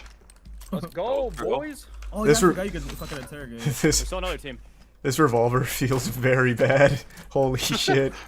Oh my god. There's one more over there. Buying back some more. Auto. Dude here. Dude here. Where? Ping him. What? Where? Help. Oh, what the fuck? I'm coming. Oh my god, wait. Behind us, Rise. To our right. Holy shit, that scared the shit out of me. Whole team right here in this corner. Yeah, in this corner, bro. I'll show you a whole team, pussy. Open your mouth. You fucked him. I actually fucked that guy up. Don't push me. He said, I'm one shot, don't push me. I actually fucked him up with the revolver. That is so embarrassing. Brother, where'd this guy go? Bro, he's hiding. Yeah, he ran. Oh. He's low as fuck. In the Okay, road. downed one. Downed one. Nice. Downed one. Pushing. You little bitch. Behind the car. That's the revolver. You should be embarrassed. Uninstall. That was revolver. Wait. Coward. Bitch. Wait, did you say that shit in game chat? Yeah, it's in game chat. I just killed 2 of that squad with the revolver. thingy. I'm in the gulag with the guys who just killed. Hold on, I can move to the shop. Talk shit to him, Rise. You're actually dog shit, bro. You're actually dog shit. How did my nuts taste? Fucking dog shit, kill him, bro. Hold that. Where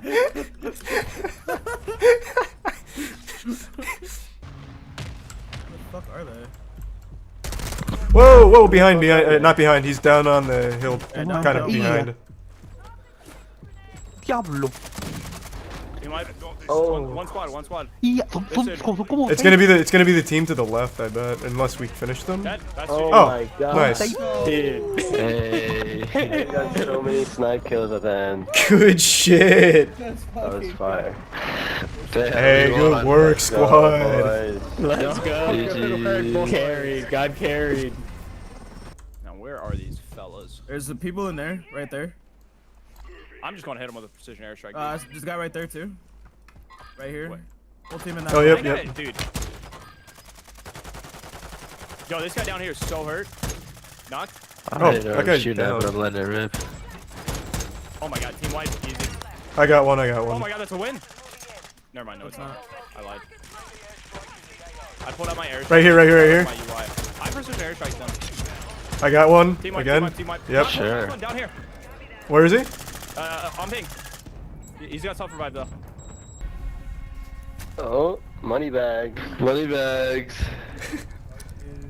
Hey, Team ejected. That's Danny, baby. Yes, sir. Let's go.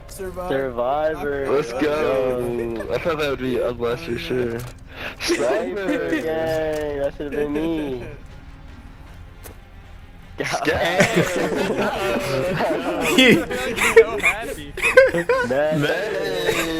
on me, baby.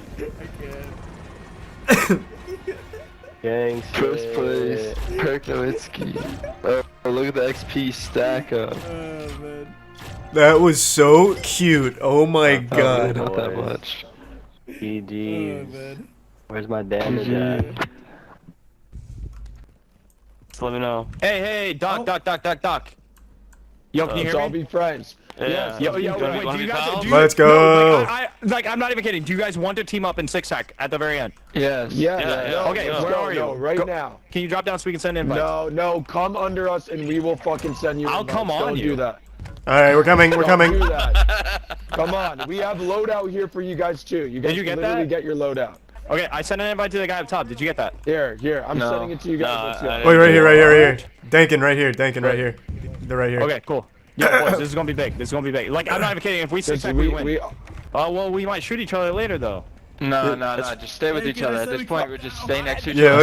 let's just roll out. Listen to me. If anything at the end, we'll No. Don't you dare. At the end. Don't you dare. I think we should stick each other. You guys get right, we get left, and we just like ransack people. I agree. Let's ransack them. Okay, No, I don't think so. Up there. Yep. I can hear the sincerity in his voice right One of now. them sounds. The guy Fuck man, I wish we could be on teams right now. That's so ass, but whatever. I'm gonna trust. Yeah, somebody took my sniper. I'm not sniping them while I'm Hold on. Oh, it's another team. Just got out. Beamed one. That guy's one shot. Closer. Come on. There's one more deep. I'm pushing. Yo, there's one on top. Mortars. We gotta get in. Precision. All right, push that then. Follow my precision.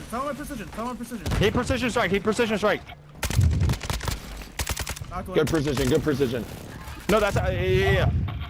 They knocked it. Deep. Hey, they're deep on my ping. There's one. Okay, right there's here, 3 kid. squads. There's one on this end here. Yeah, I'm pushing in. I'm pushing in with you. Under garage 3. That's us. Oh yeah, top. Just lasered me. We got this, boys. We got this. All right, Let's go. We got this. Oh. Whoa. Oh, what the fuck? I thought we were gonna like talk to each other and. Like, I didn't. Yeah, I thought we were gonna talk to each other, and then everything just popped off. He just started blasting me with a minigun. I guess just started pulling out his fucking minigun. Nice. That still felt good. Another dub. Where? He's literally in the fucking corner. What a loser, man. I got him. Alright, I got the gulag. I just crashed again! Why can't this game fucking work? Oh, that's annoying. I know Thanksgiving's right around the corner, but I'm too excited. By golly, I tell ya, I can't wait, so I'm serving up the turkey early. So I hope you've brought your appetite, because here comes the choo-choo train open wide. I'm feeding you something very wacky today. This week, 2 Arizona school teachers lost their jobs after some of their OnlyFans content they were producing leaked. And it wasn't so much the existence of the OnlyFans itself, it was more so the fact that some of that content was filmed in the classroom that the woman teaches at. Her name is Samantha, and she was an 8th grade science teacher by day, but by night, she was a penis professor. And she filmed videos with her husband where he would just fuck her in the classroom that she teaches at, just reducing a holy dojo of education to a simple cum dumpster. Now, in response to all of this blowing up, she's come forward with another video, but this time she's not getting her ass spread open, she's spreading her side of the situation. So, she has this video that explains why she did all of this, as well as going over how everything unfolded, and I'd like to share that with you all, as well as going a bit deeper about the situation, because it's maybe even a bit more than wacky. This is starting to teeter on the edge of being pure silliness, even, I dare say. I created content at the beginning of the summer in order to earn extra money on the side to help pay for our basic necessities that our salaries were no longer meeting. So she starts by explaining that teacher salary, especially in Arizona, is dog shit. And you'll get no argument from me there. Teachers get paid in popsicle sticks, basically. I think their salary is laughable compared to the work they're expected to do and how miserable the job can be. You make more money boosting League of Legends accounts every other weekend than you do as a full-time teacher. It's fucking ridiculous. I think it's just sad.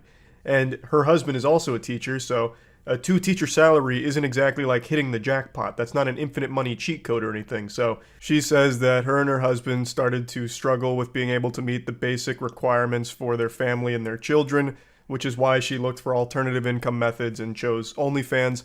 But then the question still exists of why do it in the fucking classroom that you teach your students at? It makes no sense whatsoever. I chose an anonymous name as well as blocking the entire state of Arizona on my OnlyFans so that it wasn't accessible to anyone living in the state. I didn't even know this was something you could do. I had no idea our technology was this advanced where you could just ban an entire state from checking out your OnlyFans.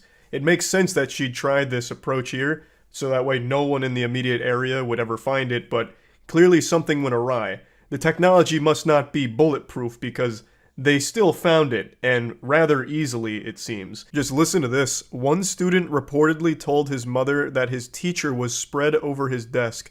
What a crazy conversation that must have been. Just picture yourself being that kid. You're hanging out, sipping your apple juice, just a normal 8th grade day, and a friend of yours sends you a link to a video your teacher filmed and says, "Isn't that your science teacher, Miss Samantha?" So you click it, you open it, and there it is. No secrets left. Your teacher is being spread like butter on toast, and it's on your desk. You just sit there thinking to yourself, oh man, I did algebra on that desk. And then imagine going into school on Monday and coming right up to that desk, like you'd have nothing but like these war flashbacks, these visions of cheeks being clapped on your desk as a tear streams down your face. I'm also curious how many desks she was fucked on top of, because in another report someone said, "That was my friend's daughter's desk, and she is mortified over the situation." It really seems like no desk was safe in this situation here. And I have to wonder, did they like clean up after themselves or anything?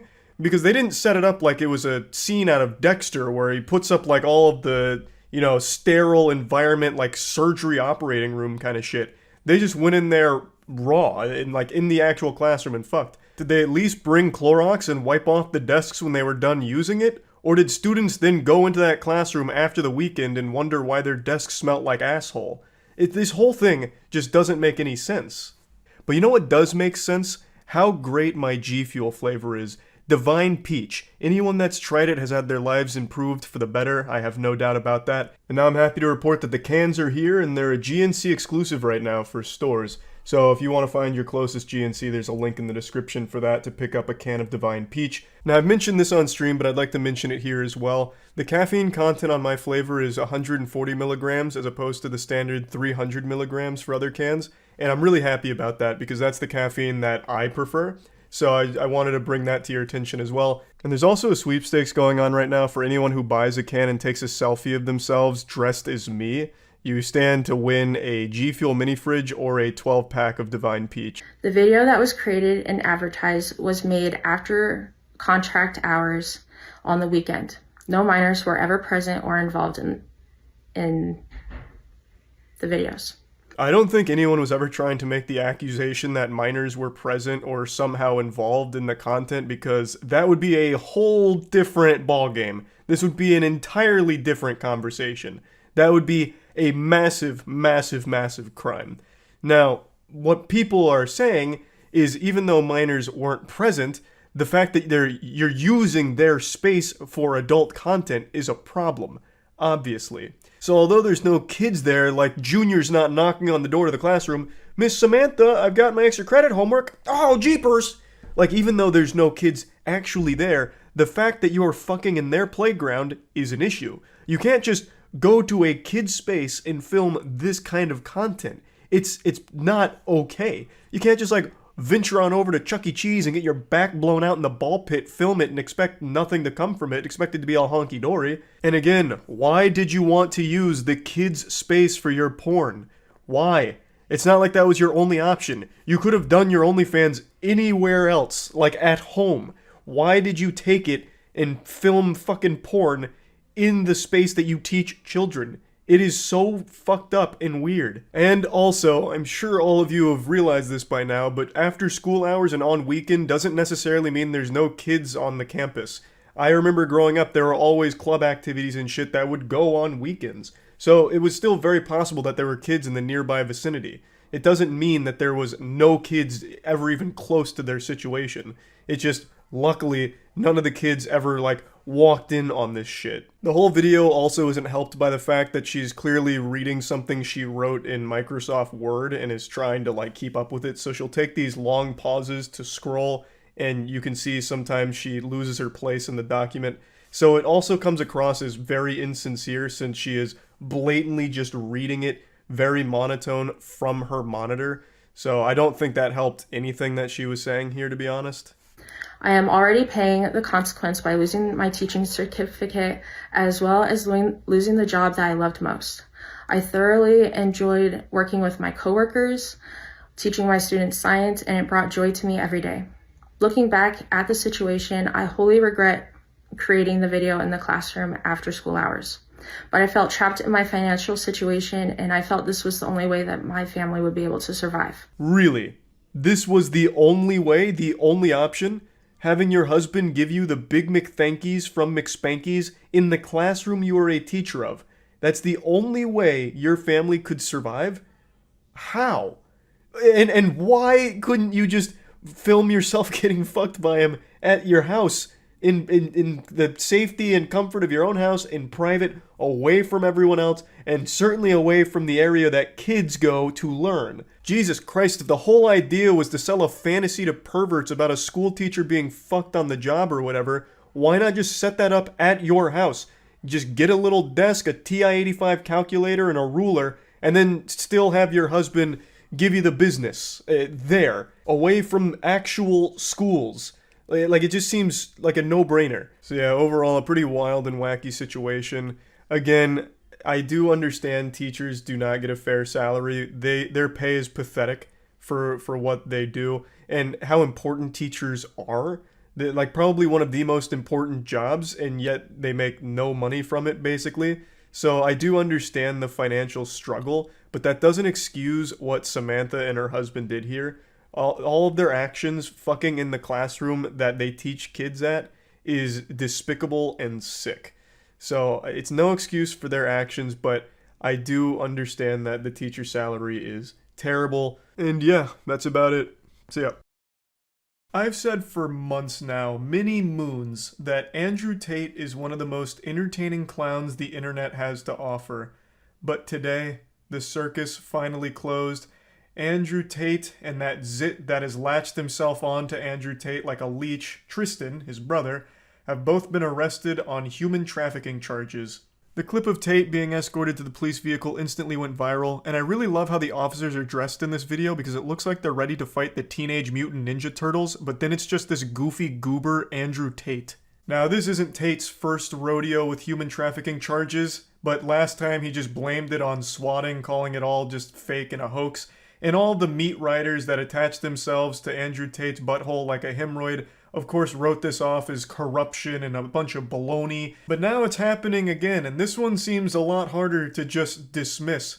But you know what they say, fool me once, shame on me. Fool me twice, well then you're just breaking out of the matrix, am I right, hustlers? The Hustlers University is what Andrew Tate is most famous for. You pay $50 a month for a Discord server, which is the most pathetic thing on the planet, and I think adds to the comedy of Andrew Tate and all of his fans. And in that godforsaken Discord server, it acts as like Alcoholics Anonymous, where people just hype each other up and tell each other their problems with not getting laid or not being financially stable, while getting lectures from people that aren't even Andrew Tate on the most basic stuff imaginable. They hype themselves up as top G alpha males, but they're pissing away $50 a month to learn basic drop shipping techniques and how to do push-ups. I'm gonna let all of you in on a secret. Even the people that are very successful that like Andrew Tate are not stupid enough to be paying $50 a month for advice you can find on WikiHow. It is so embarrassing. It's a scam, and you're not in on it. You're the victim, and yet you're so brainwashed you continue to swallow his whole meat for it with a smile on your face. He is preying on insecure men, and he is doing everything he can to keep you a virgin. When you're a virgin, you're a Hustlers University student. When you're a virgin, you're an Andrew Tate supporter because he's feeding you things you want to hear, and you're taking it as, you know, telling it like it is. Meanwhile, you're unhappy and still not getting laid.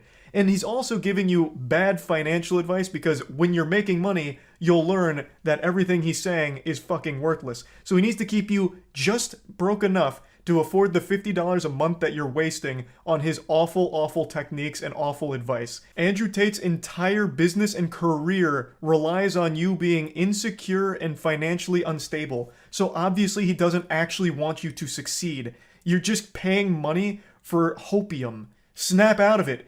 You leaving Hustlers University is you leaving the Matrix, goddammit. Just think about all the money you'll save not paying for that shit. You could afford a gym membership. Then you could access free information for workouts online that'll actually give you results. You can get big and strong like me. This is very long-winded, I'm sorry. I got sidetracked because we're talking about Andrew Tate and it's such a wacky situation. I couldn't help but throw all this in here. But yeah, Andrew Tate, Tristan Tate, they've been arrested on human trafficking charges following an investigation that's been ongoing for quite some time. And the way that they actually apprehended him is extremely silly. It all ties back to a Twitter argument he had with a teenage girl. I'm sure you've all seen it. It was very public. He made this statement to Greta Thunberg about the emissions and his supercars and all that, and then she responded with a dunk on him that went viral. It's one of the top 25 most liked posts on all of Twitter right now. It's got about 3 million likes and counting, basically just saying he has small dick energy in response to what he said to her. And this sent him into meltdown mode. He very clearly got a bit hurt by this response, and one of his immediate tweets after this was talking about having sex with her, where some fucking lunatic on there is like, Andrew Tate and Greta need to fuck already. And he just responded saying she isn't ready, which is super creepy and weird, just actual degenerate shit here. And when I first read this, I thought this was just full mask-off pedophilia. I didn't realize Greta Thunberg was 19. I thought she was still like 16 or something. So when I read this conversation, I thought they were just openly talking about fucking kids. Like, I had lost my marbles for a second. I had to Google to make sure that these weren't just two people admitting to being pedophiles. But yeah, it turns out that she is 19, but that doesn't make it any less awful to say shit like this. But all of this stress of being dunked on in such a big way was clearly very taxing on the smooth brain of Tate. So he then made a response video. And it's a very cringe response video. I actually think they should have slapped on an additional charge for cringe. He should have been hit with human trafficking and overwhelming plus ultra fucking turbo cringe because this response video was abominable. Anyway, he made this video, posted it out there, big smile on his face, super excited. I'm gonna get the last laugh. You don't dunk on me. I come in here and I fucking dunk on you. But then, A new slam and jammer entered into the equation. The Romanian authorities. You see, in this video, he made a mistake. He included a pizza box from a Romanian pizza place, which let the authorities know that he was still in the country. So, after realizing that, they tracked him down and arrested him today. The authorities gathered all the evidence they needed, and because Andrew Tate couldn't fight the urge to publicly argue with a teenage girl on Twitter, they got him and his brother. It's almost poetic in a sense. He got finally taken down because he just absolutely couldn't fight his own ego. It's a guy who gets a lot of credit for being smart despite being an absolute fucking buffoon. Like a legitimate goddamn troglodyte. He made this emotionally charged, absolutely pathetic response video to try and look cool once again for his audience, and in doing so, he led the authorities right to him and his brother, who had been, I guess, evading them for quite some time. Pretty wild situation, honestly. He begged, he whined, cried, threw a tantrum, demanding he get his Twitter account back, and that ended up being the thing that put the final nail in his coffin here, it seems. Now, of course, we'll have to wait and see what happens with the charges and where this goes from here, but I think it's a little hard to explain away 2 instances of human trafficking with Andrew Tate here and raids on his property. That's not just a common occurrence. That's not something that just happens like a whoops-a-daisy. I guess it wasn't human trafficking. We made a mistake here. We got wires crossed. He's actually completely innocent. That's not something super normal. Of course, mistakes do happen when it comes to law enforcement, but human trafficking is one that doesn't pop up all that often. And I know a lot of people like to say it's just because Andrew Tate was so powerful and telling it like it is. He was revealing the truth and breaking out of the Matrix. What the fuck are you talking about, you goddamn idiot? All he was saying is like, oh, you need to treat women this way, and they're gonna treat you this way, and you'll get pussy this way. And you need to do this kind of drop shipping in order to make this kind of money. Like, that's not exactly something that the government's gonna have a huge issue with. Him feeding you bad information on getting pussy and bad information on making money. Like, he's not revealing any kind of crazy secrets that the government would try and come after him for. He's just an internet asshole. He's just a troll who found a way to milk money out of insecure dudes. That's not something that the big eye in the sky, you know, the man behind the curtain's gonna come after him for to silence him with false charges. This isn't some giant espionage movie. It's all pretty simple to follow stuff. Like, if you stop to think about it for a couple of seconds, it just doesn't make any sense why they would come after him if there's no real charges or any, like, real stuff, shady stuff going on. But yeah, the human trafficking charges are extremely concerning now. It's some very serious shit, and I've already seen some extremely hard cope from Andrew Tate's fans saying that human trafficking is not even a big deal anyway. Like, it's blown way out of proportion, or, you know, it's not a real issue, which is super alarming to read. Like, goddamn, to think human trafficking is not a big deal is mind-blowing. Very brain-dead stuff. But again, we'll have to wait and see what happens now going forward since he's been arrested. We'll see what comes from it. But I still find it to be a wacky situation, and, you know, it's a little odd that it's happened twice now.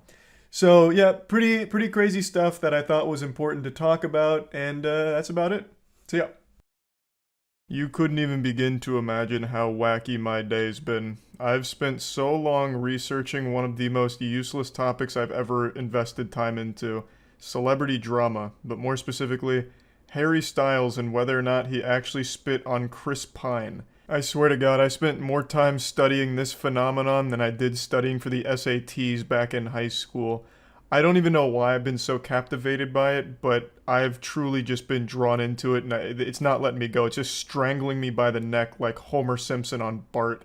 I just cannot get a conclusive answer as to whether or not he actually spit on Chris Pine. Let me go ahead and bring all of you up to speed. Harry Styles and Chris Pine are in a movie coming up called Don't Worry Darling, which has a ton of controversy surrounding it with Olivia Wilde and pretty much the entire cast.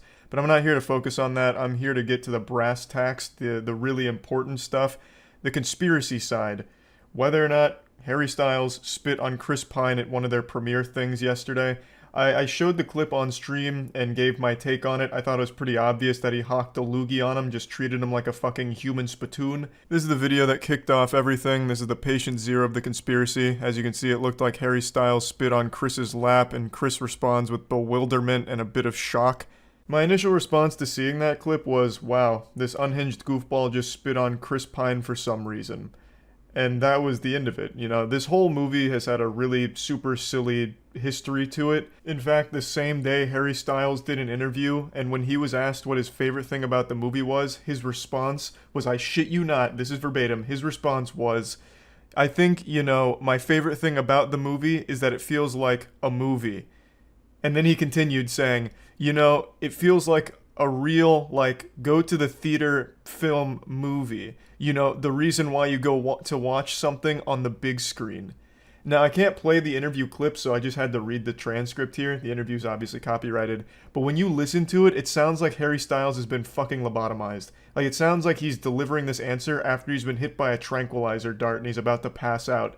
I've never listened to him talk. I've seen him in a couple movies and he's always been okay. I don't really have any strong opinions on him. But listening to him speak unscripted is painful. It actually just feels like I wandered into like the most decrepit bar and I'm listening to a drunk man tell stories. It was bad. But anyway, after seeing the spit clip on stream, I said, yeah, it looks like you just spit on him, you know, no questions asked. I washed my hands of it and that was that. I thought nothing more of it. But then it got posted on my second channel, and on Twitter, they weren't super happy. I got a couple tweets talking about how disappointed they are that I called Harry Styles yucky because of the spit clip, but one in particular stood out to me. One of them said, not moistcritikal calling Harry Styles yucky for a fake spitting clip. And I sat there scratching my head. I said, you buffoon, you fucking imbecile, what do you mean, fake spit? Like, what is fake spit? Like a prop from Party City? Was the saliva acting? Was Chris in on it and the spit wasn't aggressive or disrespectful? It was a publicity stunt? Like, what do you mean, fake spitting incident? Like, I couldn't wrap my head around it because I thought this was a pretty open and shut case because it really does look like Harry Styles purses his lips, fucking lets Loogie rip, and Chris Pine responds by looking down where he was spitting, and he's pretty disgusted or confused by it. So it all seemed to check all the boxes of being legitimately being spit on. I didn't know there was any debate. But even still, I wanted to go a bit further to see, like, is this like a conspiracy? Have I bought into propaganda? Have I been faked out? Was it actually a magic trick? You know, I didn't get it. But Harry Styles fans, whatever they call themselves, stylers, I have no idea, they were adamant that this was fake, manufactured drama and not real. So I dug a bit deeper, and I found an alternate angle, which I also pulled up on stream, that further confirmed my suspicion that this was real spit. I'll go ahead and play that for you. So here we can see the event through a different lens. We got a totally different vantage point here, and I think this one's even clearer, because I really feel like I can see spit travel. So then I did what any sensible man would do and slowed down the clip significantly, and I'm not too sure. Like, now I really don't know if it's spit, because there I didn't feel like I could see it as well. When played at full speed, I am convinced that I can see the spit. I see like a little flash leave Harry Styles' mouth and land on Chris Pine's lap.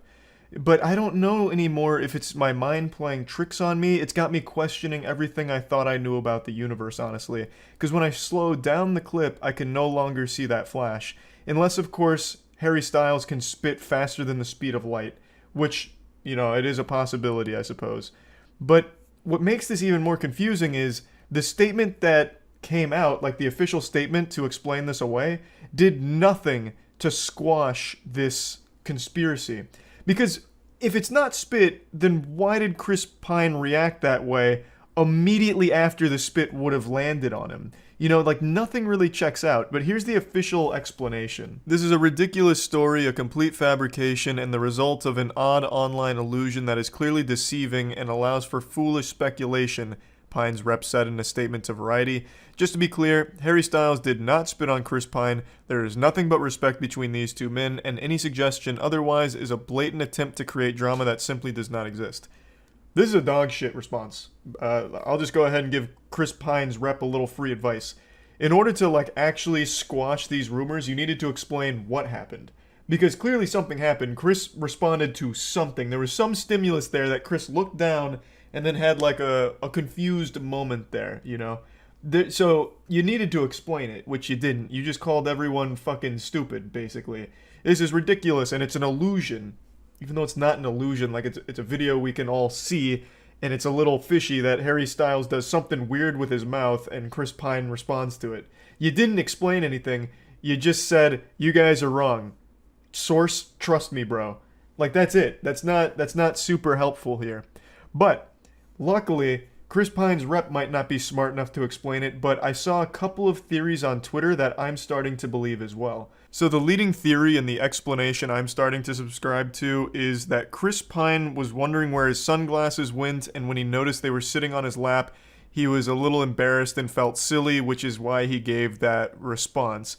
And that's a mistake we've all made, like we're looking for something that's right in front of us, or we're looking for something that we're holding. You know, like sometimes I've made the mistake of trying to find my phone, and I'll turn the flashlight on my phone while looking for it, and then I feel like such a fucking idiot when I realize, oh, it's in my hand. And then, you know, you have that eureka moment where you feel stupid and you have like that kind of response. And that does actually kind of explain it away, because Chris does grab his sunglasses after noticing them, and he does give that like, oh, I'm so forgetful kind of look, that kind of shit. So maybe it's a case of just perfect timing where Harry Styles did some goofy shit with his mouth that looks like he's spitting, and at the same time, Chris Pine just happened to have noticed the sunglasses he was trying to locate were sitting right in his lap, so he's like, ugh. You know, like, oh, I found them. They were right there. I'm so dumb. That kind of shit. But I'm not 100% certain either way. I've spent so much time rewatching these clips. It's fucking crazy. And I still can't fully decide which I believe. I think it's most likely that he didn't spit on him and it's just his reaction to finding the sunglasses he was looking for. But I also don't think it's impossible that he truly did just spit on Chris. There's been so much drama on this movie. Like, I wouldn't be shocked to learn that these two have animosity between them and he just spit on him just to fucking assert dominance and disrespect him publicly. I think both are equally likely, though I lean a little more towards it just being the sunglass thing. But anyway, just wanted to talk about it since I spent so much time researching it. That's about it. See ya. I've said this before, and now it's time to dust it off and say it again. And I don't care whose feelings get hurt by this. Just like a suppository, I don't care if your ass gets sore. It's time to hit you with the truth. It is extremely embarrassing when somebody makes one thing their entire personality. Whether that's being a fan of a show, being a fan of a band, or expanding beyond it. If you have like a shtick that becomes a meme, making that meme your entire brand and your entire life. I find that to be cringe. And the internet is, of course, a portal to cringe, so let's show you who I believe to be the most sad specimen when it comes to this phenomenon. Salt Bae. Salt Bae is a restaurant owner who rose to fame because he sprinkles salt down his arm like this while wearing goofy sunglasses. He looks like a time traveler from a steampunk dystopia. He took off as a meme and kind of a joke online, but then that meme got made into real flesh. He adopted that as part of his soul, and it has now become his entire identity. He translated all of that online buzz into real-world success, so his restaurants are actually quite popular, and they're known for extremely overpriced food. Most notably this abomination. This is a steak wrapped in edible gold, and I think it looks truly awful. That shit looks like a poorly wrapped Christmas present, but what's even worse here is Salt Bae himself, the Santa Claus of meat. He comes to the table when you order something like this and puts on a little song and dance, so he cuts up the gold steak, and then he hits it with his signature anime finishing move where he sprinkles the salt down his arm, and then he grabs a piece of the steak on a knife and then dangles it over any woman at the table's face. He just like dangles the meat over there like he's at like a petting zoo or something, and then the women are expected to like lift up and then bite the meat off of his knife. It's pretty embarrassing to watch. Like, I can only imagine going there and seeing your girlfriend do that. You'd be like, damn, this is expensive and I feel like I'm getting cucked, even though everyone's clothes are still on. It's just, I think it's goofy, very silly, but overall, it's harmless cringe. But as is so often the case with these memers turned celebrities, he flew too close to the sun. I think this shtick was never entertaining. I never really saw the comedy stylings of sprinkling salt down his arm to be gut-busting or anything. But it's not like it bothered me either that he got popular from it.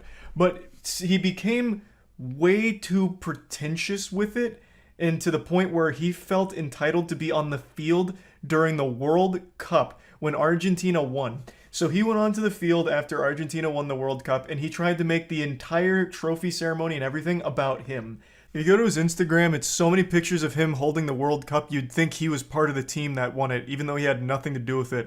And then he also has that picture in the bottom right that looks like he actually fished the piece of poop out of a toilet at one of his restaurants and was playing with it. So he was rightfully getting dunked on by everyone on the internet for this shit, and I just want to show you some of his worst moments here because, man, it is so bad. By far the worst one is him trying to get Messi's attention. So you can see him kind of like harassing him and yanking on him to try and get Messi to acknowledge him. Kind of like a toddler trying to get his dad's attention. But Messi's having no part of it. He's actually celebrating with the people that matter to him. And his team, his family. And he doesn't give a fuck about Salt Bae pestering him for like a photo for his Instagram. It's so embarrassing to look at. Now, apparently, Salt Bae and Messi have met before. He wasn't like a complete stranger. But Messi just ate at one of his restaurants and Salt Bae fed him a piece of food. Like, it's not like they were inseparable friends or something. And the gall to go out on the field after the World Cup win and act like you're somehow best buddies with everyone on the team is so laughable and pathetic. It was so bad, in fact, that now FIFA is investigating how he even got on the field in the first place, because they're not entirely sure. The leading theory is that he was able to get on the field because he's somewhat friends with the FIFA commissioner, like the head of the FIFA org. So that's the leading theory, but even that's not 100% certain from what I've read. But yeah, let's take a peek at some of those videos he filmed because, man, they're classics.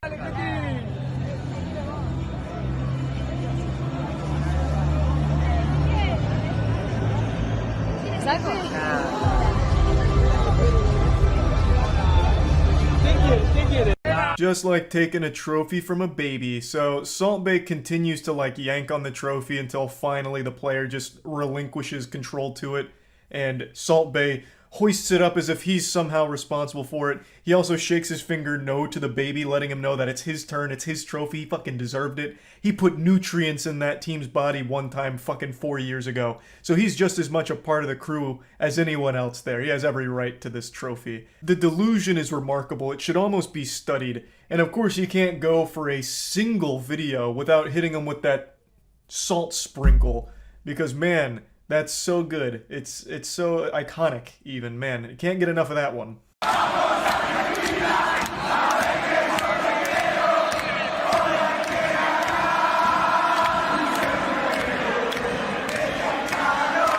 Man, that guy's face really tells the whole story. That discomfort. Faking a smile, but his eyes are just beyond annoyed. Wondering who is this guy? And why is he squeezing on my hand and trying to grab the trophy from me?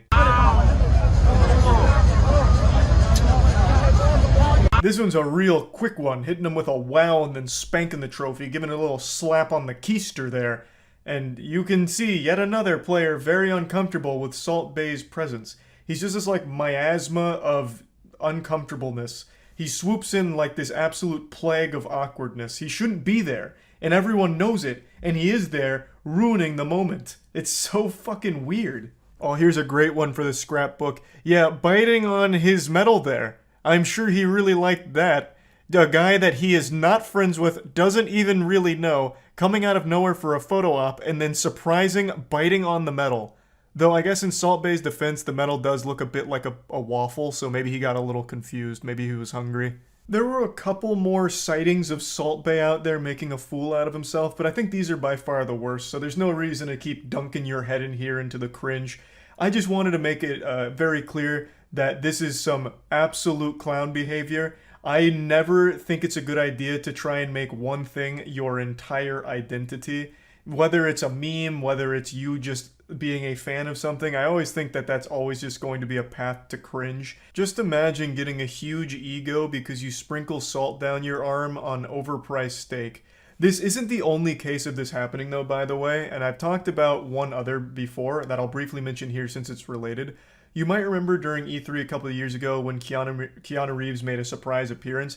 There was that "you're breathtaking" moment that, you know, captured the world and tugged on everyone's heartstrings.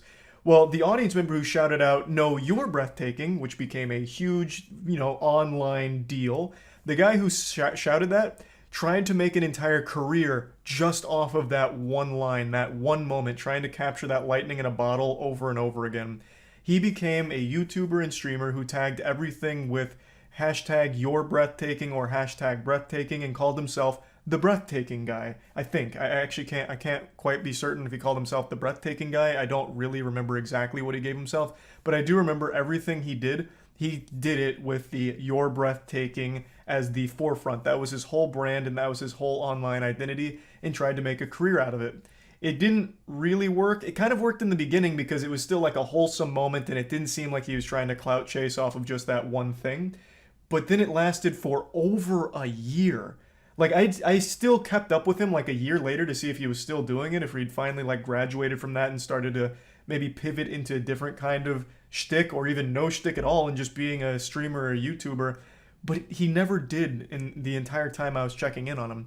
It was always going by the "you're breathtaking" moment to try and make that his thing. And it didn't pan out super well. Last I saw, he was streaming to about like 10 viewers at the time.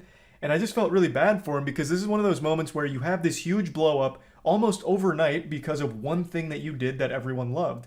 So you want to keep doing that because everyone loved it, but then you wear it out. It overstays its welcome. And then eventually you end up in a position like Salt Bae, where it's just kind of washed up, it's run its course, and now you just look silly for continuing to embrace it and continuing to try and sell that. So I just wanted to bring this up because I think Salt Bae is a bit of a loser, especially for this World Cup shit. That's about it. See ya. I am so thrilled to see Brendan Fraser having such a pop-off right now. He had a 6-minute standing ovation yesterday for his role in The Whale, which is an upcoming movie. And his response to it is just the cutest thing ever. I've already seen this video 3 times. It's like watching puppies, but cuter.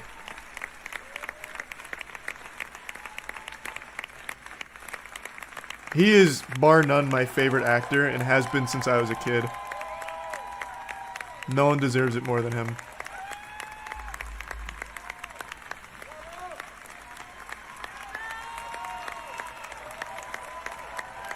Though I will say 6-minute standing ovation, that probably got really uncomfortable after like minute 1. I love that little kick. It feels like that anime that became a meme, where it's just like a guy in the ocean and like a million people clapping for him. But in the real world. So I'm really excited to see The Whale. This is by far his biggest role since coming back. And I have no doubt I'm going to enjoy it because it's Brendan Fraser. He has always been the best part of the movies that he's in. In fact, when I saw this yesterday, I went and dug out my Mummy's Collector's set. I've had this since I was a kid. Well, I guess not really. I had the old VHS tapes, but I got this when I was probably in middle school. It has The Mummy Returns, and The Scorpion King on it. Because my favorite movie is The Mummy, and my second favorite movie is The Mummy Returns. Oh, it's so good. In fact, I don't even have the original Mummy disc in here because it's still in my old DVD player. It's become like a sarcophagus for it. I watched it so many times. Those movies are just genuinely timeless. He just seems like such a wholesome guy. He killed the 90s, man. Every great movie had Brendan Fraser in it. It's not just The Mummy. He had Blast from the Past, Bedazzled, George of the Jungle, Encino Man. He was just the go-to for good old-fashioned fucking fun. And he went through hell for it. He almost died on the set of The Mummy because there's a scene where he gets hung. Hey, it's Charlie post-stream here. I don't think I did it justice when I explained how he almost died on the set of The Mummy during stream. So I decided to dust off the old Brendan Fraser Bible and get reacclimated to the lore. So what happened is, in the Mummy scene where he's hanging, it was a legitimate stunt, and Brendan Fraser, while performing the stunt, got onto his tippy toes and they like took the tension up, which led to him getting choked and he blacked out. And according to eyewitnesses, he had actually stopped breathing and needed CPR in order to be like resuscitated. So he came pretty close to just straight up dying during that hanging scene. Yeah, here's him talking about how he had to get a laminectomy, which is something that sounds like a fucking procedure in sci-fi movies. And so he took a pretty long break, but he's now coming back to it. In a big way, too. He was on Doom Patrol. And I know he did great on Doom Patrol. I didn't watch it, though, just because I'm not a real big DC TV show fan. but now he's in The Whale. He was in a Scorsese movie, but I think that actually got canceled. He was in Batgirl, which unfortunately Warner Bros. Pulled. They just threw 90 million right into the shitter and canceled it right when it was done, basically. But he was Firefly in that movie. So he's coming back now. And the newest one is The Whale, which he just received that 6-minute standing ovation for. But he's so sweet too, man. Like, the interviews he's done over the last year or so have just been so great. I'll probably come up with this. He did one with like a TikTok star, and that's when he learned that people on the internet like him, and he started tearing up about it, that he had support from random internet people. It's so sweet. In the words other when Where is it? Bob De Niro. Oh, here we go. Yes, I saw. Congratulations. That's so Thank you. I think I might be sick. A little anxious. Oh no. I mean, it's gonna be fun. You got this. You've got this. Got it.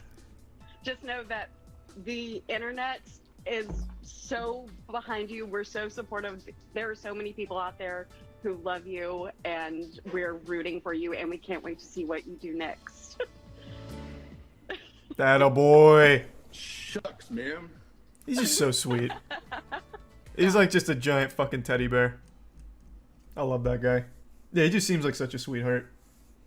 The movie he talked to animals was Dudley Do Right. We don't talk about that. We pretend that one didn't happen. I almost got to meet Brendan Fraser. He was in New York doing something, and we actually got invited out to, like, spend a day with Brendan Fraser. Kind of like something you would win at, like, an old Scholastic book fair if you got the golden ticket. And we were like, bet, we're in. We'll drive to New York tonight. And then as we were making our plans to, like, actually go out there and take them up on that, Brendan had something come up. Or he decided he didn't want fucking 4 lunatics who were willing to drop everything to come up to New York, 18-hour drive, just to spend a few hours with him. Either one could have been true, honestly. But I have no doubt it would have been a great day. His character in The Whale is named Charlie. I know, I saw that. That's so poetic, honestly. That's so cute. I'm his biggest fan, and now his biggest modern role has my name on it. You couldn't draw that up any better. That's like a fucking prophecy. Doom Patrol is the only thing from Brendan Fraser I haven't seen, though. I have seen every single one of his movies. Doom Patrol is a show, and it's the only thing from Brendan that I haven't actually seen. Oh, I love Encino Man. I still think about Encino Man from time to time. Fucking Pauly Shore saying wheezing the juice, and then Brendan Fraser saying wheezing the juice for some reason pops into my head sometimes when I'm like eating ice cream. For no fucking reason. Like, I've seen all of his movies so many times. What do you think of the movie Airheads? I actually think that movie's amazing. What a crazy cast. Fucking Steve Buscemi, Adam Sandler, Brendan Fraser, and they bust into a radio studio for them to play their music because they're just a terribly shit band and the only way to do it was to hold them hostage. That's a great movie. His Twitter is wholesome as hell. I actually didn't know he had a Twitter. I'm gonna go out on a limb and say it's not him on Twitter. Just a hunch. It seems like he's just now getting into, like, social media and, like, interviews and stuff. I don't think he would have taken the plunge into the fucking cesspool of Twitter yet. That's probably like a PR team. But he was playing the Nintendo Switch not long ago, so who knows?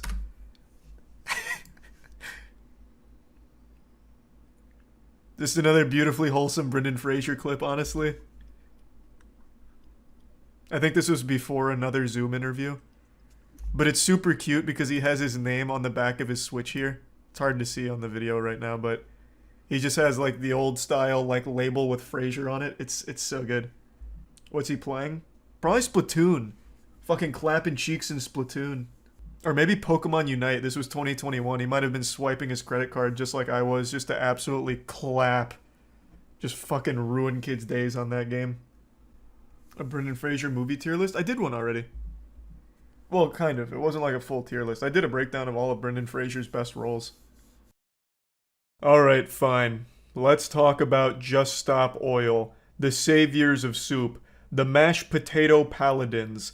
I'm sure you're familiar with them by now. Their big claim to fame is the time they threw tomato soup on that Van Gogh painting about a week ago. I'll go ahead and play the clip in case you don't know what I'm talking about.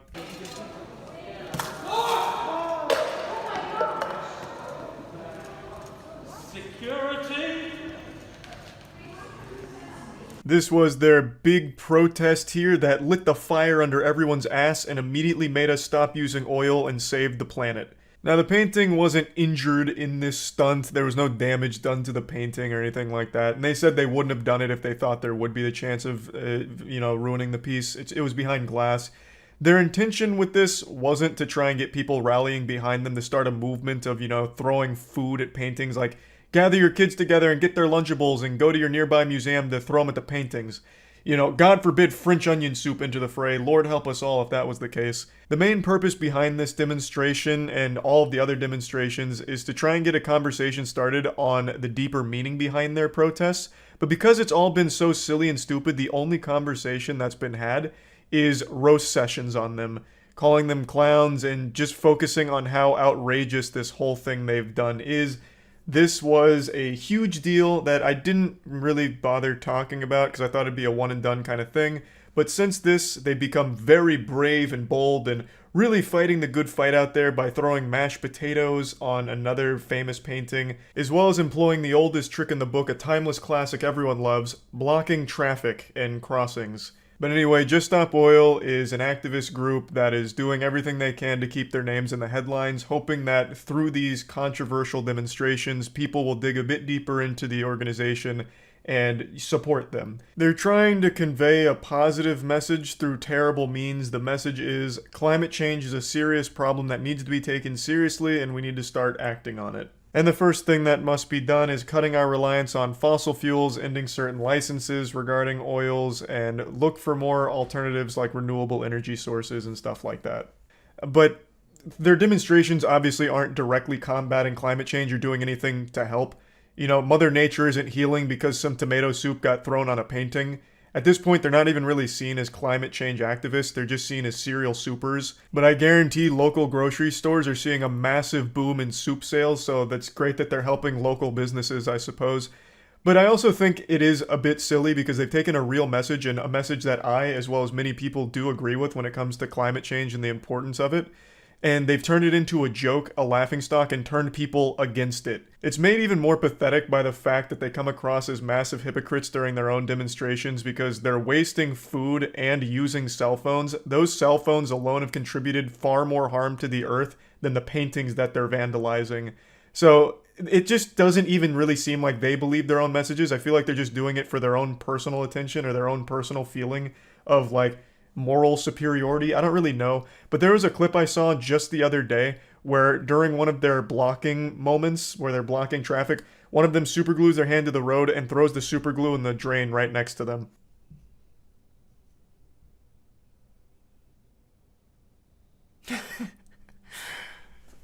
Fighting the good fight.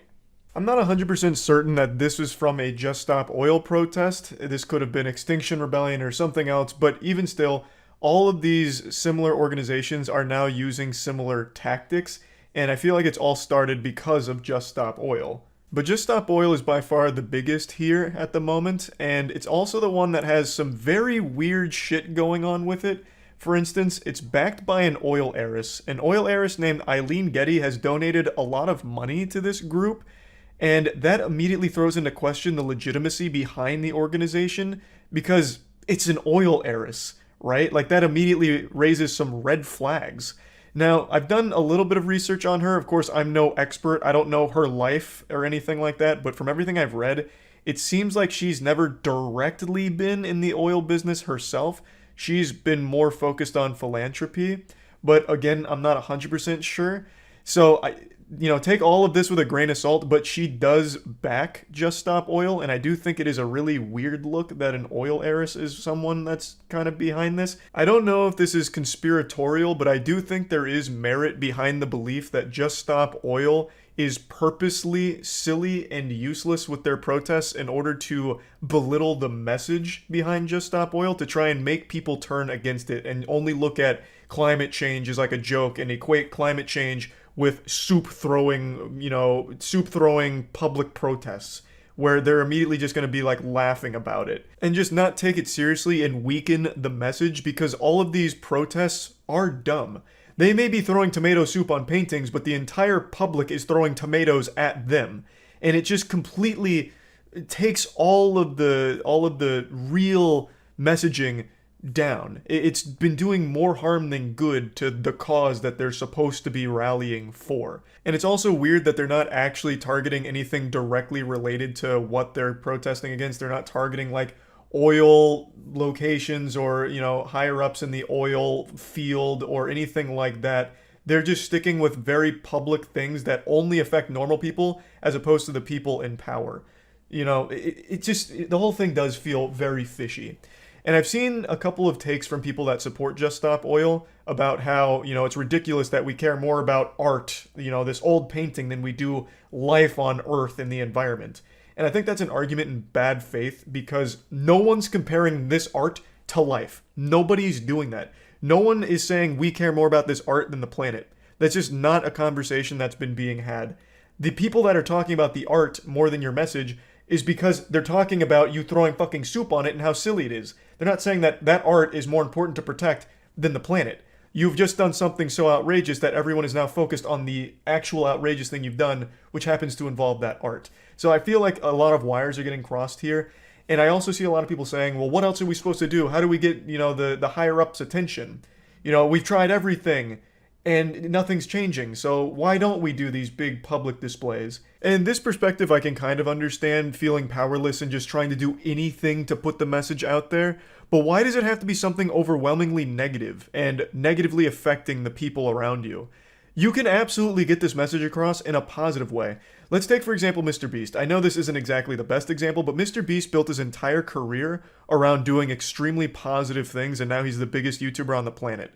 And he is an extremely successful person. I believe the Mr. Beast brand is valued at over $1 billion now. And that's through only positive messaging and positive things. You can absolutely get messages across in a positive way. It doesn't always have to be like some kind of, vandalism or spray painting cars and shit like that, blocking people's route to work. Why not try a more positive thing and get people talking about you in a good light? Like, hey, did you see what Just Stop Oil did the other day? They saved 15 kids from a burning orphanage. Man, those are some heroes out there. I wonder what else they're up to. As opposed to, man, I'm 50 fucking minutes late to work because 8 people linked their arms and sat down on the interstate and there was nothing we could do about it. When your entire organization relies on people joining in order for it to be strong, there is a such thing as bad publicity. You don't want people to view you in a shitty way, because then you're going to have less people join and support you. So, anyway, that's just me ranting about all of this. I also ranted a bit more about it on stream in relation to the mashed potato incident, so I'll show you some clips of that now real quick. It's really popping off. It's getting the message across really well. I'm sure any day now we'll stop using oil. What is that going to do for them? We've gone over this before when they threw tomato soup on that other painting. We'll go over it again. The idea behind it is get their name in the headlines. Hopefully people will look at the message and be like, all right, I'll support that. That doesn't happen, obviously. All people do is they see the headlines like, wow, bunch of fucking lunatics. I'm going to ignore the message. Terrorist organization. All right, let's not get carried away. Right now, their terror attacks consist of throwing tomato soup and mashed potatoes on paintings, both of which were behind glass, so they didn't actually damage them. They just made themselves look super stupid. I wouldn't necessarily call them terrorists. If they really wanted to do something to, directly try and impact it, I don't know why they wouldn't target the actual oil companies or something. Instead of just blocking the interstate for normal working people, why not block the driveway to one of their houses or some shit? Or block the exit to one of their factories or some shit. Play the video. It's not a very interesting video, but sure, here. It's exactly what you expect. They throw mashed potatoes and then super glue their hands to the wall. Blocking traffic is the worst thing. I don't know if Just Stop Oil blocks traffic. They might. I know it might be Extinction Rebellion that does it, but for some reason, some of these groups block traffic for normal people. So then it's just working people that are significantly late to work because they were blocking traffic to get their message across. everyone that was late now immediately writes them off and will always go against them 100% of the time. It's just fucking worthless. Oh yeah, they blocked an ambulance once too. I remember that one. That was Extinction Rebellion, I'm pretty sure. Yeah, overall, I just find this whole thing to be a massive miss here, just a fat L for the protests, because the only conversations being had are about how dumb it is, you know, and it's weakening the actual message, which I do think is a good message overall. So it's just doing more harm than good, and it's not doing anything positive or beneficial anywhere. So yeah, just wanted to talk about this a little bit. That's it. See ya. Initiating moisture.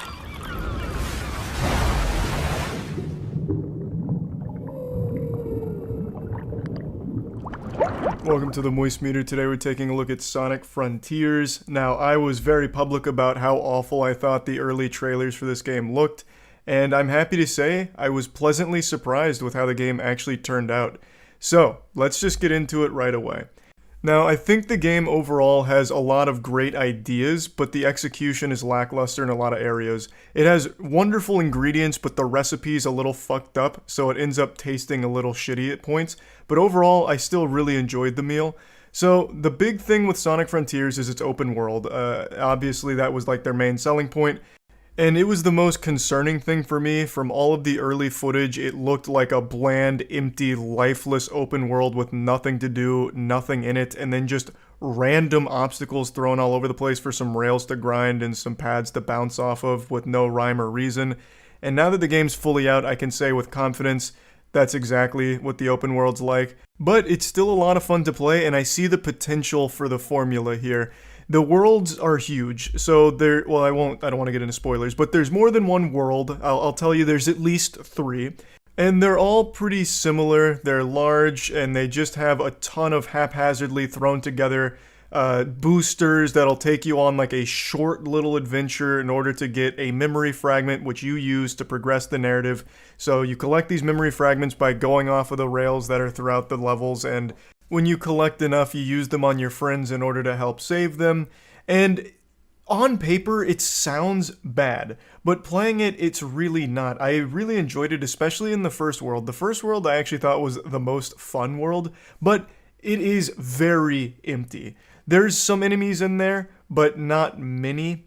There are mini-bosses, though, in these open worlds, and the mini-bosses are very fun to fight. I actually found the combat to be a breakout, like, joy for me. I thought it was going to be pretty uninspired and pretty boring, but it's not. It's fucking hype. So fighting the mini-bosses was always enjoyable because there's actual mechanics to it. It's not just a DPS check. You can do some fun stuff. There's some fun combos to experiment with. The skill tree's simple. It's quick to finish, but it is enjoyable.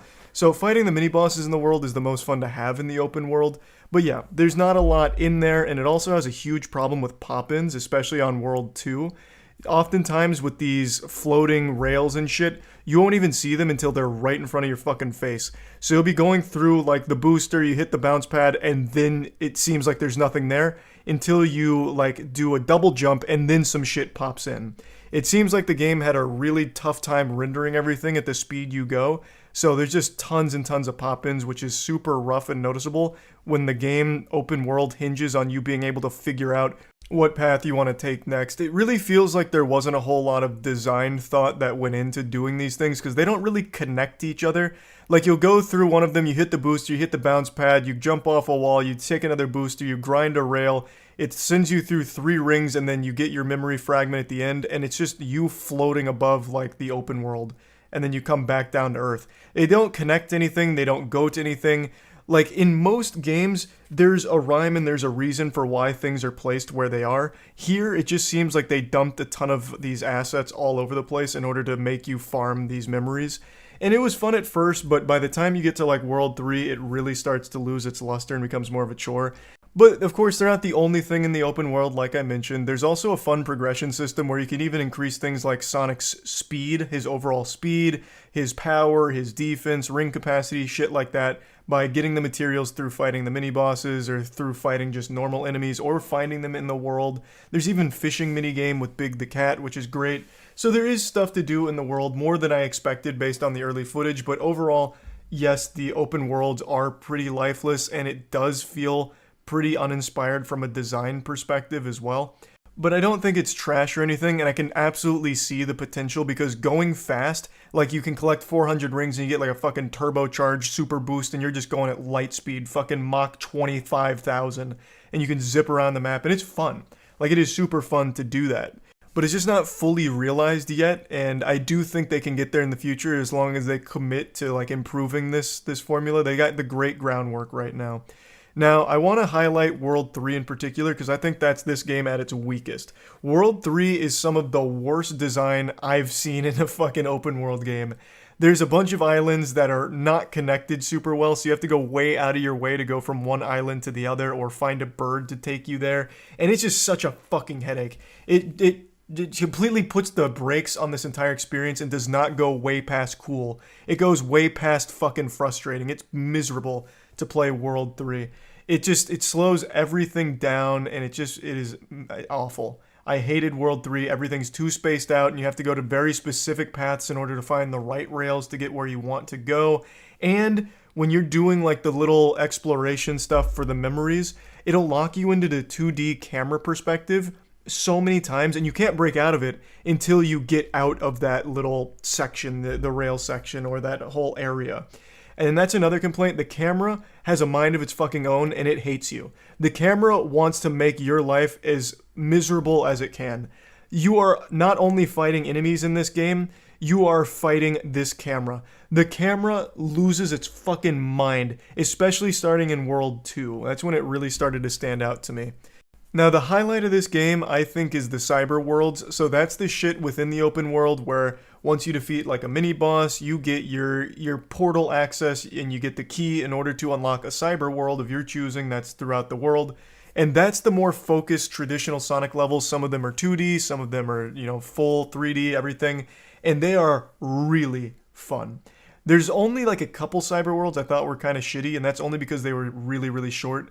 Now, they're super forgiving. This game's not a massive challenge by any means, but to get an S rank in a cyber world, you actually have to like try to suck dick in order to fuck it up. The only hard ones to S rank are World 1-1 and 1-2. After that, they just become super, super easy. They're very, very generous. You'll be getting S rank by like 45 seconds. You'll have so much time left over. But that doesn't mean that they're not enjoyable. I think the cyber worlds really stand out, and I liked it a lot. And another big standout to me is the soundtrack. This game's got an amazing soundtrack, especially during their Titan fights, which are their massive boss battles at the end of each world. Those go so fucking hard. Really reminded me of Metal Gear Rising: Revengeance at certain points. It dials up the hype. It's really fun choreography. Sonic goes like fucking Turbo Insano style, murders these Titans while some great metal's playing in the background. They have like screaming, which I didn't expect in a Sonic soundtrack. It was so fun. The Titan fights are amazing, and the soundtrack is just great across the board, especially in the cyber worlds.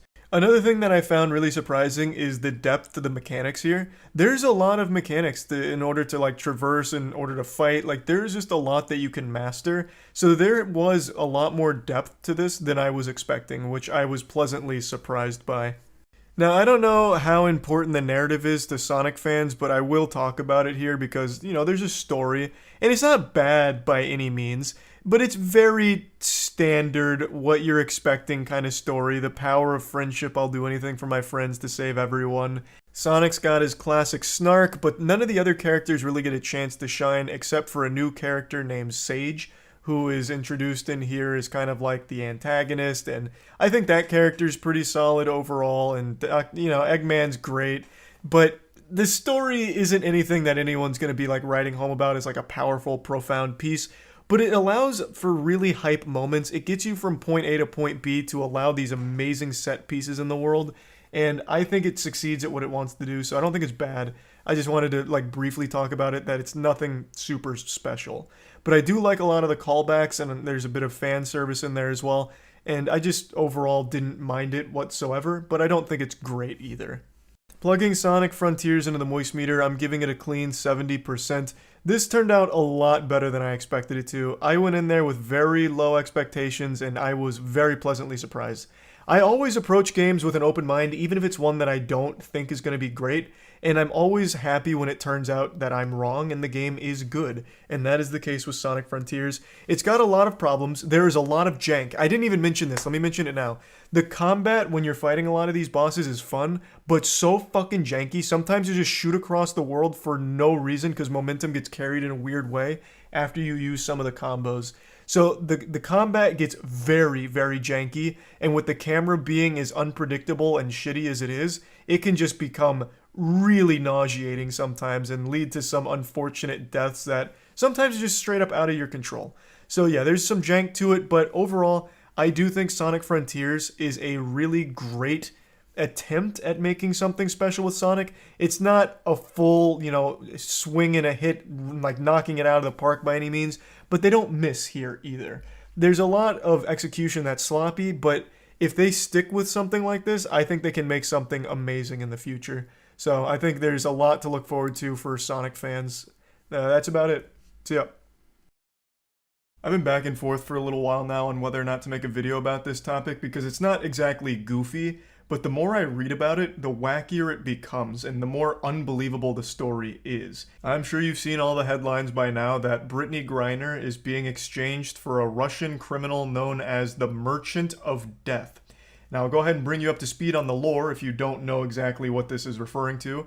Brittany Griner was one of the best WNBA players in the league, and she was detained in Russia on drug charges about 10 months ago.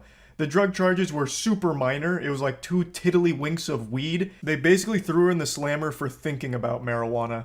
The actual story was they came after her for smuggling because they found vaporizer cartridges on her person which contained less than a gram of hash oil. So super trivial amount really. You'd find more devil's lettuce in a church bathroom. She wasn't exactly some drug kingpin who was trying to escape the country with a duffel bag full of jazz cabbage. It was very small stuff. She was detained and thrown into a labor camp for the last 10 months. And since then, the US has been working to try and set up a trade with Russia to get her back. Now, I'm going to go ahead and tackle this complicated issue real quick, just right away, because I've seen so many people mention this, that this same thing would happen in America for the same level of, possession.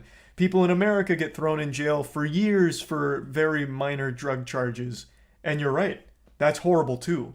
It's horrible when it happens in America. It's horrible that it happened to Brittany Griner in Russia. They can both be terrible together.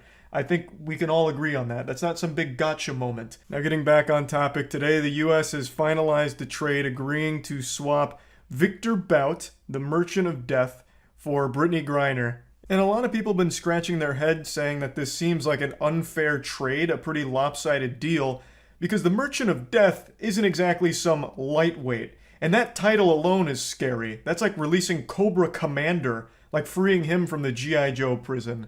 This isn't just some nobody. This is a very, very well-known arms dealer. In fact, they have a whole goddamn movie about this guy called Lord of War, starring Nicolas Cage. This isn't some small fry, not some faceless old pop Wiggleberry that was convicted for kegeling heroin. Like, this is a big deal. Now, of course, I do agree that this was a wrongful conviction. Brittany Griner's punishment didn't fit her crime. This was pretty outrageous. Like, yes, I understand, like, a law was broken, but this kind of enforcement of it is absurd. And I think getting her out is great, but I do agree with a lot of people that are wondering, could we have got more for this trade? Like, right now, there are still 2 other US citizens that are imprisoned in Russia. And we just gave up like our biggest Yu-Gi-Oh card here to barter with. Could we have maybe grouped them all together, be like, we'll give you the Merchant of Death, we'll give you the super duper ultra rare prisoner if you give us all 3 of your prisoners of ours. Like, I feel like that would have been a much more fair deal. Like, right now there's a Marine sitting in there that's been there since 2018. Like, I definitely feel like maybe we could have played this a little bit better. Now, of course, I'm not looking at the deeper political motivations and angles to a negotiation like this. I'm not here to dissect the inner machinations of this kind of swap. I'm looking at this as a pure layman reptile brain. And to me, while I'm happy that she's been able to return to the US, I would have liked to have seen that for the other 2 victims there. I would really like if we'd made the same level of effort to bring them home as well. And I feel like this could have been a great opportunity for it, since they were using the goddamn Merchant of Death. Like, just imagine the perspective of the Marine that's currently there for the last 4 years. You know, he hears Brittany Griner got released in a prisoner swap. He's like, oh, who did they trade? The fucking Merchant of Death. And then, like, well, who are they? Are they trying to get me out? Oh, yeah, they are. Well, who are they willing to trade? Oh, just some, like, Russian dude who stole a pack of cigarettes from a gas station. For some reason, the Russian government's not taking that trade, though, but they're doing their best. Like, I think this was a good opportunity to swing for the fences, get the whole kit and caboodle, grab the other 2 prisoners as well in this swap. That seems like a much, like, more even deal, if you ask me. You get all of the U.S. Citizens that are held captive in Russia right now out all at once in one fell swoop. Of course, I'm just a pea-brain fucking idiot, so perhaps that pipe dream was never an actual possibility, but, you know, to me it sounds like it could have been feasible. Like, get Saul Goodman on the line and work the deal. Like, it just seems like the Merchant of Death had a lot of weight for bargaining. That's just how it appears to me. Now, if you thought that's where this story ends, you're a damn fool, because there was a massive plot twist nobody saw coming.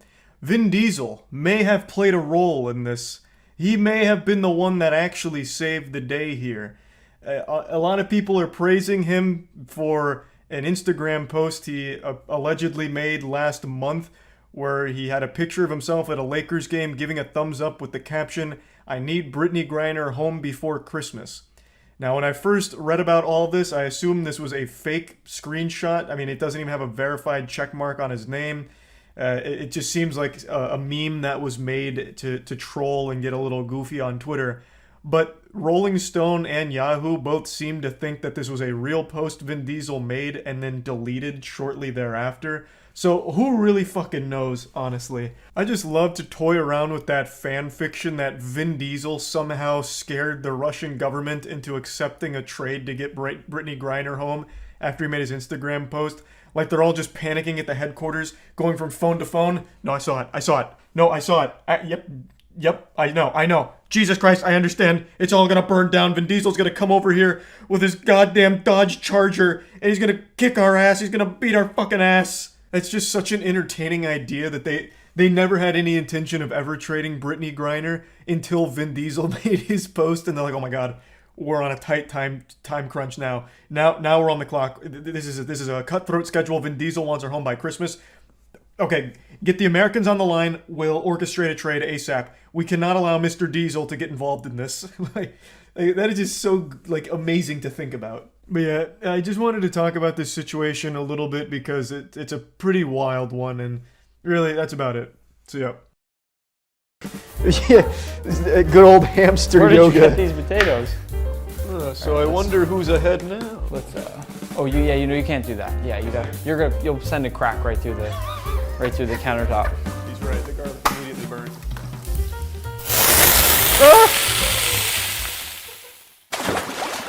Hey everyone, it's Masterchef Charles here again in the headquarters in the laboratory, but I'm joined by a legitimate Masterchef this time around, Nick DiGiovanni. What are we making today?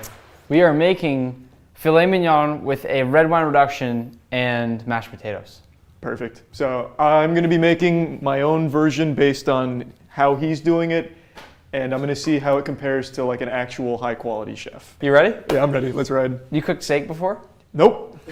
No, I never have. You literally never have cooked steak. The only meat I've cooked is chicken. And you're jumping in the nicest kind that you can get. Yep. Okay. Do you have a fry pan? Middle drawer. Middle drawer, yep. Perfect. I'll give you the small one. Okay. Okay, I'll take this one. Thanks to Opera GX for sponsoring this video. Opera GX is just the optimal browser for not only gamers, but just anyone with a pulse, honestly.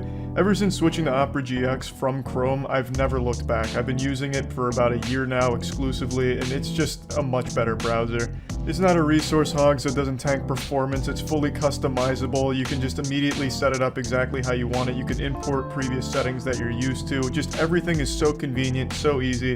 It has so so many cool features. I've talked about how customizable it is. I even have my own little wallpaper on Opera GX that you're welcome to download in the description. It just has so much to it that makes it fun and efficient. They also have something called GX Profiles, which will allow you to further customize it even more. So for example, if you're streaming and don't want to show any private things, you can configure it through streaming mode. So just go to configuration, then go to streaming. If you want it to be even less resource intensive, you can set it to potato mode, which is a configuration setting, and Opera GX is also available on mobile under GX Mobile. So I highly recommend Opera GX. You can download it in the description below for free. You're just gonna follow along, yeah? Yep. You ready? Ready. I cook pretty fast. Is that okay? I'm known for my speed. Okay, perfect. Okay, I cook let's with go. violence and authority. First things first, we already have our steaks resting, so we're gonna let these sit at room temperature, just hang out a little bit to come to temperature. So those are fine for now. Okay. Because this is gonna take the longest, mashed potatoes are first. All right, awesome. All right, we're gonna split these. I'm gonna grab a few russet potatoes. Okay. Would you have known the type of potato if I didn't tell you? Nope, I would have called these golden brown potatoes. Okay. So, grab a chef's knife. Doesn't matter. Yeah, Be looks careful. good. Okay.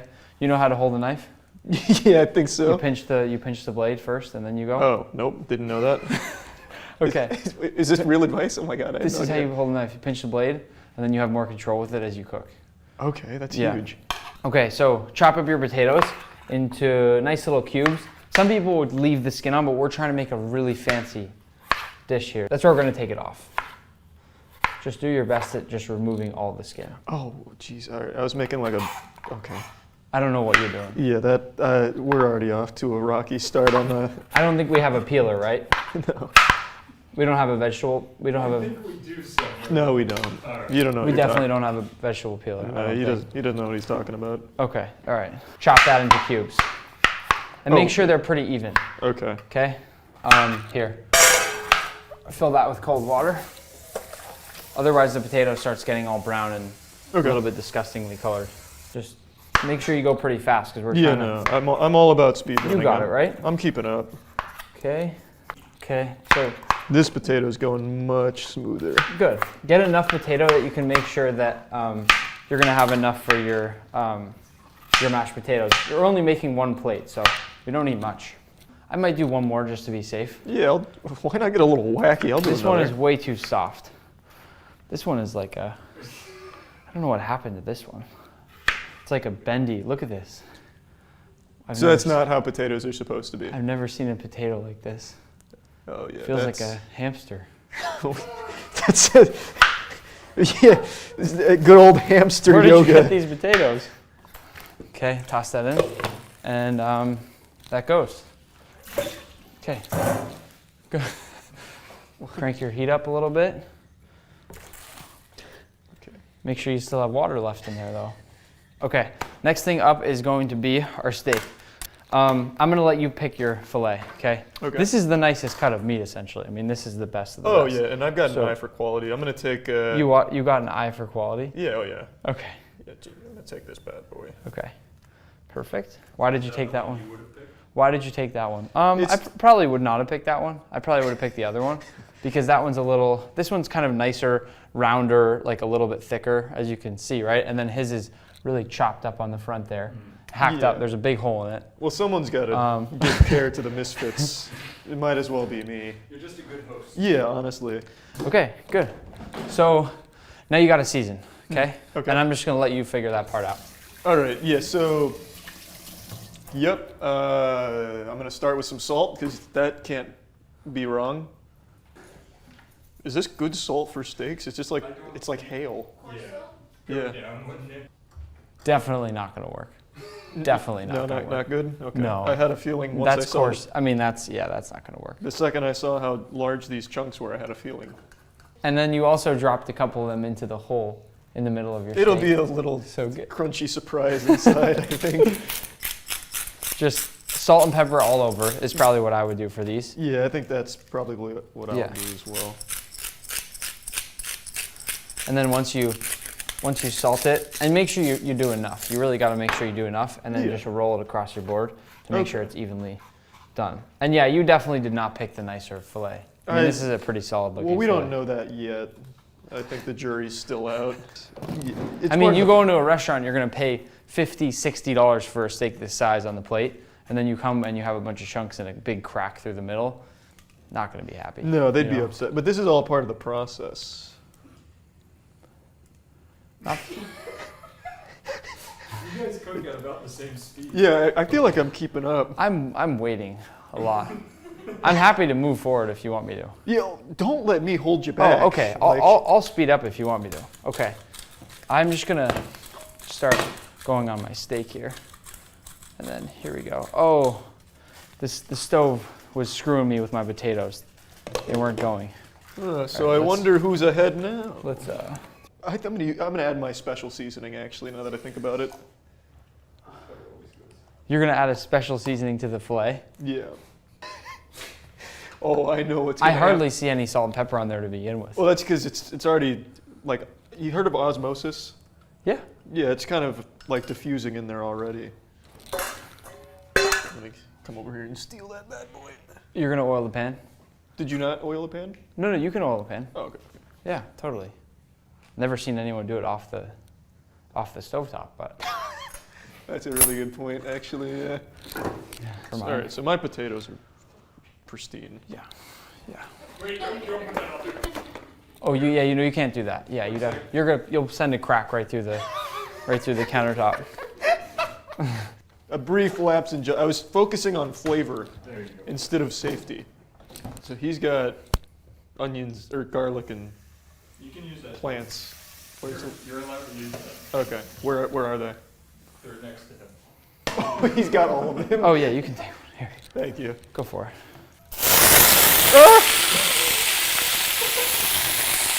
Unbelievable. Yeah, no, I'm fine. Okay. I've never had anyone put the oil in the pan so far ahead of the steak. So I didn't think that there was a pan with oil in there. Yeah. I would not have even thought to oil my pan if I didn't see him do it. I'm steaming my potatoes in here. Perfect. It's nice. Should I steam my potatoes? It's too late for that. Left them sitting in the water, getting waterlogged. That's a great point. Okay, so I think the garlic's good.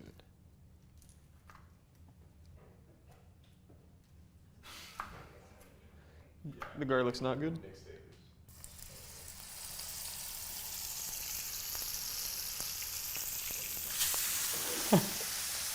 Good. Not bad.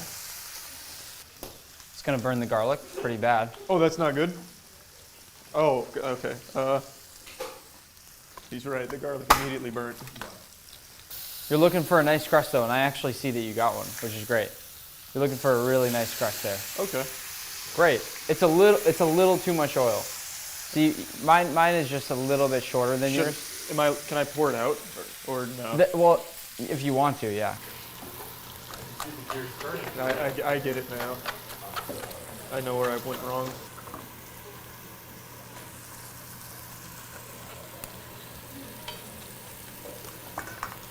How you feeling? I'm feeling pretty good right now. Like, how are you feeling against me? Like, do you think that you're gonna have a better final product? I think there's a 0% chance of that happening. That's a pretty good. What do you think of the crust? Not bad. Oh, that's pretty good. What do you think? Let me see. Nice. Really super uneven though, right? Yeah. Like, look at the top, look at the bottom. How do I fix that? Like, here, I'll show you a good graphic of how uneven it is. Right? Yeah, it's... See the even sort of the crust on this side is pretty even, top and bottom. That's Is that just from like tending to it? That's just because, no, I mean, you can let it do most of the work for you, but it's because I flipped it, hopefully at the right time, you know? And I had them similar on either side, and I kept pretty constant heat going throughout the entire cook of the steak. Okay. If that makes sense. How do you take a temperature of the steak? Because this is looking like... I mean, I usually just do it by sort of squeezing the side. Like a... I like to touch and squeeze the side of mine, and kind of, you can sort of feel if it's done. Okay. I definitely won't be able to do that, but... Yeah. The other thing is that you can take a knife, and you can stick it into the side. Let me see that. You can stick it into the side of the steak. I mean, this is not the best, because you don't want to tear the muscles apart in there, but you can kind of put a knife in the middle and Okay. like rest it in there.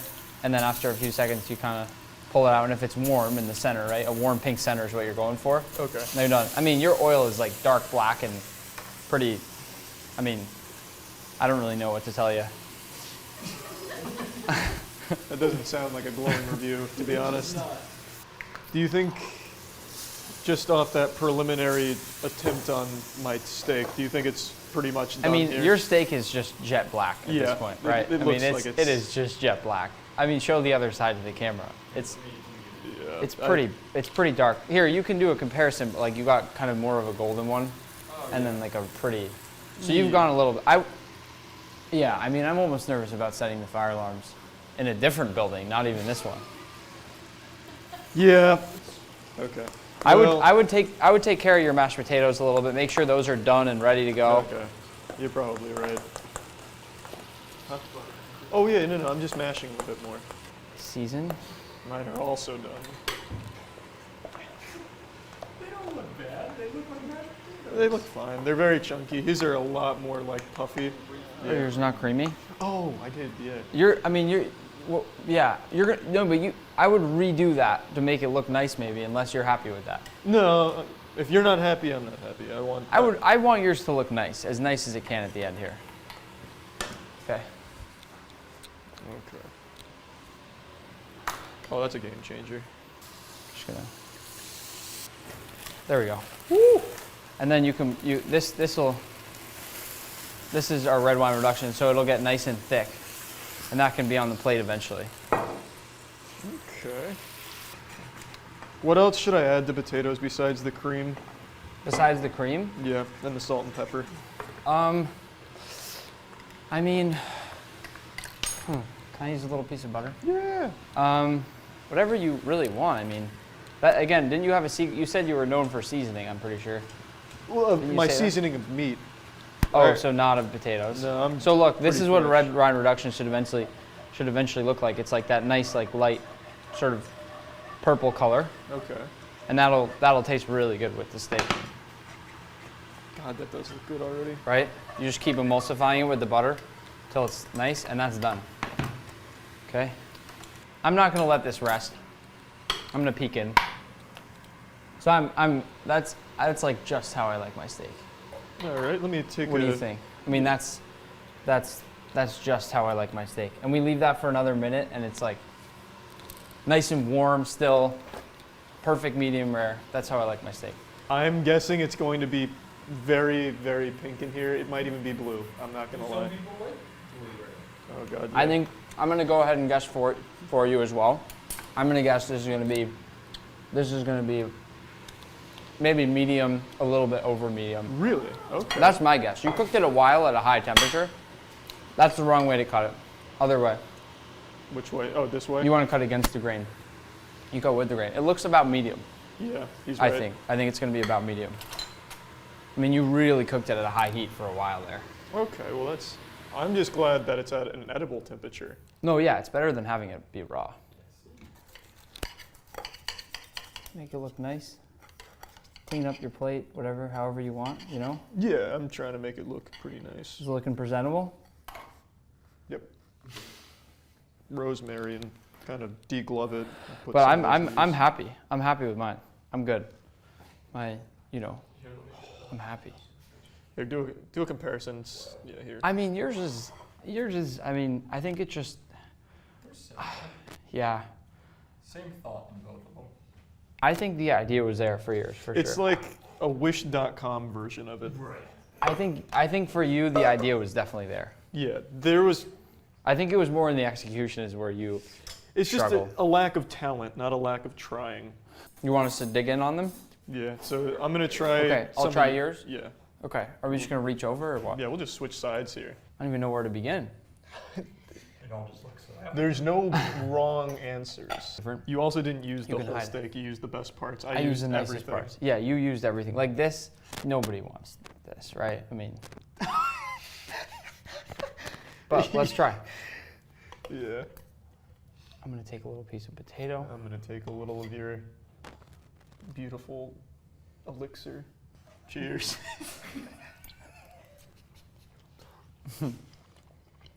That's good. Now, how's mine? Like I said though, if you don't look at the appearance of it, it's great steak. I mean, you didn't ruin the steak. If you let me cut the steak, or if you learn how to cut it properly, you actually could have made it okay. Oh, thank you. But that's a little weird. That's really off-putting. What you did to the top of the mashed potatoes. It's pretty nasty. Yeah. At least mine's edible. That's Yeah, yours was not bad. Yours, I would say, was medium to medium well. Okay.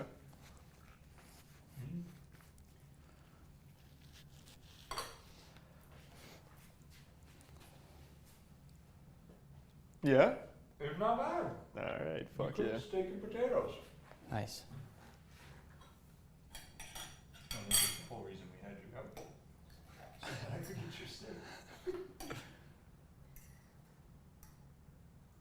Yeah, his is really good, Matt. Just a heads up. I'm so excited.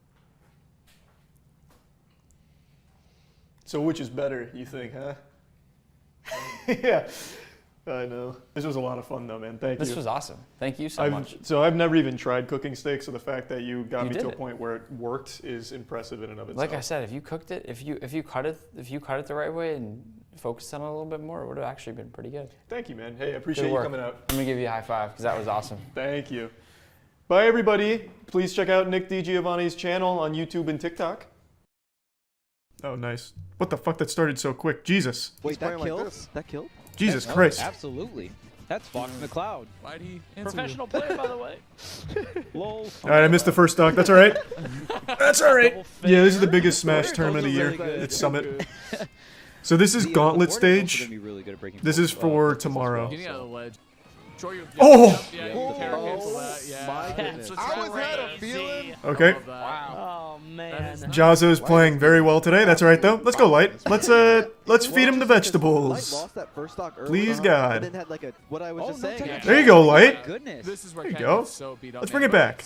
That was great. The eye coming out from Light. Only one hit. My goodness. Unlucky. Yeah, I think so. Honestly. Oh, bro, these Shotos are hurting my feelings recently. Question on that one. Ugh. Jimmy back and forth. Come on, Light. Not too much jump nair coming out from God, that's so much damage. Scenarios, but not really giving him that. See, you just kind of backing Good up tilt, yes, sir. You have to open me up. Now we get our dick out, yes. And Fox doesn't get too Here much it off of comes. that in the earlier And Jazzo's always going to prioritize the parry. Nice. He wants to keep his feet on Nice. the Huge stock. Light extending that Let's combination fucking all the way go. at the end, though, but He's insane extension. Yes. Jazzo cannot find any room to breathe. Here we go. Lord, lockdown. Let's go, Light. This Fox is a safe way. Yeah. Or sometimes you catch them. Nice. movement and you can Good just read. kill them too. Big F smash. Now let's close it out. Oh my! Not a stop. I hate it. Not a I hate it. Look at Please, all Light. of this damage Finish that him was off. put on. Wow, gets Throw him in the dumpster. Into the jab there, but Is just beating him. Jazzo's winning. It's stuck. All right. Next. Okay, we're living. The chosen one. Please, Light. This was now look at this deficit. Jazzo Nice. did such an incredible job. Just don't let him play the game anymore. Not Come on, waiting for Light. the tech, gets it down. It doesn't fully connect though. Turn off his controller. Well, that's gonna be tough. Oh my God. Jazzo isn't shielding the whole thing. That's so big. Oh my God, that's so big. He wanted to force up that air dodge. Jesus Christ. You could see what me and Charles were talking about too. Like That was Ken, so fucking like, the clutch. disadvantage is- We have so much content today. That's the one thing that makes Let's go, Light. so incredible. Let's keep this content hot. A big W. Just hesitated a little bit, which gave Jazzo Nice. Good reflexes. Yes, sir. Back to even. Coney was mentioning like, There you go, Light. That's why he's getting so many grabs too, right? Like, Oh, it's okay. That's okay. Comboing with that all day. Yeah, really greedy from Light just now, and like now the Oh no. Oh no. All right. that could be it. Okay. I believe in miracles. Light is landing on top of him too. It's like he really. That's Nice. I still believe in miracles. He needs to slow it down. Yes. Like it's just he's gonna be looking for it. No. Oh. He whiffs We just the got so lucky. that's Come on, Light. Yep, and we're at a tie game. This is the same game. It's insane, right? As last game. Isn't this matchup insane? No. Oh. This matchup. Jesus. Wild time. Those multi-hits are so clutch for us right now. Come on, Light. Nice. Off the top. Off the top. Let's go. Yeah, Jazzo, he can't quite parry them the way Nice. he wants. Huge dash attack there. Light No. hit Oh, away. good grab. Of course. What a classic. classic. Light really composed himself. What? All right, that was an interesting option. I like that. No! Shield poke. And just look like trash. It's like you put No, it's okay. That's okay. That's okay. Let's get that stock right back. Let's just get it right back. look like high tiers right now. Action. That's just how his style is. Come on, Light. Let's go, Light. Let's go, baby. My sweet boy. Is that my good boy? He's not waiting. Is he hungry? Do we need to eat? Oh my god. All right, he needs to eat a little bit. Onto a platform, like diagonally back. Here you go, Light. Good read. Yes, sir. Yes, sir. He does not. You're one stock away. He's been directional air. Now we take him to the cleaners. We say this boy was dirty. We gotta clean him up. He landed on the platform. With a W. Let's go, Light.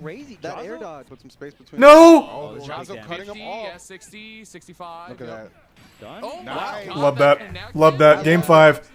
Let's clutch up. Like, okay, I'm gonna tap this, and then I'm not even going to touch the ground. Time to get icy. Smart stuff from I'm telling you That air dodge. It's time to eat. Let's go, Light. Light hasn't like super. We're gluttonous. Well, it's because you have to try to. Nice. Huge. Did I see a chart?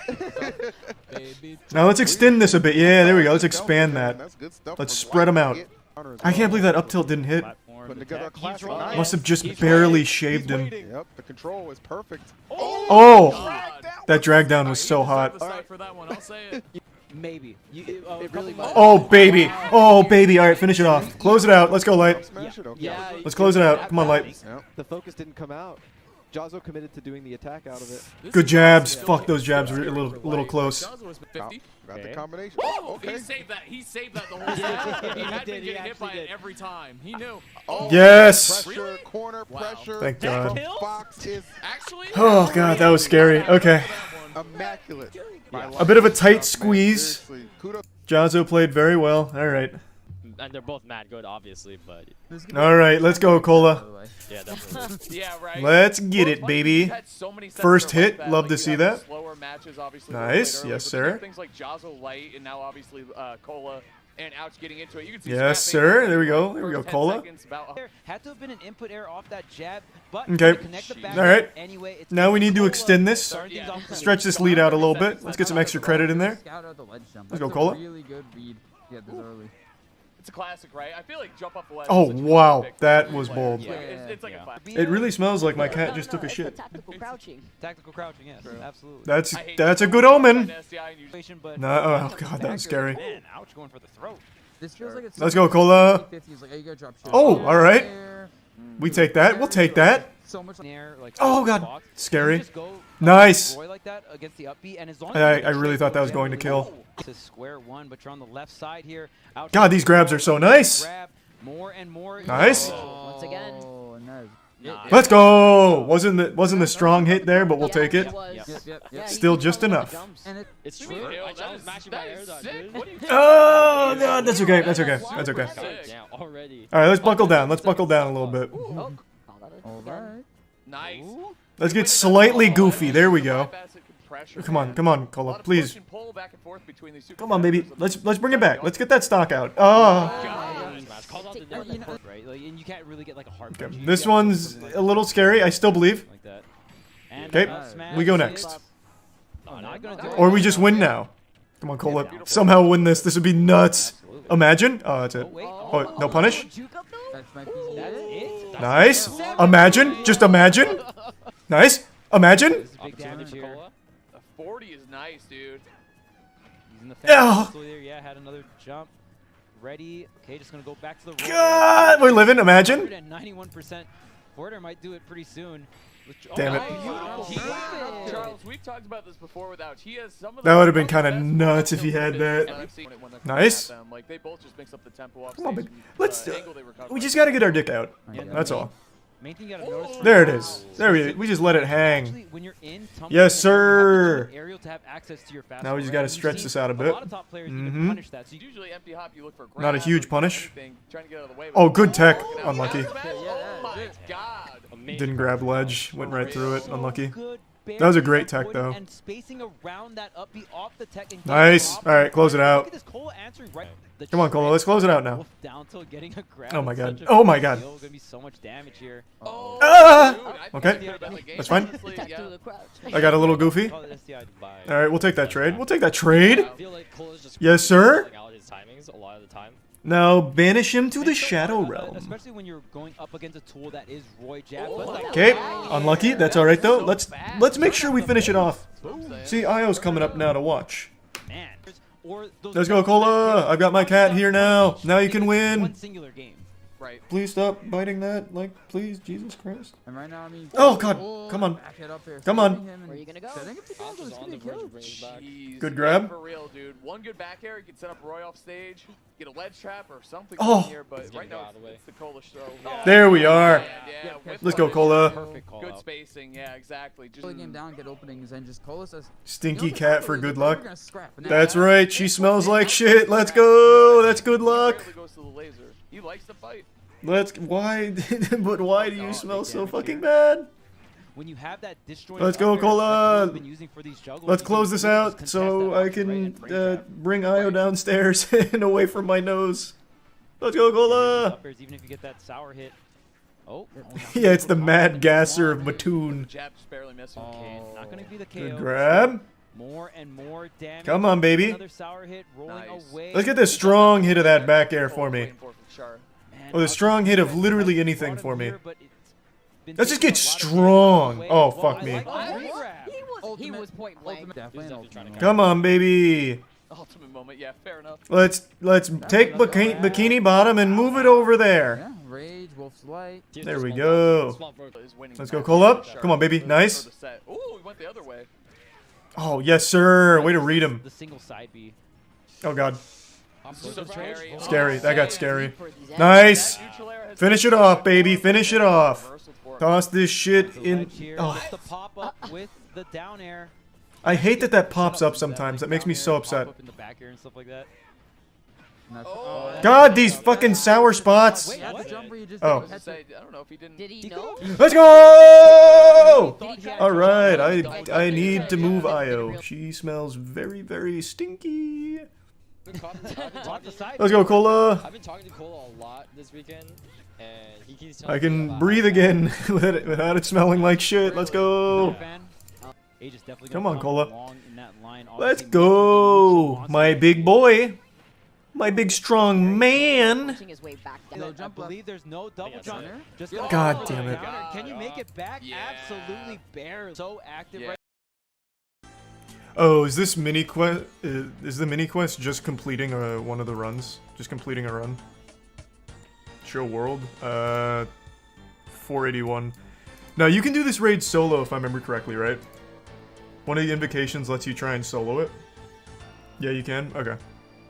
I might. Let me see if the team's on. How hard is the raid? So. Cox, Chambers of Zarek was the first raid. That one's not too bad, but Theater of Blood's pretty mechanical if you do like the hard variant. I've heard this one, Tombs of Amesket, is more approachable, but also has a really high skill ceiling. Alright, I'm just gonna do void switches and see how it goes. I say we just let that rip. Just two-way switches. Oh, that's gonna be so trash. Oh my god. That's gonna be tragic. Torva's best in slot. True. I should use Torva. Does Torva degrade? I don't remember. I bought this right when it came out because I thought it'd be a good investment, but then the price ended up just crashing. Everyone's using a Serpentine, so I'm guessing the Helm. Not what I want here. This works the same as Tob, right? I die, I pay 100k at the chest to get my items back. I'm not gonna go in there and lose everything. Be left fucking sad. It's 500k now? Okay. I'm going in completely blind. I haven't seen anything. I've seen quite literally nothing. What a method, I know. This would be nice though. See if I can figure it out myself. We'll do the path of Scabrous first, I guess. I'm not gonna be reading chat. I'm gonna see if I can figure this out myself. I'm gonna look so stupid. Wait, what? No. Oh, I see. I need to light up every tile, don't I? Okay, it's like solving a Rubik's Cube here. Let's just be like a 15-hour completion is all. Oh my god, that changed the top one now. Why did that oh god. What? Just flip it back. We're still fine. I didn't think that was going to adjust the top. I can't do the bottom middle. Oh my god, wait, what? I thought they had to be lit up in order for it to change. First try. Okay, we're in good shape. We're looking real good right now.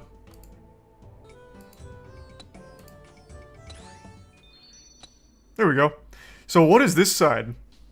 I think I was focused too hard on this. I thought this had something to do with it. Easy enough. Big brain flexing. Love to see that. Thanks to resub. Spake Shear and Ranson. First set of rooms done. And it only took me 10 minutes. I'm assuming there's a boss fight here. Yep. Alright. What are the odds he just uses only melee? And I can just camp protect melee. I like my odds, actually. Let's pot up and ride, baby. I need to use F keys. Oh, I don't have F keys set up. Oh boy, I don't have F keys set up. This is a disaster. Oh, wait. This is just like Vorkoth. I actually don't need this. I forgot my angler. I just realized. So these are healing. I need to kill these quick. Shoot! Oh my god, oh my god! Okay, alright, we're looking good, we're looking good. Did I kill it? Easy. Oh, that's for these. Oh my god, oh my god. Okay, so it looks like if I repair when I'm not supposed to, or I dump Drano when I'm not supposed to, I'm taking damage. Like, I can't, like, preemptively do it. God, Jesus. Oh, it might be here when these things come up. Let's see. It is. So when these come up, that's when I go in. Got it. I thought that was alerting me to danger. No one else does damage. Okay, we're fine, we're fine. I'm cracking the code now. Repair. Exit Prime Hazy. All in all, not doing too bad. You know, it could be a lot worse. I can't get... Okay. I see the SERP doesn't do anything. It stopped, like, the actual damage there. Hold on. That was a lot. Just ate a lot there. It's not going super well, but, you know, it could be worse. Jesus. The thralls are fine. I can let them stay on me all day. They don't do anything. Oh no, oh god, no! I can't just camp one! Fuck! Oh, wait. Now we're fine. I just fully repaired it. You do have to kill all the mobs? Yeah, it looks like they stopped spawning, so let's see.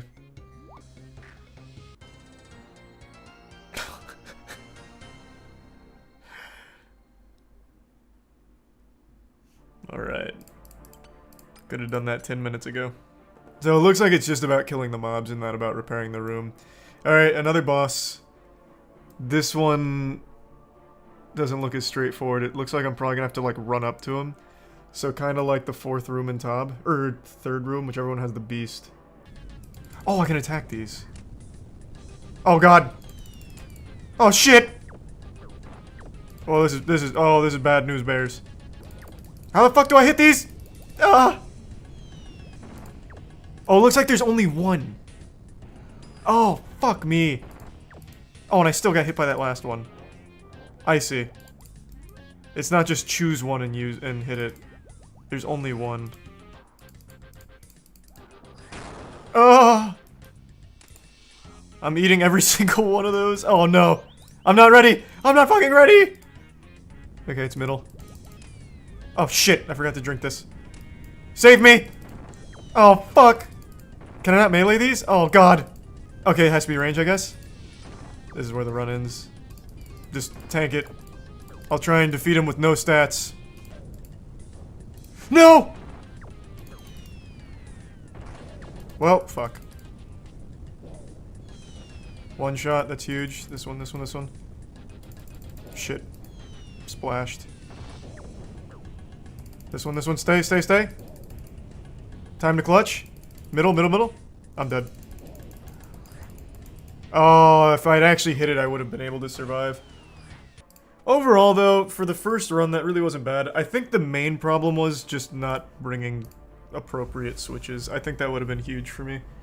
I still don't know how to dodge that huge fucking coffin he throws. Is that just like prey range or magic or something? Here I come. Can't wait to get my ass pounded again. Okay. Well, this is gonna be rough for me. So it looks like I need to grab water from each side. No, I'm going for it.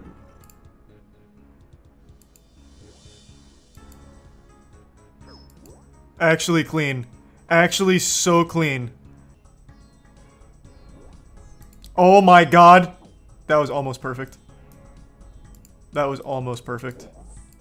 Alright, at least we got a little in there. We filled her up a bit. You know, the cup doesn't necessarily runneth over, but we did fill it up. Oh, this is gonna be tough. Yeah, ate a lot there, it's okay. Oh, yes sir! Yes sir! Flawless. Go, go, go. That's the one! That's the one! The perfect rotation! The perfect line! I've never seen a 113! Go, go, go! Yes sir! Oh god. The crocodiles. This room looks intimidating. Alright. So we got angry sewer gator. Okay, I'm just taking so much damage right now. What the fuck is that? Oh my god, what is happening? He is just blowing me. Okay, I don't know what that big gust does. I'm assuming this is range. It's range. Come on, finish him off. Mage again. Actual first try. You love to see that. Now that's just clean play from me. Okay, he was so much easier mechanically than all of the others, and it wasn't even close. He had one kind of caught me off guard phase. Alright, alright. What? I was gonna say, why didn't that work? We're cruising! Great mining XP too. That's tragic. Oh, this won't work, will it? I know it's above it. Okay, that's not the way. There we go. Finish it off. There's just one hit away. Literally 1 HP, that was so sad. But we got it, we got there in the end. Looking pretty good. He's slow as fuck. God, this guy is so embarrassing. Oh god! We're fine.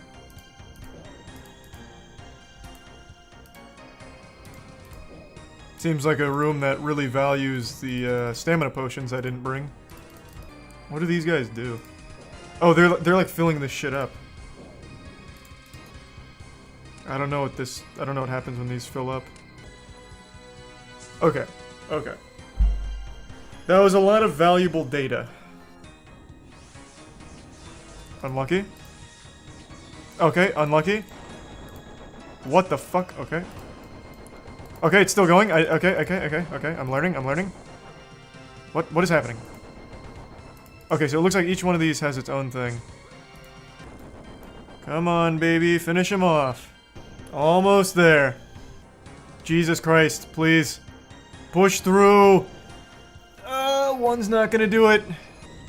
I don't remember if Arma or Torva has more magic bonus between the two of these. Neither one of them's great. Ugh.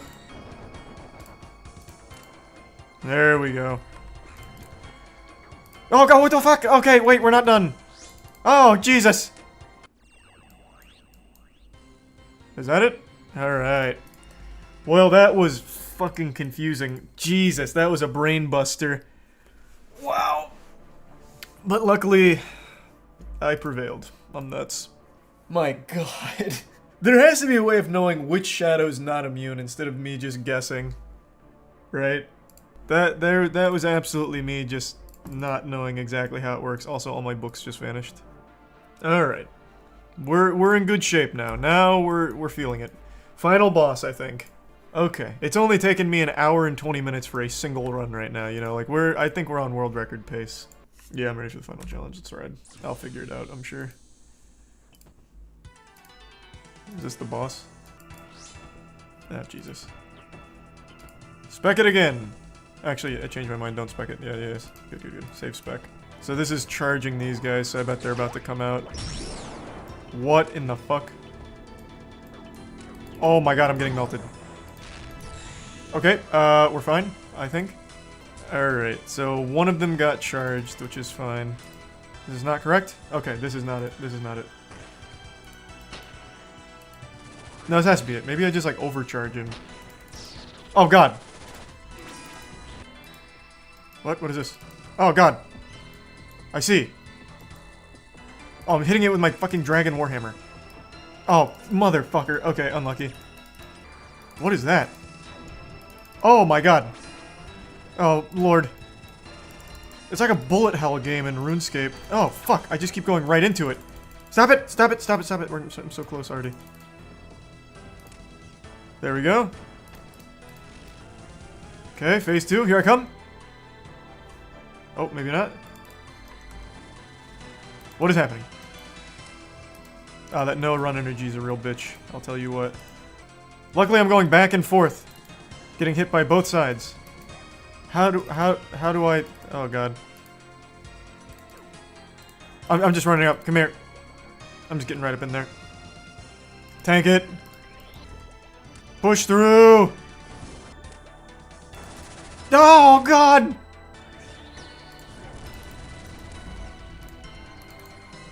Oh, it's magic. No! Oh god! Oh, Imagine I clutch this. No, I was too slow! Ah, I was too focused on not missing ticks. Alright, I figured that out so quickly. I'm like really pleased with how quickly I picked up on the patterns there. Had I like potted up going into that, I'm pretty sure I had that. And now I'm experienced. Not a bad run. I also forgot to put the defender on, so a lot of very sloppiness there, but overall, not bad. Oh shit, I wasn't looking. Oh god, I'm out of rhythm. What's happening? Jesus, he's eating the floor. Fuck, fuck, get out, move, move, move. Ah.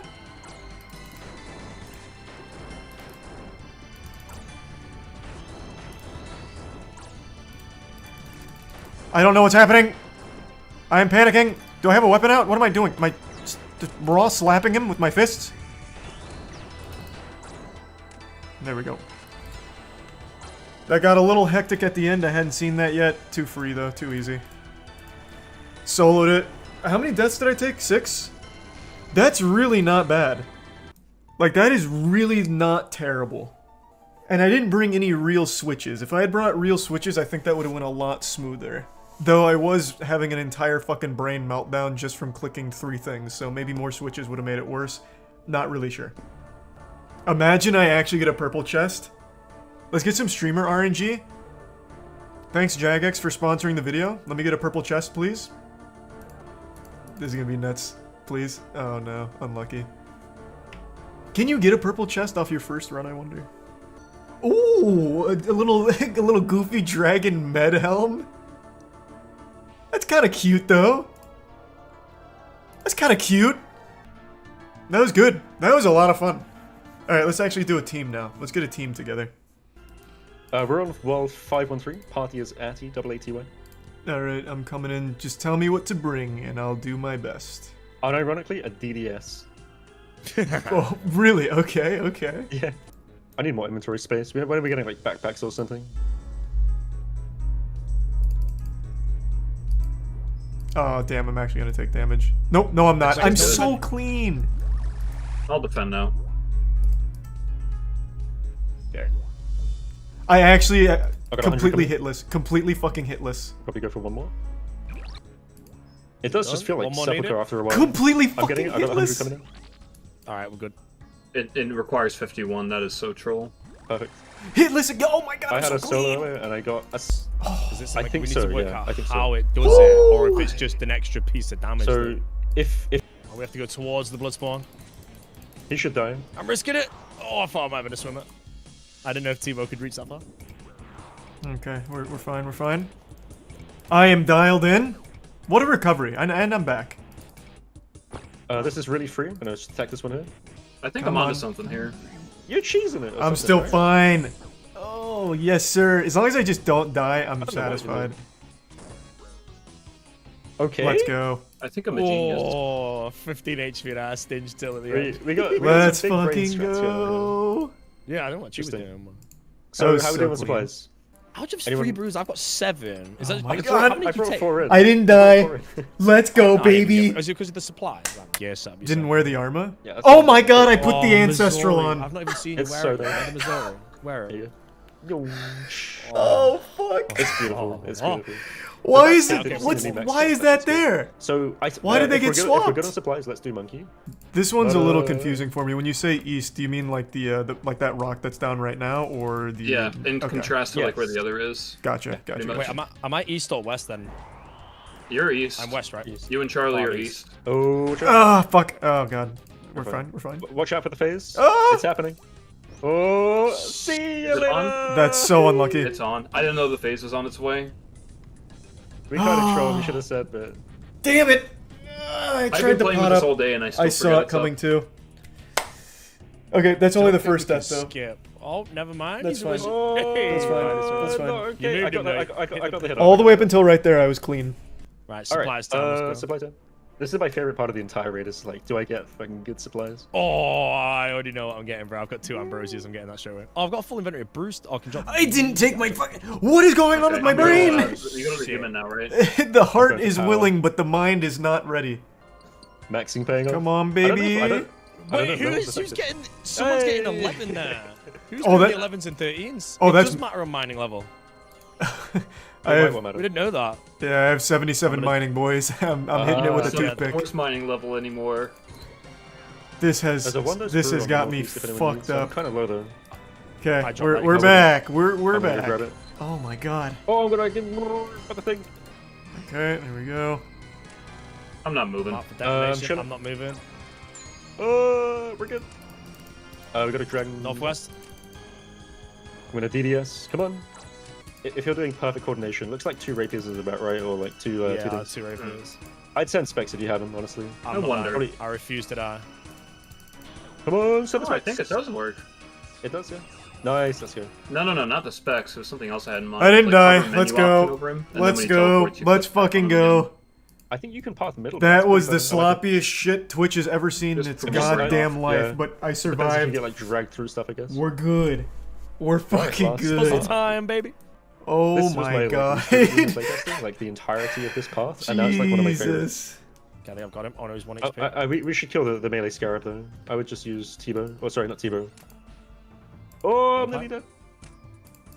Hold on, I'm just doing the Some- easy like part. La Barrage it. Oh god, move, move! What the fuck? That was actual lag. Oh, get out of the way, Capri. See, I'm in good rhythm with melee right now. This has actually been almost hitless from me.